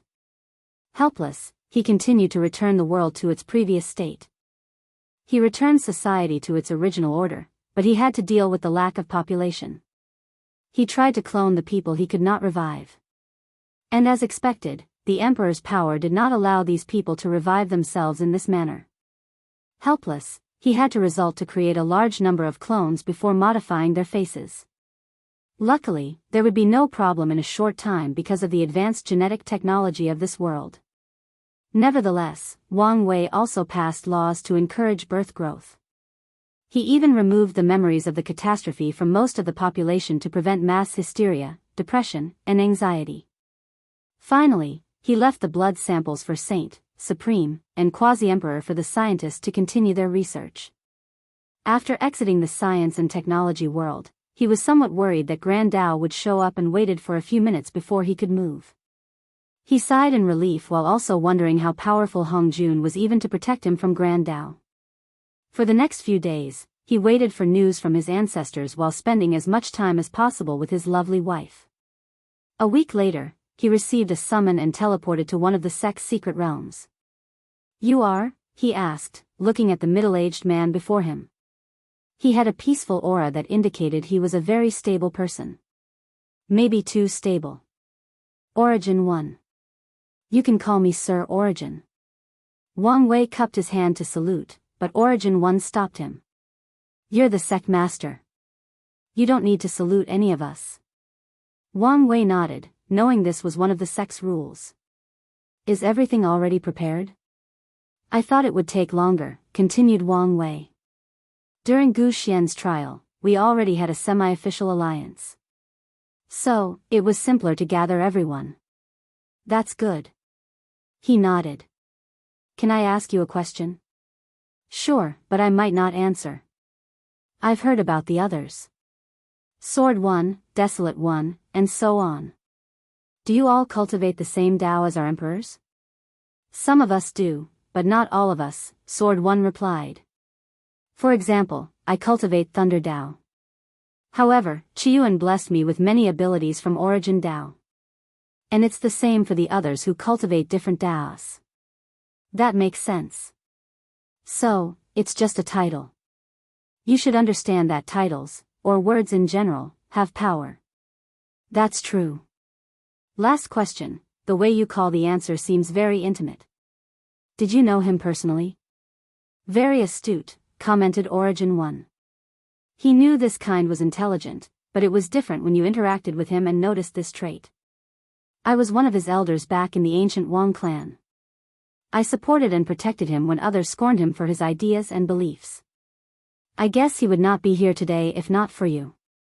"Maybe," replied Origin 1. Alright, let's begin the meeting. Wang Wei followed him to a room full of formations. After activating it, countless small screens appeared with people's faces. When Wang Wei showed up, everyone paid attention to him despite everyone present being an immortal tier powerhouse or accompanied by one. This was the political power of the sect master of the most powerful sect of the Myriad Emperor world and the son of an era title. Greetings, fellow Daoist, began Wang Wei calmly, not nervous despite facing representatives of most of the emperor's lineages of the world from all 5 continents. What is the reason for this meeting? Asked the Panlong race patriarch, who had an insurgent of his clan also accompanied. Typically, their sea race is left out of any conflict or interaction of the surface world. Do you know of the recent changes that occurred in the lower dimension? Asked Wang Wei, getting directly into the core of this meeting. Most of the mortal leaders did not know what he was talking about, but the immortal powerhouses were aware. This is why Wang Wei insisted on them attending. These powerhouses immediately filled in their sect masters or patriarchs of the situation, resulting in small cluster chatters in this meeting. Wang Wei did not interrupt and gave these people enough time to think and process the information. What does this have to do with this meeting? Asked the representative of the ancient clan, Hua Fenghuang's father. By now, you are aware that many other worlds see our rise as a threat, added Wang Wei. Without the interference of the upper dimension, many of these people will become more bold and direct in their actions. If they want a plainer war, we are not afraid of them, commented Jian Yi from the sword-casting villa. This is not the main issue. If these worlds allied together, they could disturb our heaven will battle, added the representative from the 5-element palace. We should also consider the possibility of immortal sovereigns intervening, proposed Di Tian's father. Wang Wei nodded, as this was one of his main worries. He believed Heavenly Tao did not like the unstable factor of immortal sovereigns in the lower dimension. So, it schemed for their downfall, drastically reducing the number present. However, there should still be a few remaining. Aren't you guys worrying too much? Stated the Mo clan patriarch from the western continent. Nothing has happened yet. Wang Wei glanced at him. He decided to keep the news of the Heaven Devourer Emperor's possible resurrection a secret since he had no proof besides his theory. Even if revealed, there is nothing to gain as of yet. Have you people forgotten the forbidden zones, especially the Dao burial ground? Said Wang Wei. Without pressure and possible intervention from the upper dimension, who knows what these people will do? Indeed. The forbidden zones have become a liability for the Myriad Emperor world. In the current state of the world with no immortal sovereign, dealing with any eternal emperors is a recipe for disaster. What do you suggest we do? Asked Tan Zichen, the sect madam of the Eternal Dream sect. You must have some solution if you ask us here. Yes, replied Wang Wei. My solution is simple, we need to activate the Human Protection Array. Not just it, but the Demon and Sea Race Protection Array. And, you guys should be glad I don't feel like giving a cliffhanger. Good faith. The Human and Demon Protection Array is the primary reason the Myriad Emperor world did not entirely succumb to the Devil Race invasion. With its help, many eternal emperors died when trying to overthrow the balance of the world. With its service, the Academy could also exile the Heaven Devourer Emperor. The only downside was it would activate itself when the world was in danger, indicating it had a consciousness. However, with the human and demon destiny swords showing up, it could be actively activated and controlled. Your plan is good and all, said Panlong clan patriarch. But the sea race does not have a protection array. Patriarch Long, at this point in history, we all know that's a lie, rebutted Wang Wei. For your race to prosper, they must have a luck-condensing artifact. And one of your emperors should have calculated the benefit of a racial protection array. Even the spirit race with the smallest population definitely has those two things. Junior, you are calling me a liar, demanded the Panlong patriarch with a slightly raised voice. Junior, said Wang Wei with his usual calm demeanor. Since when did the cultivator world respect strength? Long Hai, I give your respect because of your status, not your strength. Veins appeared on Patriarch Long Hai's forehead. Not convinced? You can fight me and learn how many fingers I will use to destroy you and make you contemplate your existence. I guarantee if you survive more than one, your name will forever be entrenched in the annals of history. The meeting became quiet as many people, mostly the mortal representatives, suddenly realized something. The younger generation had surpassed them. Many heaven-chosens in this generation are already true persons, meaning they are in the same realm. And even the ones who broke through after the path of Supreme was no longer cut realized that their new realm didn't matter since these geniuses can still fight and defeat them. Excuse my patriarch for his outburst, said Panlong I, the Panlong race's insurgent. The sea race will partake in this endeavor and do its part. He decided to defuse this situation since things could go wrong for them. Unfortunately, he was a little too late. The sea race has always been suspicious. Everyone looked at the spoken person, and it was Qin Shen, a younger generation and recently appointed sect master of Origin Weapon Mountain. What's the meaning of this? Asked Panlong I. From a historical perspective, your race has suffered the least in all the world's catastrophes. You stay isolated in your sea, out of reach with no trouble, he reiterated. That is far from the truth. The bald monks of the incense era hunted and forcefully converted our race. The devil race slaughtered us in large quantities when we refused to betray our home and join them. We lost many immortal sovereigns while fighting with the surface world. We also suffered. That may be true, but enough, declared Wang Wei. We are not here to compete on who suffered most throughout history. In fact, he agreed with Chen Chen that the sea race suffered less among all the races and factions of the world. He even started to suspect they might have an immortal sovereign still alive and present. If there were a faction that did, it would be them. Although ancestor Wuqing told him there were no more of them left in the myriad emperor world, he also was not 100% sure. Finally, Wang Wei has an inherent fear that something terrible exists deep at the bottom of the ocean. It stemmed from all the conspiracy theories he read back on Earth about Chitulu and the thing living deep in the sea. If a creature could survive in the sea of the myriad emperor world, he could not fathom how powerful or scary it would be. Since the sea race has agreed with our notion, we can continue with our assembly. That's good and all. But the demon race cannot do anything, said the Golden Lion chiefess. We do not have the demon destiny sword to activate the formation. The sword is in my hand, Wang Wei said calmly. And as a sign of good faith, I will hand it over to your race. The demon race representatives were immediately surprised. But before they could analyze the situation and give their thanks, someone objected. Sect Master Wang Wei, is this really a good idea?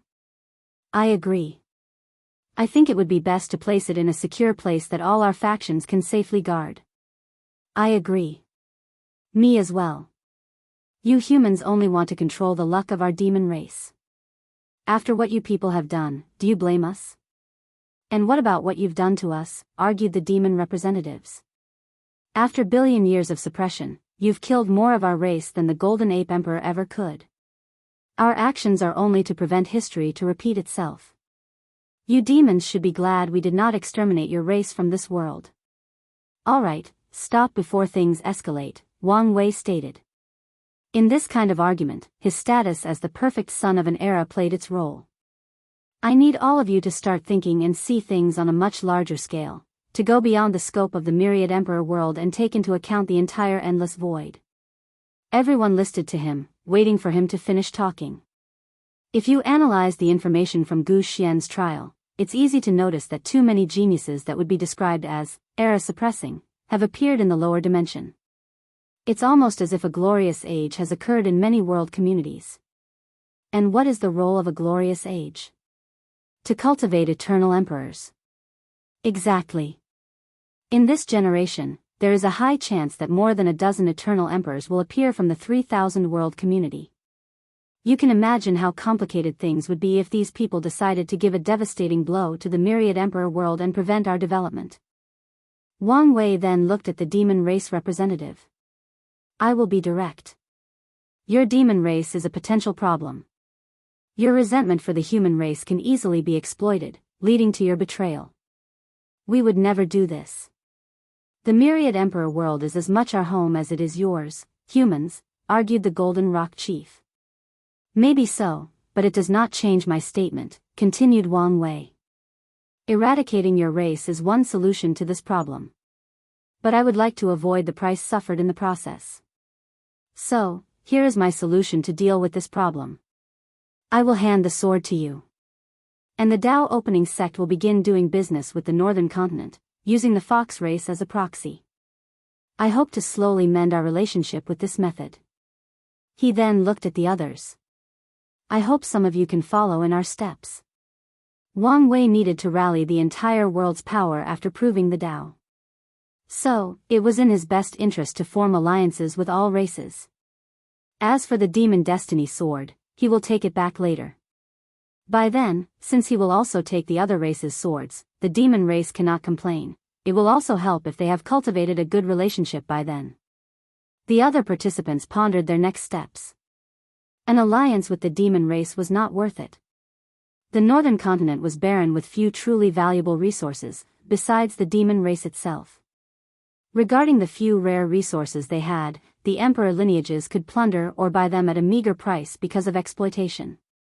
Allying with them will be one-sided, with their factions having to help the demon race.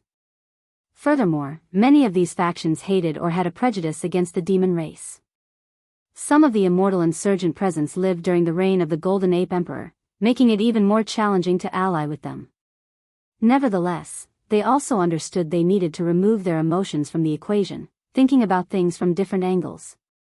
In what ways will the Dao opening sect benefit from an alliance with the demon race? Maybe not an increase in resources but an increase in influence and political power.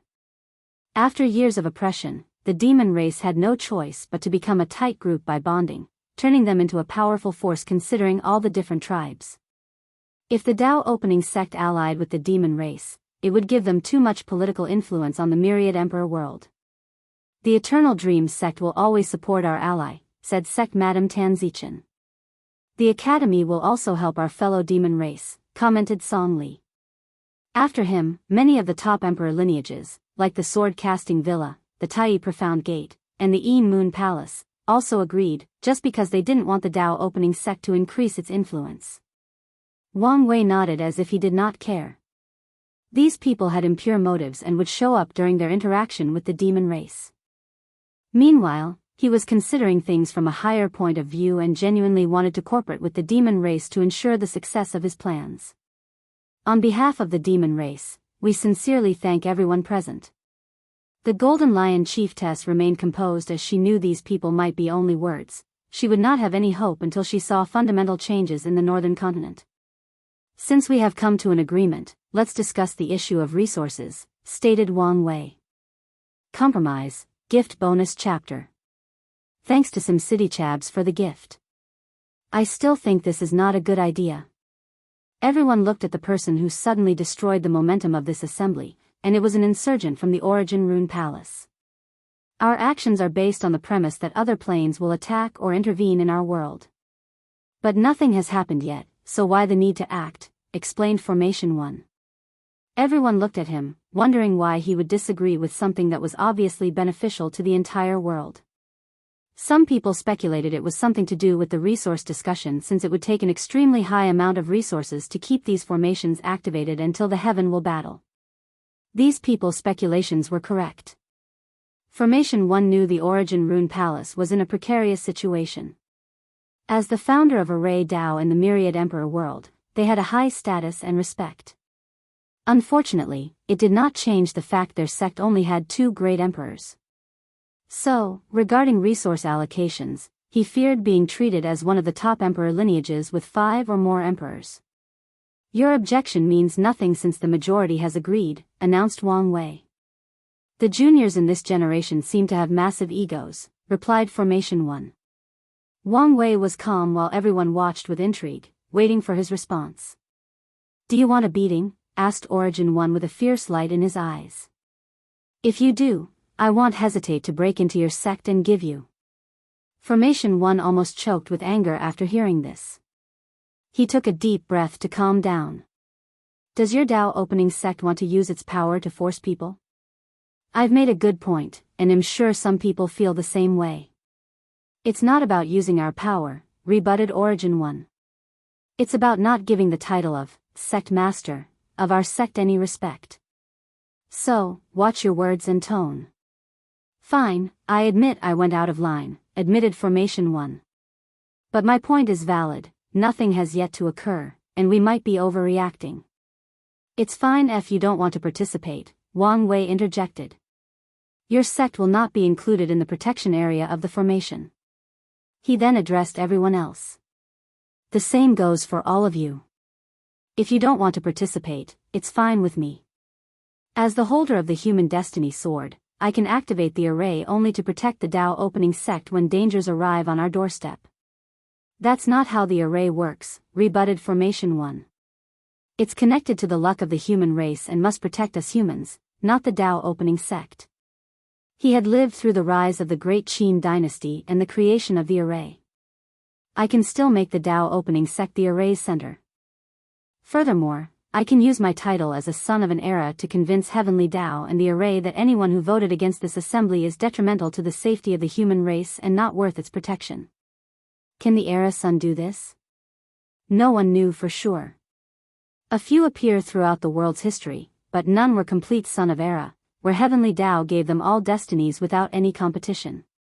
It would be pointless for some of us not to participate. That would be counterproductive to our objectives, commented the Five Elements Palace sect leader.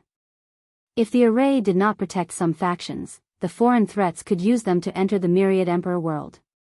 Sect Master Wang Wei, you must have considered the issue of resources allocations, he continued asking. I have, replied Wang Wei before sending them a spreadsheet analyzing the resources each faction needs to pay to maintain the formation. The number is based on the amount of territory you occupied and the publicly available business or resource gathering spots that each of factions has. The number appeared a little high. As I said, it's only an estimate based on the resources you publicly display. If you consider the hidden ones, it's nothing much. No faction would publicly display all its wealth and resources. And taking into account that the burden will be shared with so many people, it is not much in the grand scheme of things. I only have some issues with the demon and sea race, continued Wang Wei. I know the demon don't have many resources despite having such large domains. So, the Dao opening sect will help you bear the burden until our cooperation bears fruit and you can stand on your own. We will gladly accept your aid, said the Golden Lion chiefess. And we promise to one day repay the Dao opening sect. That's fine. Wang Wei knew the demon race still had pride and accepted their promise of repaying him. Anyway, he would not refuse to get his money back. Furthermore, he understood he needed to give them a certain autonomy or dignity to ensure a proper alliance between the two factions. As for the sea race, it was hard for me to get a good overview of your finances. So, you might have to modify it amongst yourselves. The sleepers did not pay much attention to the sea race like everybody else. So, even after taking over their operation, Wang Wei was still lacking compared to the surface world. Wouldn't it be better for each race to be responsible for their arrays? Finally spoke the Tengxi matriarch. Indeed, agreed the representative from the Myriad Spirit Mountain, the most powerful spirit race faction of the Myriad Emperor world with 5 great emperors. They only had accepted members of the spirit race in their sect. The spirit race had the lowest population, and if they only paid for their race's array, it would be cheaper for them. So, they agreed with this statement. I've considered this. But if that were done, it would result in us humans paying too much and the demons not being able to pay at all. And what's wrong with that? Asked the Panlong Patriarch. To prevent resentment and inability for the assembly to succeed. So, the best method is to consider the cost of all the arrays. That way, we are paying for the other race's array, and we are paying for yours. It's all about compromise. Even after Wang Wei said these words, the meeting did not immediately end. A few factions began negotiating the price they needed to pay, resulting in more people arguing. Ultimately, the assembly took another month of ongoing discussion before everyone reached a satisfactory conclusion. Even then, the sea race asked for more time to figure things out and deal with the issue of their arrays. However, they only had 2 weeks at Wang Wei's insistence and pressure from the human race. The Origin Rune Palace also had to pay more than they were willing. And the main reason was their sect often used their status to occupy resources that their overall strength should not be able to hold. The devil cultivators in the west tried to cause some problems during the negotiation. But the D clan placed their foot down and even threatened Emperor Dao War to eradicate and suppress as many of them as possible. Besides the Dao opening sect, their factions had the highest stake in this assembly. With D Tian, they had the highest chance of winning the Heaven Will battle in this generation and did not want anything to intervene. Finally, everything proceeded smoothly, and the assembly ended. Phew, exhaled Wang Wei out loud. You did a great job. You knew when to compromise, take a loss, and be firm. Basic diplomatic tactics. You are like Qiyuan when he was young. He always believes in talking first before using force. In fact, it was one of his flaws in his early years. Luckily, the Sword Empress and Battle Baniac were with him. They would act as his iron fist when he hesitated to take action. They seem like the perfect trio, commented Wang Wei. Indeed. Qiyuan can be too passive. Sword Empress was too aggressive, and Battle Maniac was the voice of reason, the perfect balance between the two, added Origin 1 as he reminisced on the past. I must warn you, said Origin 1 after regaining his bearing. I understand your plans require you to have some level of objectiveness and fairness for all races and factions. But you must remember you're from the Dao opening sect. I know. Plus, I only need to appear fair. But the sect will always be my main priority. As long as you understand. I know it might be annoying to be constantly nagged by us old man. But our wisdom and cautiousness are the most valuable things we have to offer. Wang Wei nodded, as he would never dismiss the advice of someone who has lived so much longer than him and experienced so many things. So, after briefly chatting and reassuring Origin 1, he contacted the demon race to finalize their cooperation. Immortal Mansion. Wang Wei activated the formation to open communication with the demon race on the Black Tortoise Northern Continent. Sect Master, when are you sending the sword? Asked the Black Tiger Chief, trying to control his voice and hide his worries. Right now, replied Wang Wei. He used his Sect Master token to control the sect's surrounding space before opening a tear in the void and sending the sword into the northern continent, close to the primary habitat of one of the main tribes. The demon race sensed these actions and sent someone to fetch the sword. They also had their few remaining insurgent to check and ensure nothing was wrong with it. Thank you, said the Golden Lion Chiefess with great sincerity. She honestly thought this process would be more difficult, and the Dao opening sect would delay the process as much as possible while levying the sword to benefit them and further exploit the demon race. And part of her believed the sword might not be returned, that the sect master was only saying these words for the sake of the assembly. I'm only fulfilling my part of the agreement, replied Wang Wei. Now, let's discuss the gritty detail of our alliance. The discussion took little time. The alliance mainly involved the demon race using the power or name of the Dao opening sect. When dealing or trading resources with other factions, they can use their name or influence to prevent others from exploiting them. They can use the name to prevent others from occupying rare resource mines on the northern continent, plundering it before leaving it barren. They can use the sect's name to prevent others from draining most of the spirit chi from the northern continent and even use some measures to alleviate the situation. The alliance's essence is to target the root of the demon's race decline. And to ensure their prosperity and establish good feelings with the demon race, Wang Wei even promised the sect would send powerful cultivators to help them reinforce these new changes since he knew many factions would openly agree while sabotaging the alliance from the shadow. I have to say I was surprised, Sect Master Wang Wei, commented the chiefess. It seems you genuinely want to ally with our race. The prosperity of the demon race will benefit the entire world. Once he returns the environment to its innate chi space, the demons will have a resurgence because many of them have some innate lifeform's bloodline mixed with their lineage. And by absorbing innate chi, these demons will have a higher chance of activating these hidden bloodlines. One of his objectives is to ensure some level of peace and harmony between the races and factions. If you don't mind, I have a request, said the Golden Lion Chiefess, making Wang Wei frown slightly. Do say. We would like control of the demon school Chi Luck. Over the past 10,000 years, she has witnessed the benefit and horror of the school. The humans continue to preach to animals to awaken their intelligence and become low-level demons or demonic beasts. This act resulted in many factions increasing their military power through a large army of demons. However, this was only the beginning. These factions forced these low-level demons to fight and consume each other as cultivation. That way, they did not have to use too many resources to cultivate an individual demon. The increase in demonic population in the other 4 continents has drastically boosted all professions in the world. Demonic beasts' bodies are one of the primary ingredients for many pills, arrays, weapons, and talismans. Talismans benefited the most since they required papers with spiritual chi to engrave runes, and demon race skins were the perfect materials. The herd-raising Valley's business took a big hit as they lost overwhelming control of the demonic beast market.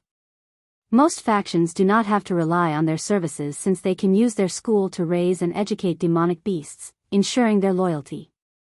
No, replied Wang Wei, his tone very firm. Just like the academy control the concept of academy for your demon race, our sect must also control all aspects, including other races like the sea race. Wang Wei never liked that each race could create its own school concept by copying his idea. He felt Heavenly Dao should change the order of the world to prevent copyright infringement. As such, after creating the idea, he also followed so for all the other races to ensure their sect had sole control of the luck. I figure as much, replied the Golden Lion chiefess. In that case, how about returning the Fox clan to us? Wang Wei did not immediately answer as he pondered. The Nine-Tail Fox clan has been on his mind lately. Once his plans are accomplished, the Wang, Li, and Yan clans will increase their number of emperors, thus shifting the already tilted power dynamic of the sect. So, he wanted to find a way to make up the power of the sectarian side. His first plan was to introduce the Fox clan into their factions. The two together would increase their chances of cultivating great emperors. However, he feared once the Fox clan had cultivated an emperor, they would become the 4th faction of the sect instead of supporting the sectarian section. Their racial identity made it easy for this possibility. 3 factions controlling the sect is fine since they can use the majority to decide significant events. But a 4th will result in complications if they cannot decide on a majority. I understand why you want their return, added Wang Wei. Emperor bloodlines are very important to the demon race. After a great emperor prove the Tao, their entire race's bloodline will also benefit. It is the same for humans, but it is not as apparent for them because the benefit of great emperors manifests more in the luck of their sects or clans. However, the current situation is the result of your poor management. If you want them to return, communicate with the Fox matriarch and convince her. The chiefess sighed as she knew this was unlikely to succeed. Their tribe treated the Fox clan poorly, to the point they saw no choice but to defect to the human race. I will try. Wang Wei nodded but did not continue the topic. After signing the alliance agreement, he ended the conversation.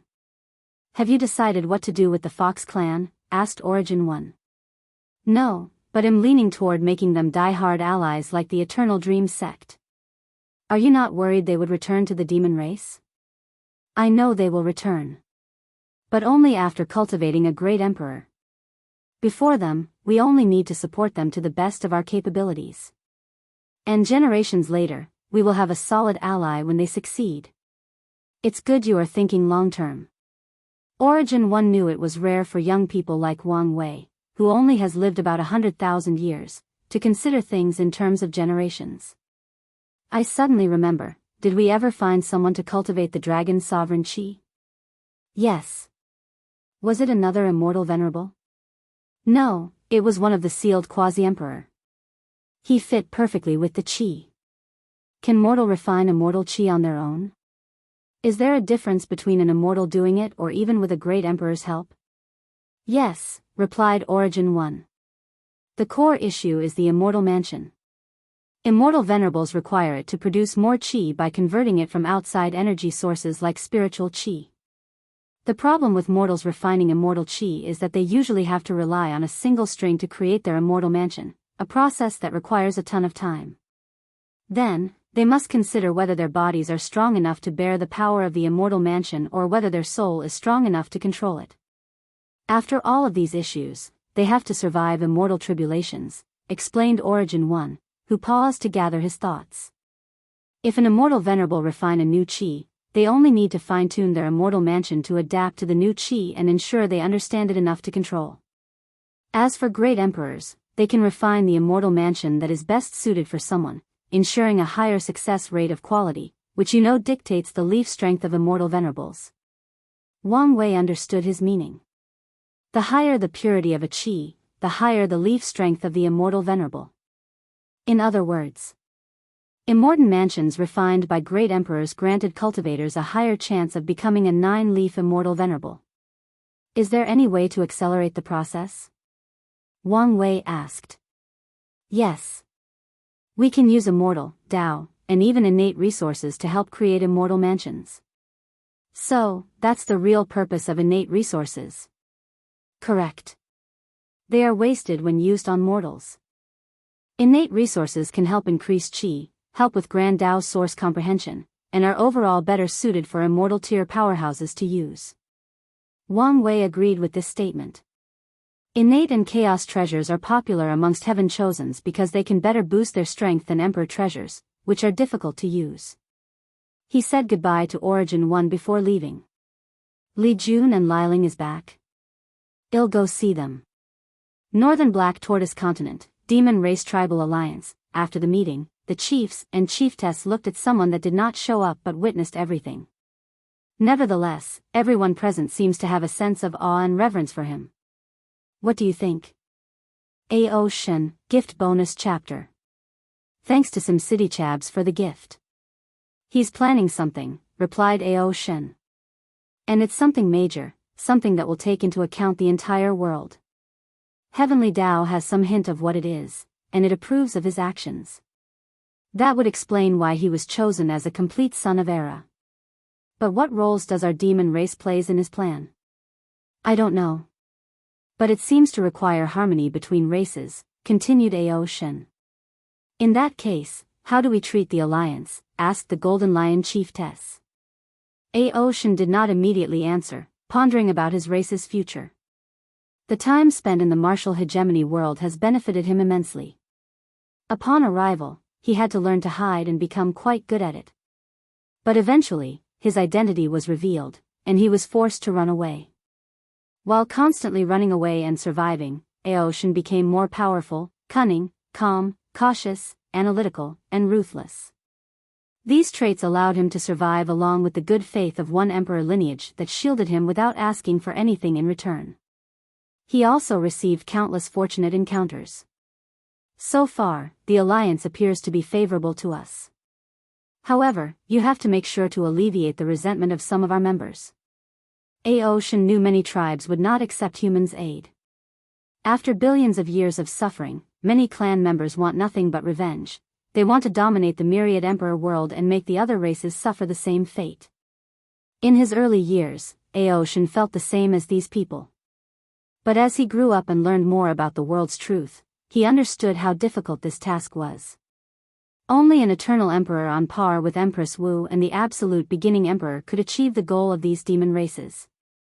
However, there are other problems to consider. If he overthrew the human race as the protagonist of the myriad emperor world, the founders of the most powerful factions might intervene. A.O. Shen learned the true foundations of these sects are the people who have ascended and achieved higher realms in the upper dimension. These people would never allow the destruction of their factions or the enslavement of the human race. A.O. Shen became depressed after figuring out this truth. And a few hundred years ago, when he learned about the closure of the lower dimension, he thought his plan might work. However, his cautious nature made him analyze things thoroughly and realize he would suffer the one suffering consequences if he annihilated the human race. These founders and previous emperors would never allow him to survive in the upper dimension. And A.O. Shen eliminated the possibility of hiding in the lower dimension since he wanted to continue his cultivation journey. After mulling over the situation, A.O. Shen realized that he needed to change his primary objective and not let hatred cloud his judgment. After becoming an eternal emperor, his goal should be to lead the demon race to prosperity and rival the other factions. He needed to take this rare opportunity of an upcoming era to ensure that the demon race dominated that era. And after years of prosperity, the demon race can rejuvenate itself and become one of the most potent factions in this world. I'm worried about them, too, commented the Black Tiger chief. Hatred ran deep in many tribe members, and they could affect this alliance. I will talk and explain the situation to them, said Ao Shen. But if they cannot control themselves for the overall betterment of the demon race, we will eradicate them. Is this necessary? I've already explained the entire situation to all of you. So, you should understand that hatred is detrimental to our future.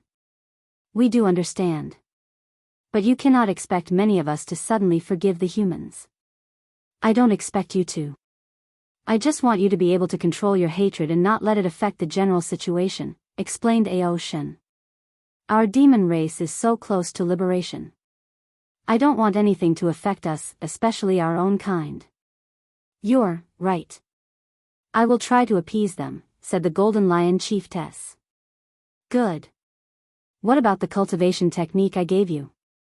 How are things proceeding? Not very good. Our race is not very good at adapting to new things. Ao Shen frowned. One of the main reasons the demon race has become so weak is that humans exploited this weakness. They destroyed most of the race's knowledge and cultivation techniques. Most demons have to rely purely on absorbing spiritual qi to nourish their bloodline. That's all many people use for their cultivation. The cultivation method is so basic and rudimentary. Emperor bloodline tribes can use this method to reach the quasi-emperor realm. However, cultivation is extremely difficult for other tribes with lesser bloodlines. Ao Shen knew the demon race's inheritance was not completely gone. Tribes like Golden Lion, Black Tiger, Golden Rock, and others have some inheritance remaining. These inheritances included ways to temper bloodlines and techniques that allowed them to use their bloodline to create domain or blood dharma. Using these inheritances, years of trials and errors, and a touch of fortune, they finally had one bloodline achieve atavism, resulting in the creation of Ao Shen, an innate dragon. Unfortunately, these tribes are adamant about keeping their inheritance amongst themselves and don't want to share it for the demon race's advancement and prosperity. Ao Shen concluded the tribal system itself was one of the reasons for the demon race's current decline. So, he wanted to change things. He created a new cultivation system after analyzing the martial hegemony world's martial arts system, the origin system, and the bloodline inheritance he received from his innate dragon bloodline. Ao Shen had his world views opened after experiencing life in another world community. He realized it was wrong for the demon race to rely too heavily on its bloodline. Because of the inherent designs and culture of the race, bloodline will inevitably be their primary form of cultivation. But they should not rely entirely on it. Ao Shen designed his cultivation method to involve the soul, Tao heart tempering, and law comprehension. Bloodlines have the natural ability to temper the body, but he optimized this ability based on his martial art understanding. He created a stage where the demon could fuse their laws into their bloodline to pass them down. Then, the next generation can use these laws to cast divine abilities and comprehend laws, but they cannot over-rely on them.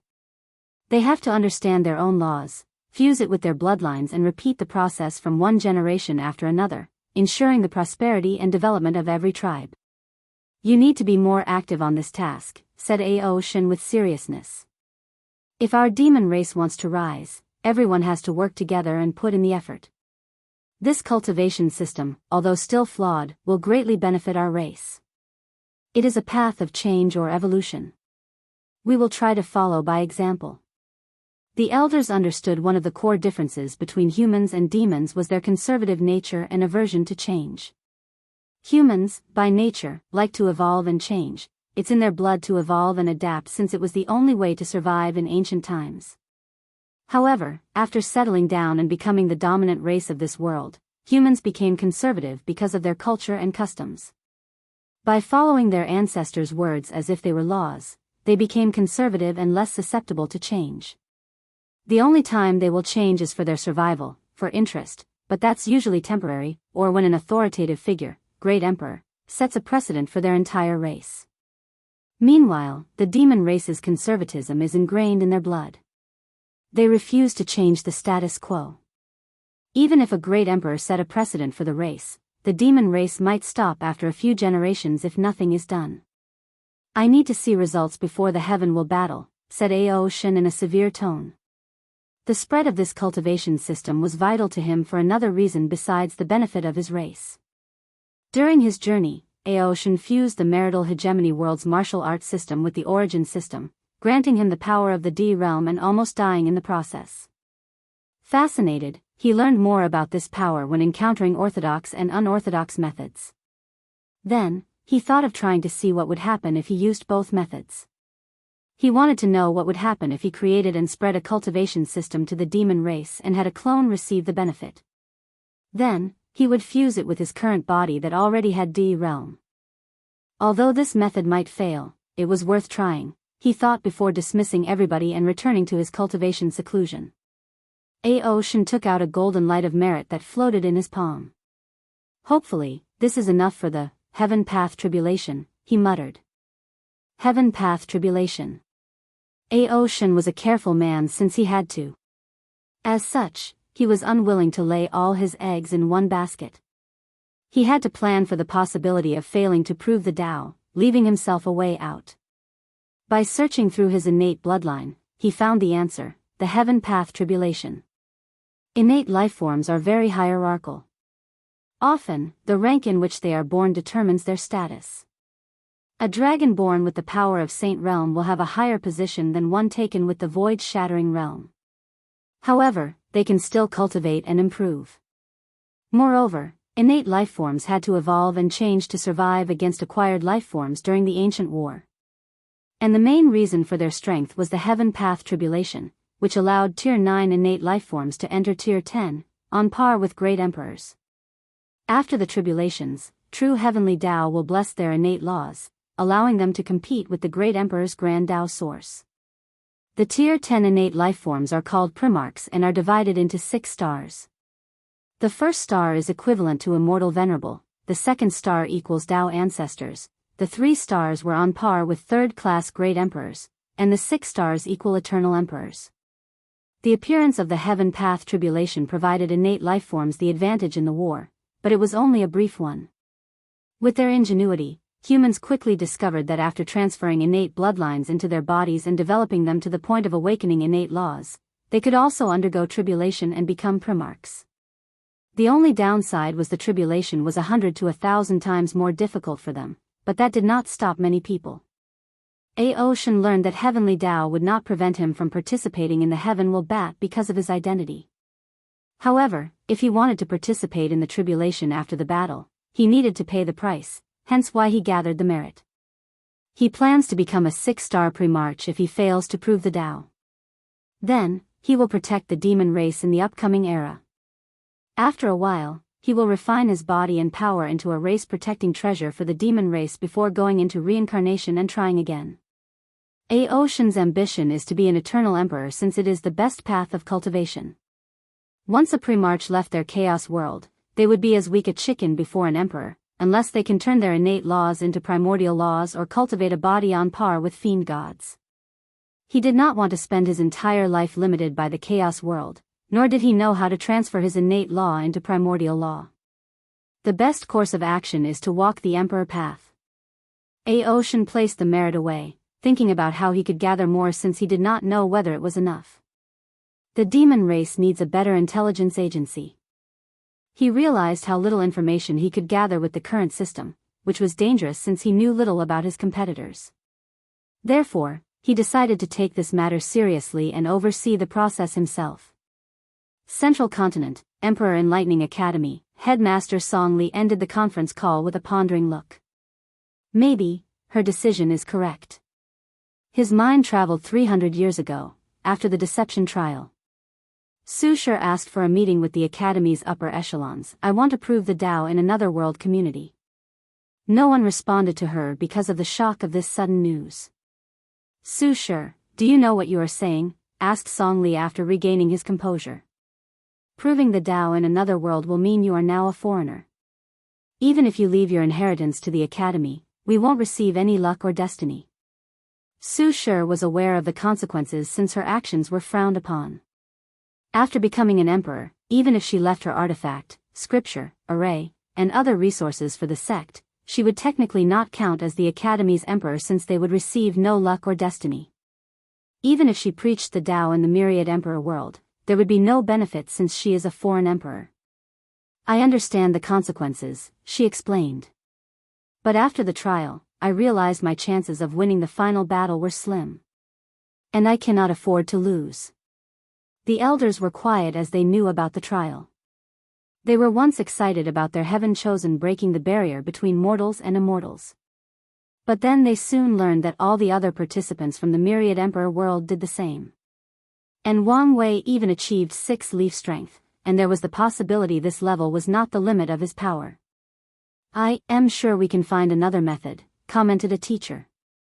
Or, we can still wait for another generation.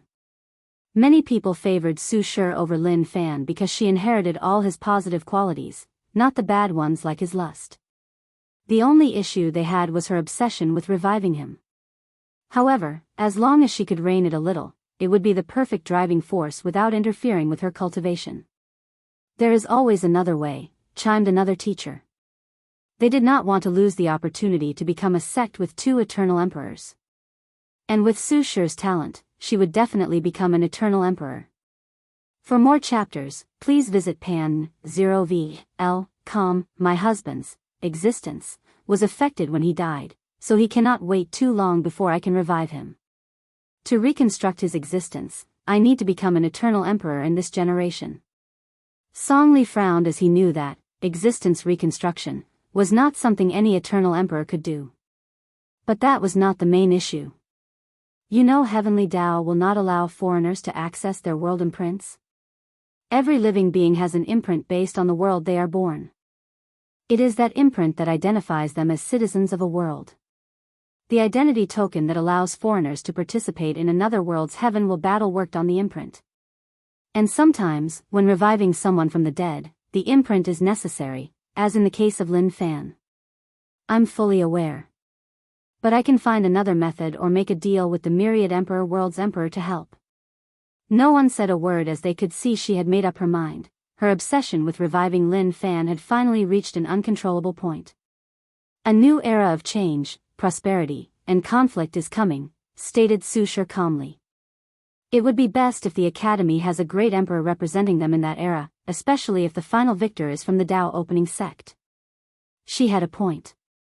After the heaven-chosen trials ordeal, Wang Wei displayed no animosity toward the Academy besides the surface competition of the world's supposedly 2 most powerful factions. However, all that could be a mask. Give us some time to think about it, said Song Li, and Su Shi did not insist. After the conference, Song Li began to think her approach was correct.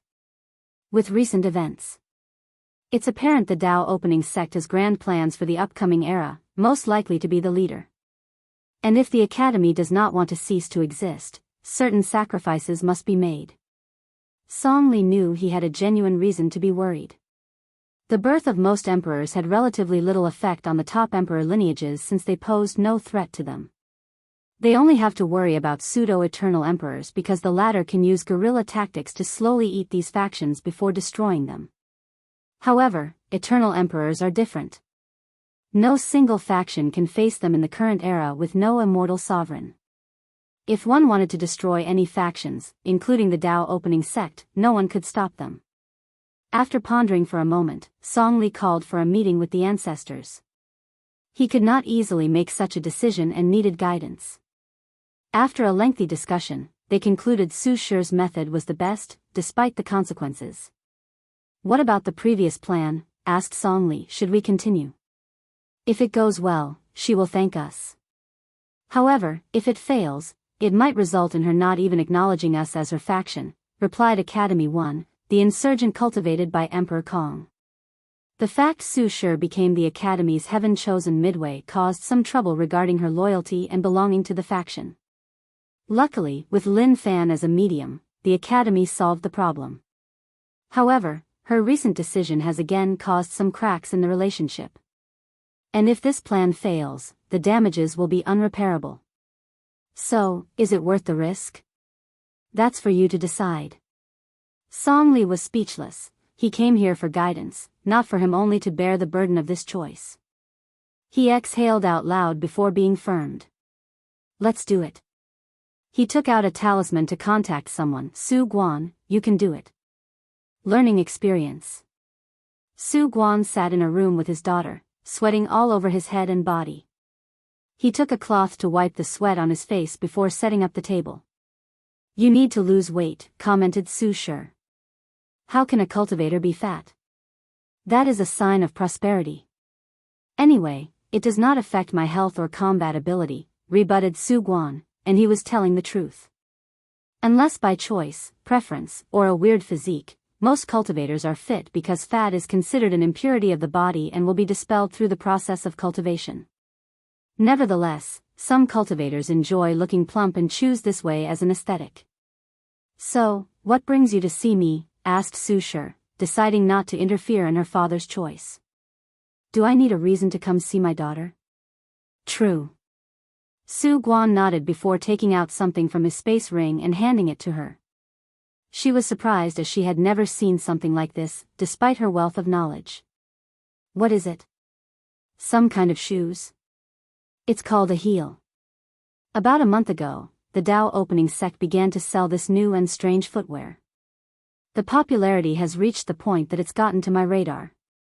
They looked beautiful, praised Su Shi before trying them on. Comfortable, too.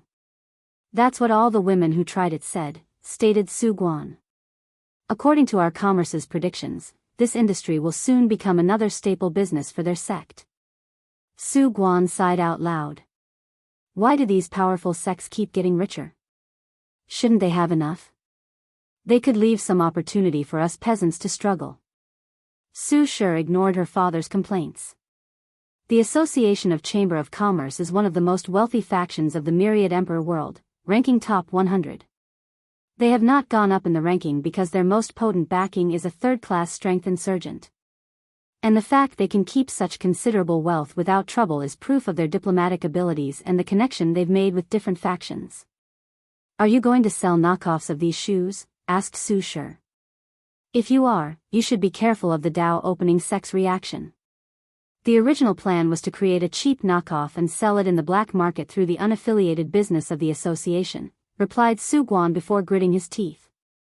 However, the plan hadn't even started before ending. Did they warn you? She asked, slightly surprised. When it comes to products such as this one that can be easily copied, most factions will ignore copies as long as they control the primary market. They didn't have to, replied Su Guan, his pouting face somewhat made him adorable. Someone placed a powerful curse on the very concept of the heel. The knockoffs will spontaneously catch fire if someone else tries to sell it before self-destructing. This must be quite the unique curse, analyzed Su Shi. If they are willing to go such extreme for this product, then you shouldn't get into this business. I know this. I'm worried other people will begin using similar methods for other products. You don't have to worry much. How many people do you know can use such a curse? Even if any faction spent years cultivating a curse master, they might not reach that level, reassured Su Shi. She then took out the heels and admired how beautiful the design was. Then, she frowned. I know. Su Guan was aware of this. But he has a business intuition that this method of protecting discoveries or inventions will become more regular in the future. And if that's the case, the association's commerce will be significantly affected. Have you noticed? He asked. Yes. The material on these shoes is terrible. Even if I refined them and added more runes, they would only last a few decades. It's done on purpose. To sell more shoes, she instantly realized. Yes. They designed the products to last a specific time, forcing people to come back and buy more. Quite the ingenious tactic, elaborated Su Guan with glistening eyes. The shoes are even designed to self-destruct if someone tries to modify them. According to tests done by the association, only the best artifact refiners have the skills to temper with these shoes. However, the material used still limits them. Truly ingenious, muttered Su Shi as she knew who was responsible for this product and all these tactics. She has secretly infiltrated the Dao opening sect's domain, and she was genuinely shocked by the experience. It was like a completely different place from the rest of the world. The mortal had created a civilization entirely based on puppetry and constructs. They were educated, healthy, well-fed, and generally happy. Cultivators and mortals lived together in harmony. Su Shi was greatly surprised by what she saw. The amount of luck the mortals could provide the Dao opening sect because of their excellent reputation was at least 5 times more than any other sect with the same population. After that visit, she returned to the sect to analyze the root of this vast difference. Su Shi discovered it was the result of the schools and constructs. After the schools stopped providing other factions with luck, they all stopped and ignored them. The same happened for the constructs. Once the benefit stopped, they returned to the old ways. For more chapters, please visit pan0vl.com, but not the Dao opening sect. They persevered to the point of allowing the mortals to create another civilization besides cultivation, a civilization with them as the core. Immediately afterward, she used her power as the next headmaster to copy their model. However, Su Shi discovered the main thing preventing her from reaching the same success level as the Dao opening sect is the inability of the academy's students and teachers to look at mortals with equality. Wang Wei faced the same problem in the early development of the sect's domain, but used his status to persevere, hence today's result. And this has been Su Shi's plan as well, but there hasn't been any result yet. But she now feared after leaving the academy, things would return to their original state. Enough business talk, said Su Guan. Let's enjoy our father-daughter time. He served her some unique tea he had recently received. Moments like this made me wish your mother was still here, sighed Su Guan. She would have been proud of your achievements. Maybe, replied Su Shi. Her mother died after giving birth, so one of her father's many concubines raised her. She did not know her mother, but the concubine treated her like her own. So, Su Shi never lacked motherly love since she always had a mother. Suddenly, she felt something was wrong, and before she could react, she fainted on the floor. And not long afterward, a bunch of teachers from the academy appeared in her room. She will be fine, right? Asked Su Guan. You don't have to worry, said Song Li. We will only place her in a powerful illusion where she can experience Lin Fan's life from a third-party perspective. Our objective is to see that although he loved her, it was not to the point where she needed to be obsessed with reviving him. Will it work? It depends on her, whether she is willing to accept this fact. Su Guan sighed as he was out of ideas. He tried to talk to her many times about this subject but would be rejected every time. And one time, he tried to involve her mother, and she almost stopped talking to him because of it. As a last result, he had to rely on the academy's extreme method. Shire, I'm sorry. But this is for your own good. Su Guan not only cared about the prospect of his family once his daughter proved the Dao, but he genuinely wanted her to be happy. And Lin Fan has become a roadblock to that happiness. Moon, ancient aristocratic clans, Hua Fenghuang opened her eyes, and the power of innate laws emanated from her body. She sensed someone outside her room and controlled the formations to allow entry. Pa En, Dan 0 Vel. C0M, Father. How are things? Asked Hua Ru after saluting his daughter. I've awakened 3 innate laws, but the final fusion of all 5 bloodlines is not complete. Were there any issues with the primordial dragon's bloodline? No. I've absorbed his wood and thunder laws and fused them with my sovereign water law. The flame law? It was lost in the fusion process, Hua Fenghuang replied with some regret. You should be satisfied with 2 out of 3. Have you awakened bloodline memories? Not yet. I'm waiting for the final fusion. It's good to be prudent. Hey Race, what happened in the assembly? Hua Ru handed her a talisman that summarized everything that had occurred. After reviewing the information, she frowned. Is this why he was chosen instead of me?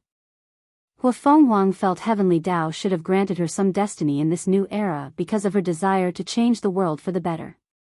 Now, after reviewing the assembly, she understood the reason: her biases. She favored the ancient clan too much, and her methods would break the balance of the world. So, I should learn from him? Do not give the ancient clan too much power, at least on the surface. Learn to compromise and even lose for the sake of the entire world. Hua Fenghuang squinted her eyes as she mulled over the future of her clan. Some changes needed to be made. You're tuning into the Carefree Valley YouTube channel. Don't forget to subscribe and join us on this journey to catch the most captivating stories.